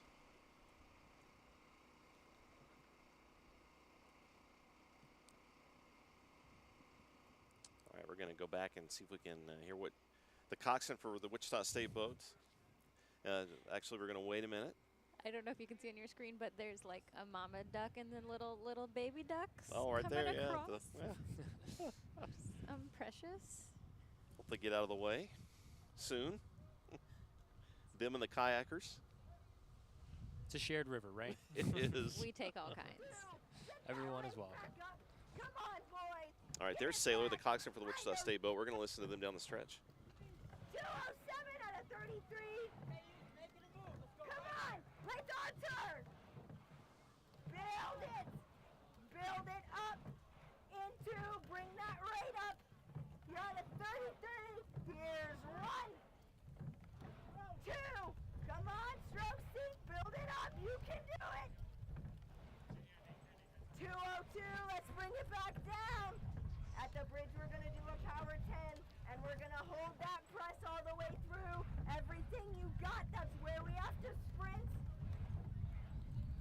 Come on, boys, pick it back up. Come on, let's go. Drive. Drive. You got it, come on. Don't lose it. You got it. Focus in. Focus in. Come on. Come on. 211 out of 33. We gotta pick it up now. We're gonna start our power 10 early into, here's 1, 2, and 10. Definitely hear them getting closer to these bridges. Fans are starting to cheer. Hearing the different coxswain styles from our first year coxswain and what she's using as motivators and how she's communicating. 2, 1. All right, let's make our move. Let's sprint. Okay, you boat first right now. Come on, boys. Everything you got. This is now. Move it. You can do it. Come on. Drive. 150 out of 34. Drive. Let's move. Come on, boys. Let's go. Drive it back. Come on. You can do it. 146. Let's go. Come on. All the way through. Let's move. Right here. Right now. Come on. Push. Push. You got this. All the way Push at the end, trying to make up for that gap. I don't know if it's going to happen. Oh, it's going to be tight for second for sure. Yeah.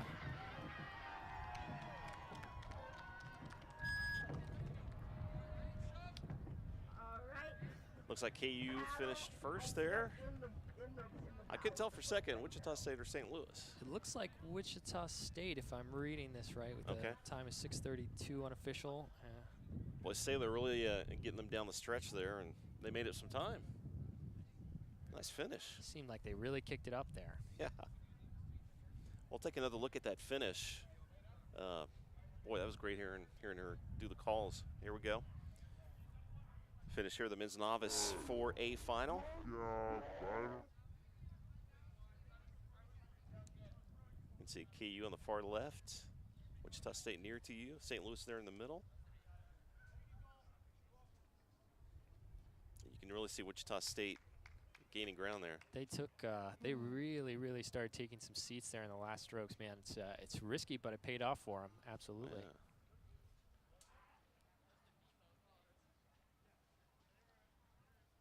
Good job to Wow. Wichita State, yeah.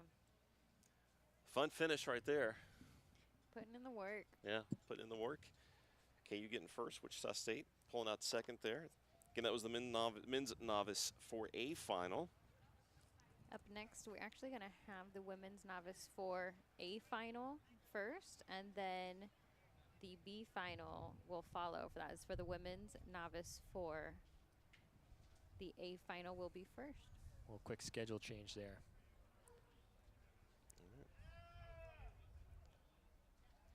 You know, we heard from Sailor in that race, guys. We've got a little profile on Sailor right now, coxswain for Wichita State. Let's meet her.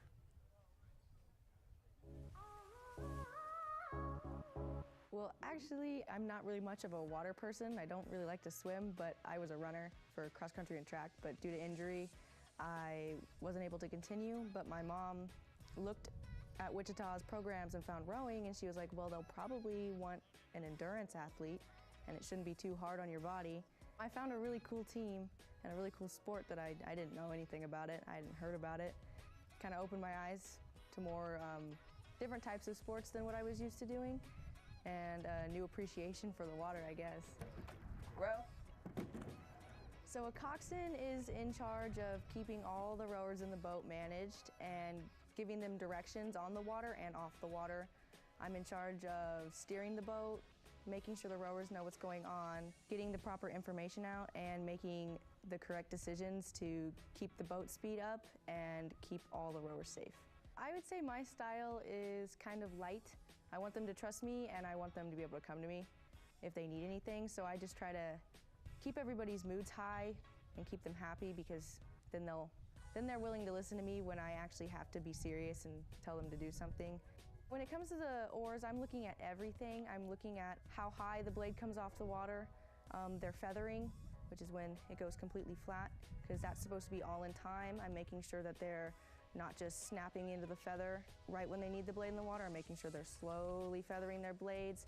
I'm watching their catches. I'm watching the heights of their oars. I feel like I'm getting better. The team has been very supportive and patient with me. They said I've improved really fast. I still have a lot of work to do, but I think I'm getting better, and if I keep working on it, I think I'll be able to, I think I could be a pretty solid coxswain.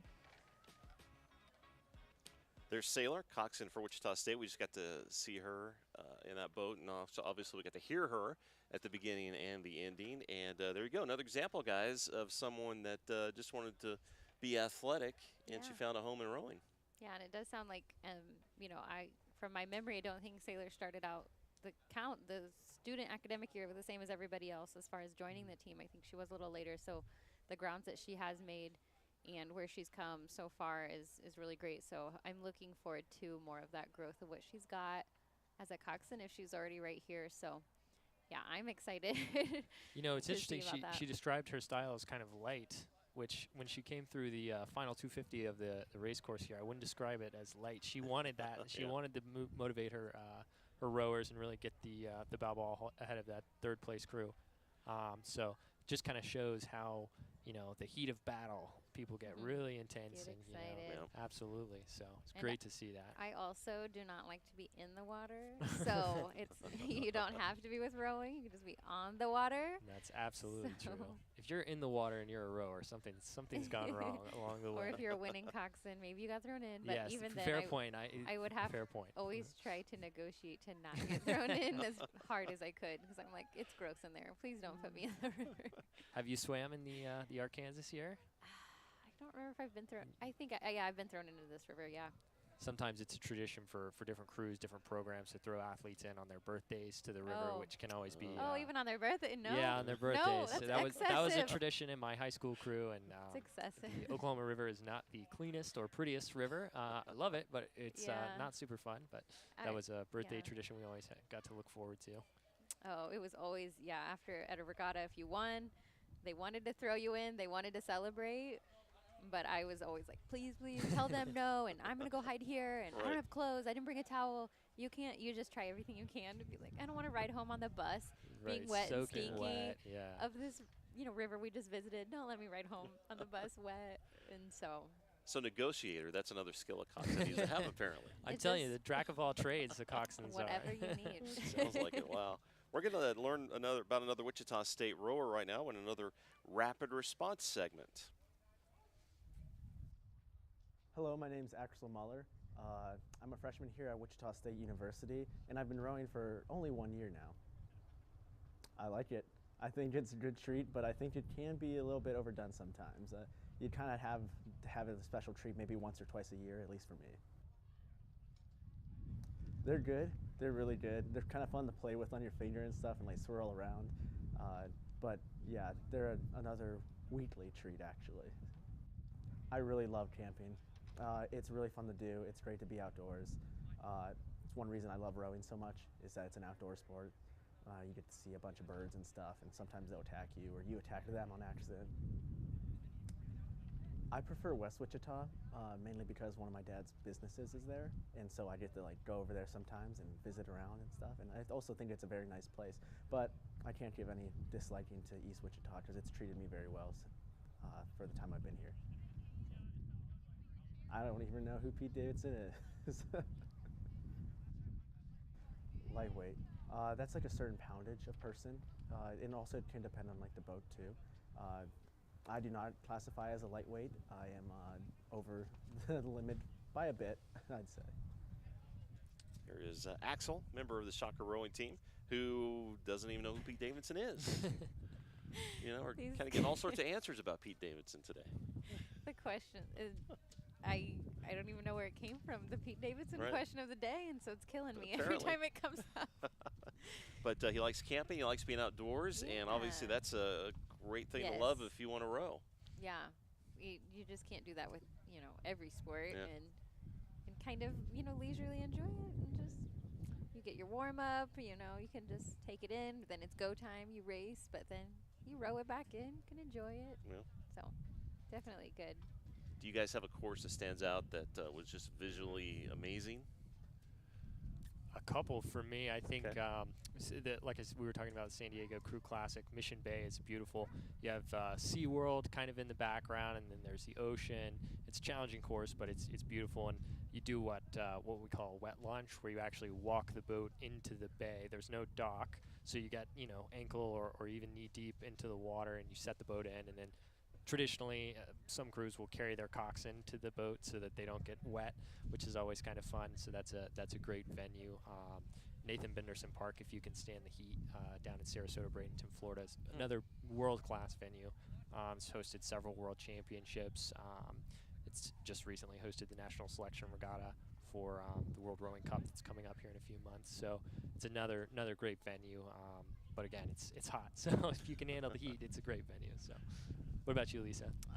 I do like Oak Ridge, Tennessee, and in Gainesville, Georgia's where the '96 Olympics were. So they do have a good venue set up to accommodate a lot of spectators, and just the fact that we got to be on Olympic waters. You know, as an Olympic fan, I just still fangirl to that. And, you know, San Diego was really just surreal to be there and see ocean water. And then, of course, the head of the Charles is unlike any other. That's a fall venue. It's so expansive. You've got Harvard boat houses everywhere, and, you know, just rowers and rowing fans, and just anyone and everyone is at the head of the Charles. And it's Boston in the fall, and something about it. So I always enjoy that one too. It's gorgeous. Yeah, the head of the Charles, the world's largest regatta, and it's a spectacle. It's like as much of a rowing event as it is a fair in so many ways. There's so many vendors and people, and it's the mecca it's in North America. It's the North American mecca of rowing. I totally agree. I think it's where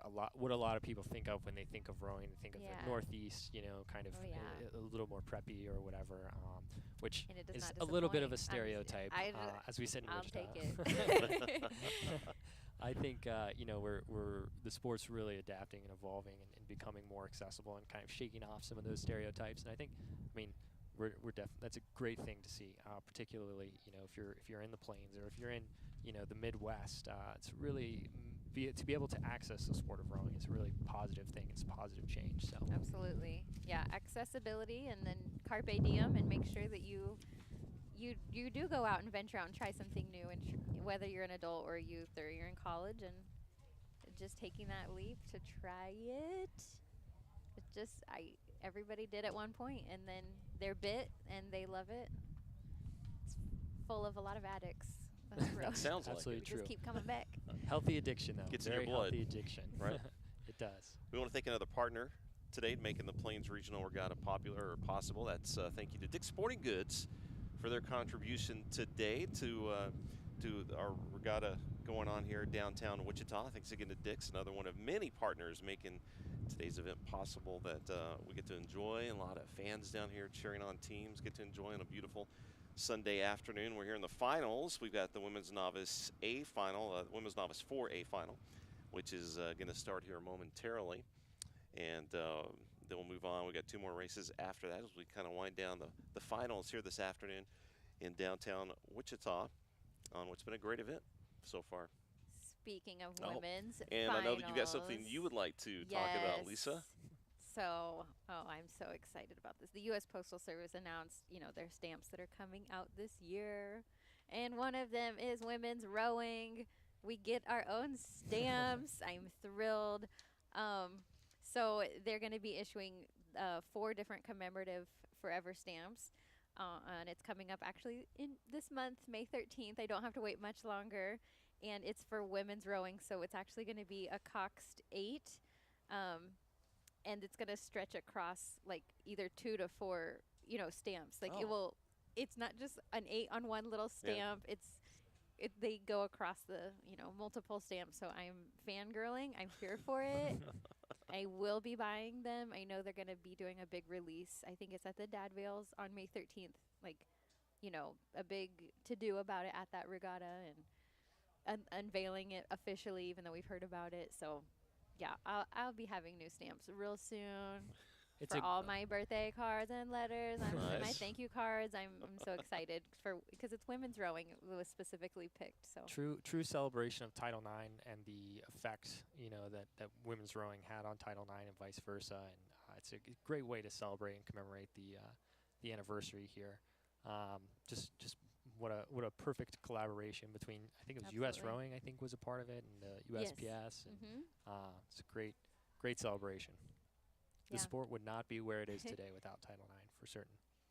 And those are coming out, you said, on the 13th? May 13th. There you go. Save the date. You got the date circled, I'm sure. Yes.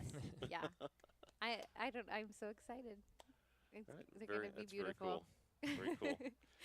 Well, here at the 3rd Annual Plains Regional Regatta, hosted by Wichita State Rowing.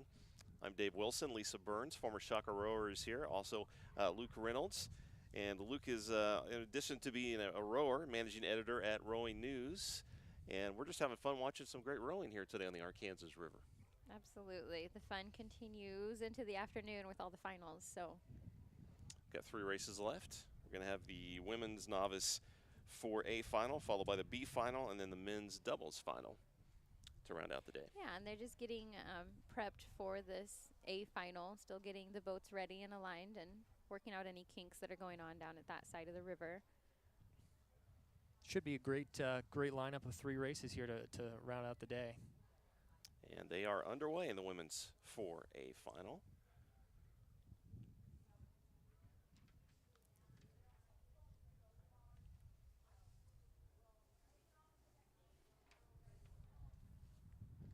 It's a pretty tight start.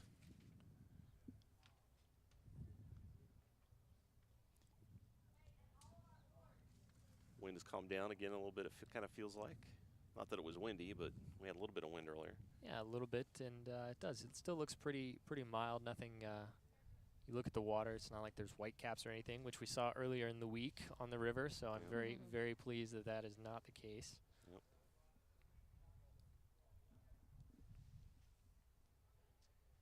So it looks like we've got OSU trying to make out precisely which lanes and teams we've got rowing here. And there's the Oklahoma State team right there. Looks like they're in a nice orange Vespoli 4 there. It's appropriate for the Cowboys, a little orange and black.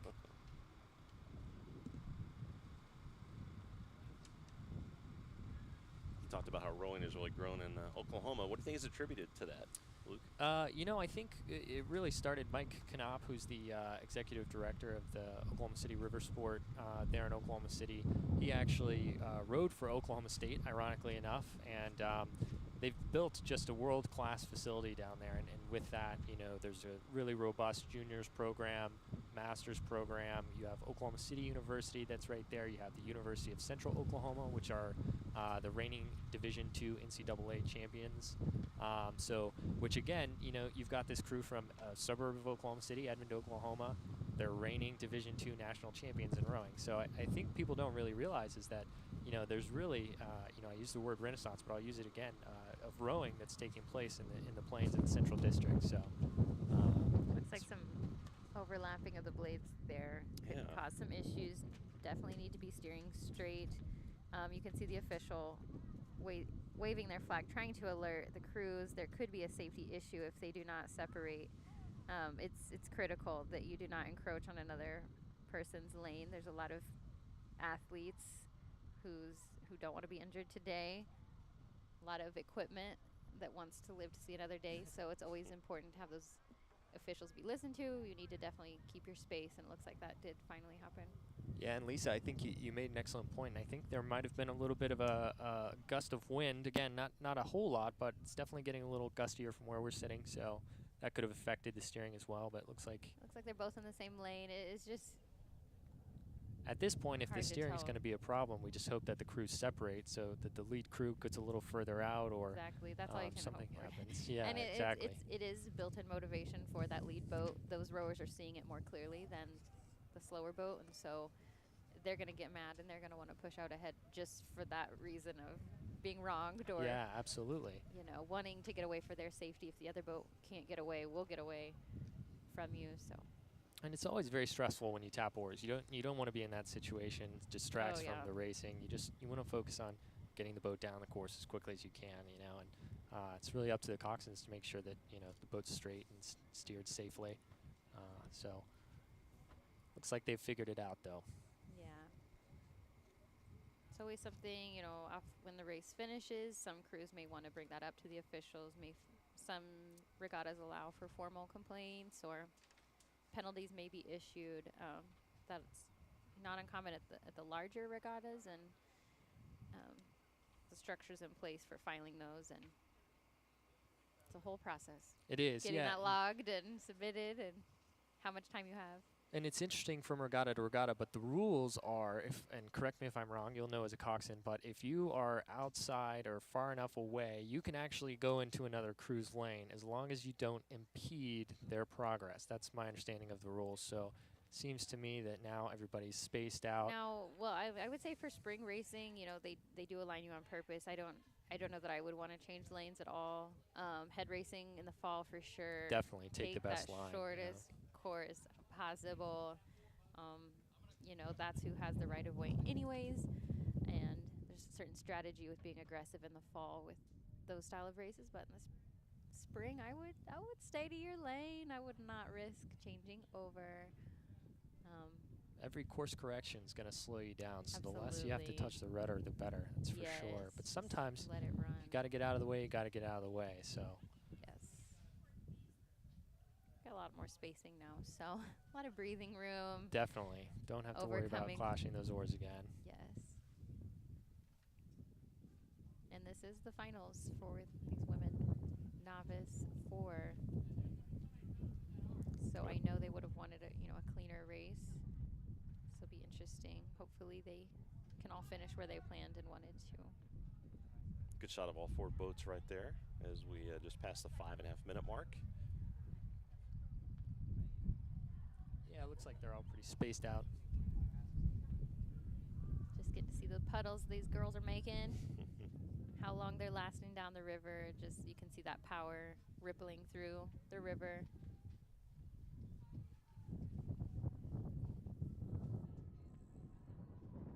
You can hear the fans already. Yeah. Definitely.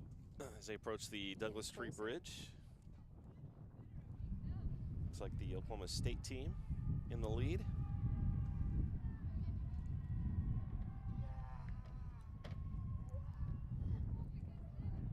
Cowboy fans cheering down there. I assume those are Cowboy fans. They are feeling it. I love it. I love the energy they're bringing. See that bright orange boat coming through there. It's good to see. This is going to be the sprint to the finish for the A final. Upper right-hand corner, we've got the start of the women's 4B final. Down the lower left, we got the finish of the A. I'm sorry, got that backwards. Upper right is the finish of the A. Start of the B down the lower left. There's Oklahoma State in the lead as they come down the stretch. They're pushing. It's like that sidewalk paved. We've got the fans running along the sidewalk, making sure they get to cheer them on all the way. For sure. There they go.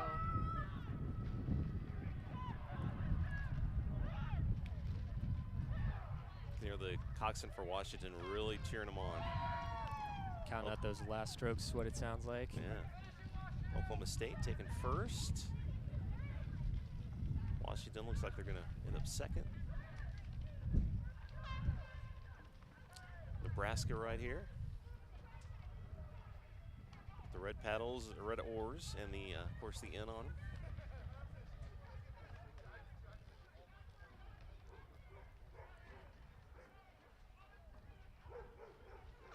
We're going to take third, then I believe that's St. Louis up there. Finishing here in the women's novice 4A final.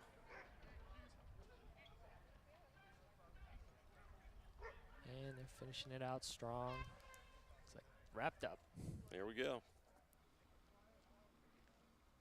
OSU taking first place there in the women's 4A final. And we got the B final now underway, well underway.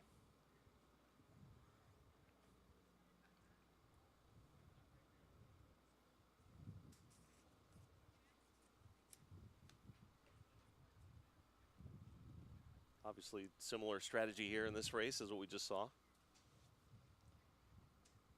Yeah, and again, I mean, just you raced this morning in this 4. You made it to the B final. Try not to be discouraged about any placement at all, but just still rowing a strong, good race for you and for your squad and what you guys are bringing in this race. You know, taking it one stroke at a time, one race at a time. Yep. What you want to be proud of when you get off the water, what takeaways you want to have. And hopefully no geese will be injured in the production of the regatta. Hopefully nobody gets goosed.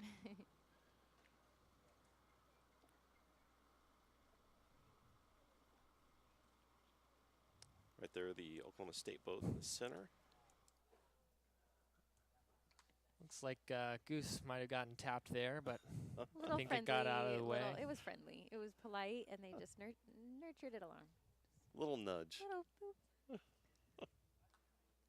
Oh, a little replay here of that. Ooh, might have made it out of there. We'll hope that it made it out of there before it met Nor.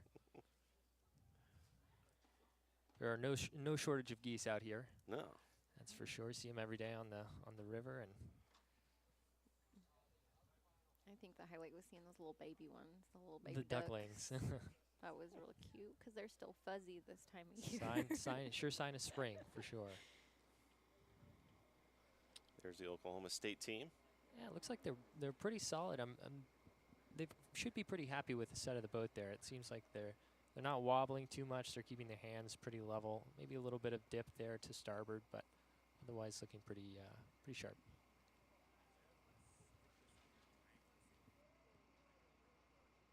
What would you guess their stroke rate is right now, Luke? I know I would just be guessing here is 28 to 30 maybe. Okay. It's going to be just a little slower on the women, and it does look like the wind, not that it's beating on them, but it's just kind of playing a factor. Sometimes it can be hard to really keep the rate up that you want if the wind is just hitting those oars in just the right place that you don't want them to be getting taken on. So. Yeah, we'll see here. It looks like they're right around a 33, 34. Okay. Might be a little lower. Look, 32 is what it looks like. I've got my handy little calculator here. Helps with that. But yeah, it looks like they're at about 32 strokes per minute. Okay. So about where you'd expect for a race of this distance and a crew like that. Again, with novice even, there might be a little bit of difference between stroke rate versus like a more seasoned crew. Probably going to be a little higher. Novices going to be a little bit lower, just so they can focus on the technique and not have to worry about, not have to worry so much about trying to get the rate up. You do have the two boats are still quite close, and so that can escalate a rate if you're getting too excited. Not wanting to stick to the plan. Maybe you're just getting too amped. Might raise that rate up. But Definitely, that definitely happens, especially in novice rowing. But I think whether you're the most seasoned Olympian caracoler, anybody like that, they're still going to get nerves. Kara at NSR said exactly that a couple months ago. So it doesn't matter how seasoned you are, you always still have those nerves in racing. So it's part of the fun. Part of the edge you need to get that race started. Definitely. Oklahoma State currently leading. According to the numbers here. Although it looks like KU has pulled ahead. I will say the bikes that are for rent in the area, they're all used up right now. There are some scooters. Bring your own bike. Bring your rollerblades. Bring your hammock. We saw a hammock. Bring your hammock. there's just room for everyone. Yes.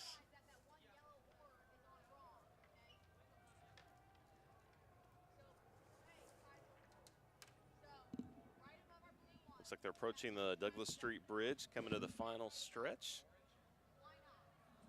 Fans cheering them on, teammates. This would be the last 4 race of the day because we've just got small boats after this. So definitely one of the last chances to cheer on teammates. Yeah.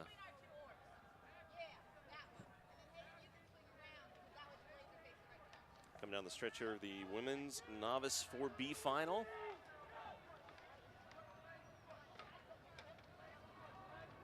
Crowd getting loud.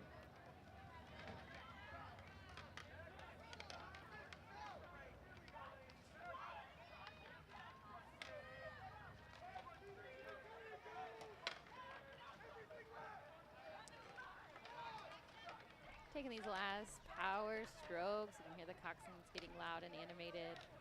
You definitely want to have a good, strong finish. Last few strokes on this water today. Yep, finishing up here. First horn. That was, looks like Nebraska. OSU is going to take second here. There's the second. Women's novice B final right there. Fairly close race. Yeah. You know. All right, we've been introducing you to some different Wichita State rowers. We've got another one we want you to introduce you to right now. Profile on Drew Gawai.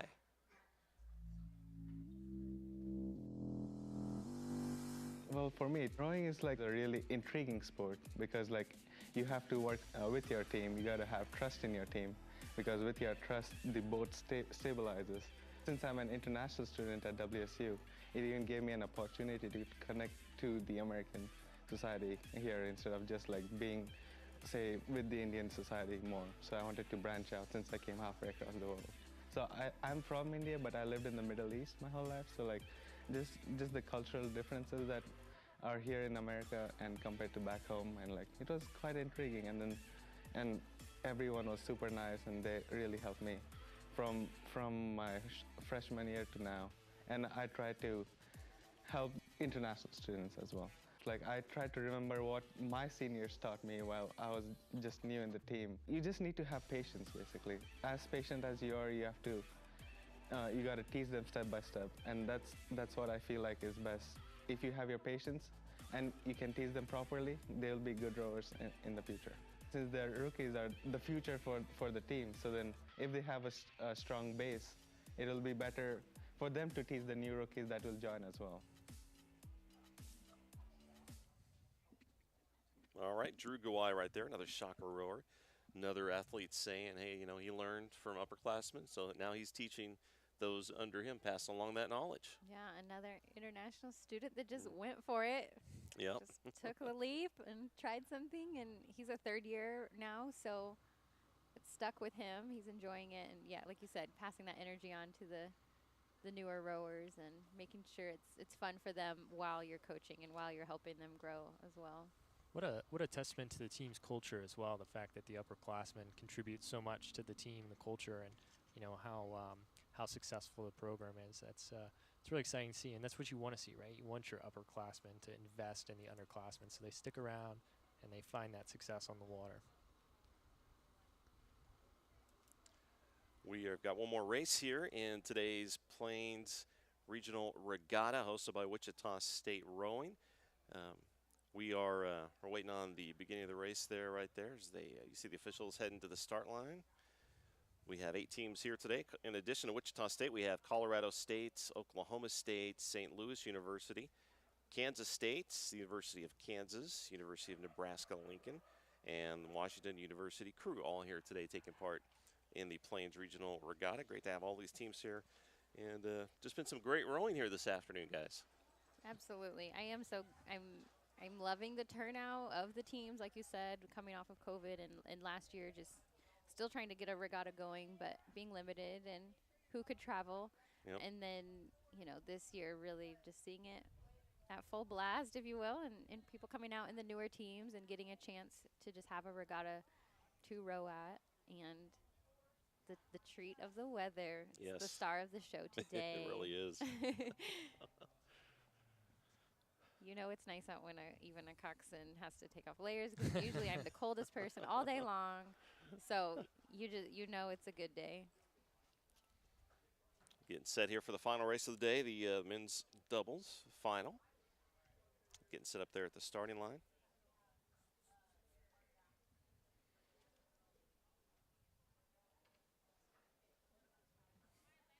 And this is where I think you talked about this earlier, Lisa, where you got the oars going different ways and how tricky that could be. Yeah, the men's pair. Yes. So they will be sculling, not sweeping. They'll be sweeping. Oh, Pairs. they'll be sweeping, not sculling. It gets confusing, Oh, doesn't it? They will be sweeping, not sculling. We have 2 Wichita State boats in this race. So one's going to have Ben and Peyton Lynn. The other will have William and Andrew. Okay. And then we've also got a Washington University boat, all trying to get alignment here. And the pair really is probably the most difficult boat class to row, because you are sweeping, only 2 people. You have the added, you know, factor of steering. You don't have a coxswain. There are coxed pairs, but they're not very common at all. And of course, this is a coxless pair, meaning there's no coxswain. So the athletes themselves are steering either through toe steering, where they have access to a rudder that moves and they steer with their feet, or just by applying pressure more to one side or the other, either more star, more port pressure. There again, a lot of coordination involved. Absolutely. For these athletes. Teamwork at its height. Yeah, right. So you've got the 2 Wichita State teams there on the left side of your screen, Washington there on the right. Getting ready for the signal to start.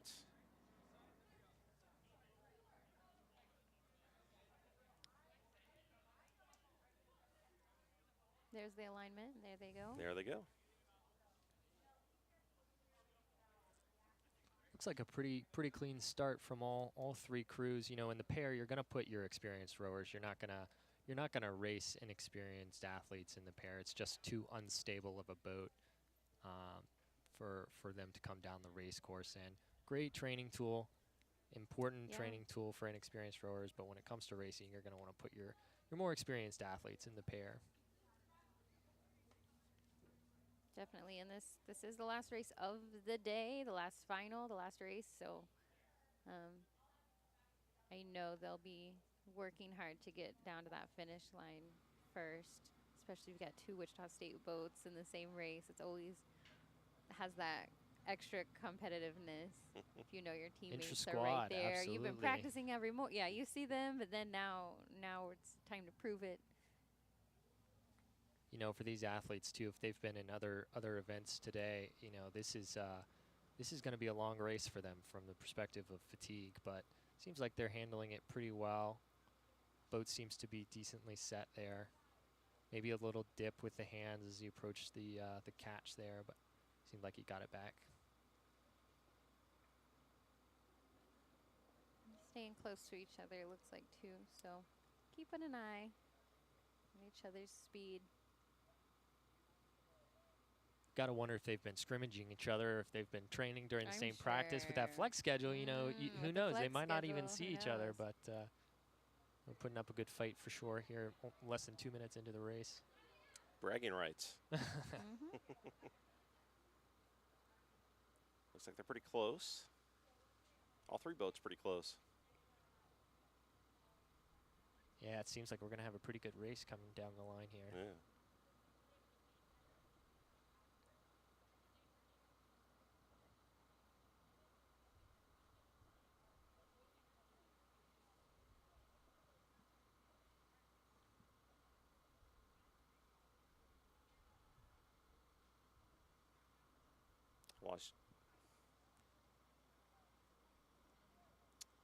We see that motorboat there behind him, guys. What is that?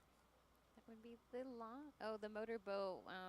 It's similar to the other launch that you've seen in cameras throughout today. This one just happens to not be a wakeless launch. This one has a motor. Wow. But as we mentioned, it's the last race of the day, so they could have been one of the other launches could be picking up the officials that are on shore. So the liners, the people that are on shore and working to get those people on their boat, while this boat is going to follow for safety. And you always want to be having an official or safety boat, someone that is watching the race all the way down. You don't want to just leave them be. And we have cameras, so that's a benefit. But now you can see both launches there. So it could just be that, end of race day, and they were ready to come back. Yeah, makes sense. Looks like our leaders at a 35, 36 strokes per minute, pretty high for a pair. So I'm assuming these guys are pretty experienced in their careers to be up at that rate in the pair. Looks like they might be having a little bit of steering issue. That was a pretty aggressive line. It looks like they've corrected back. That is Washington in the lead, and then we've got 2 shocker boats. There's one of them right there. So now we see this pair kind of pointed towards the buoys there. That's not a great situation. They'll want to get that bow straightened out as soon as they can. There they go. Straighten it out a little bit. Now they're back on course.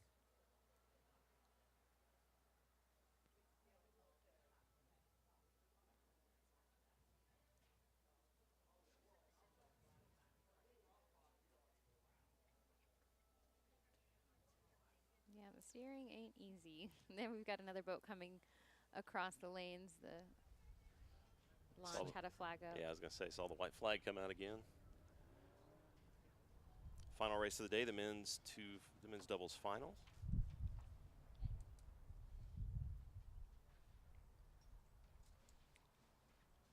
Washington with a good lead here, and the other 2 boats, Wichita State boats.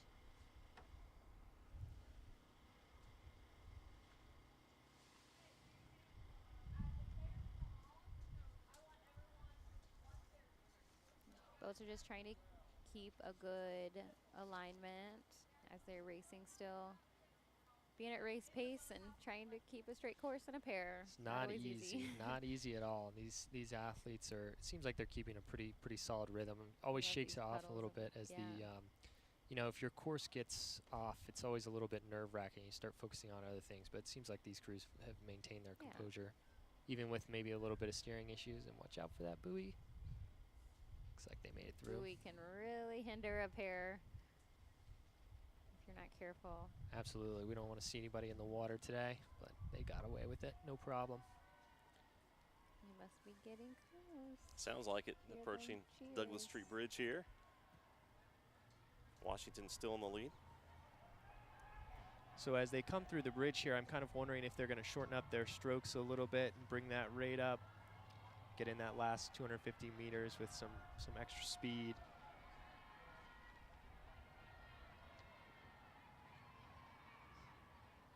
It looks like they have brought the rate up.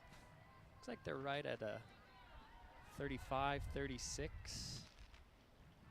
So they've brought the rate up a little bit in the last few strokes here. It looks like they're getting pretty decent blade clearance. Our teammates are following along with a camera, biking along to keep up. Here comes the Wichita State pairs and the cheers. Final 2 boats of the day coming through the line pretty soon. Washington goes across at unofficial 6:22. Here comes the first shocker boat.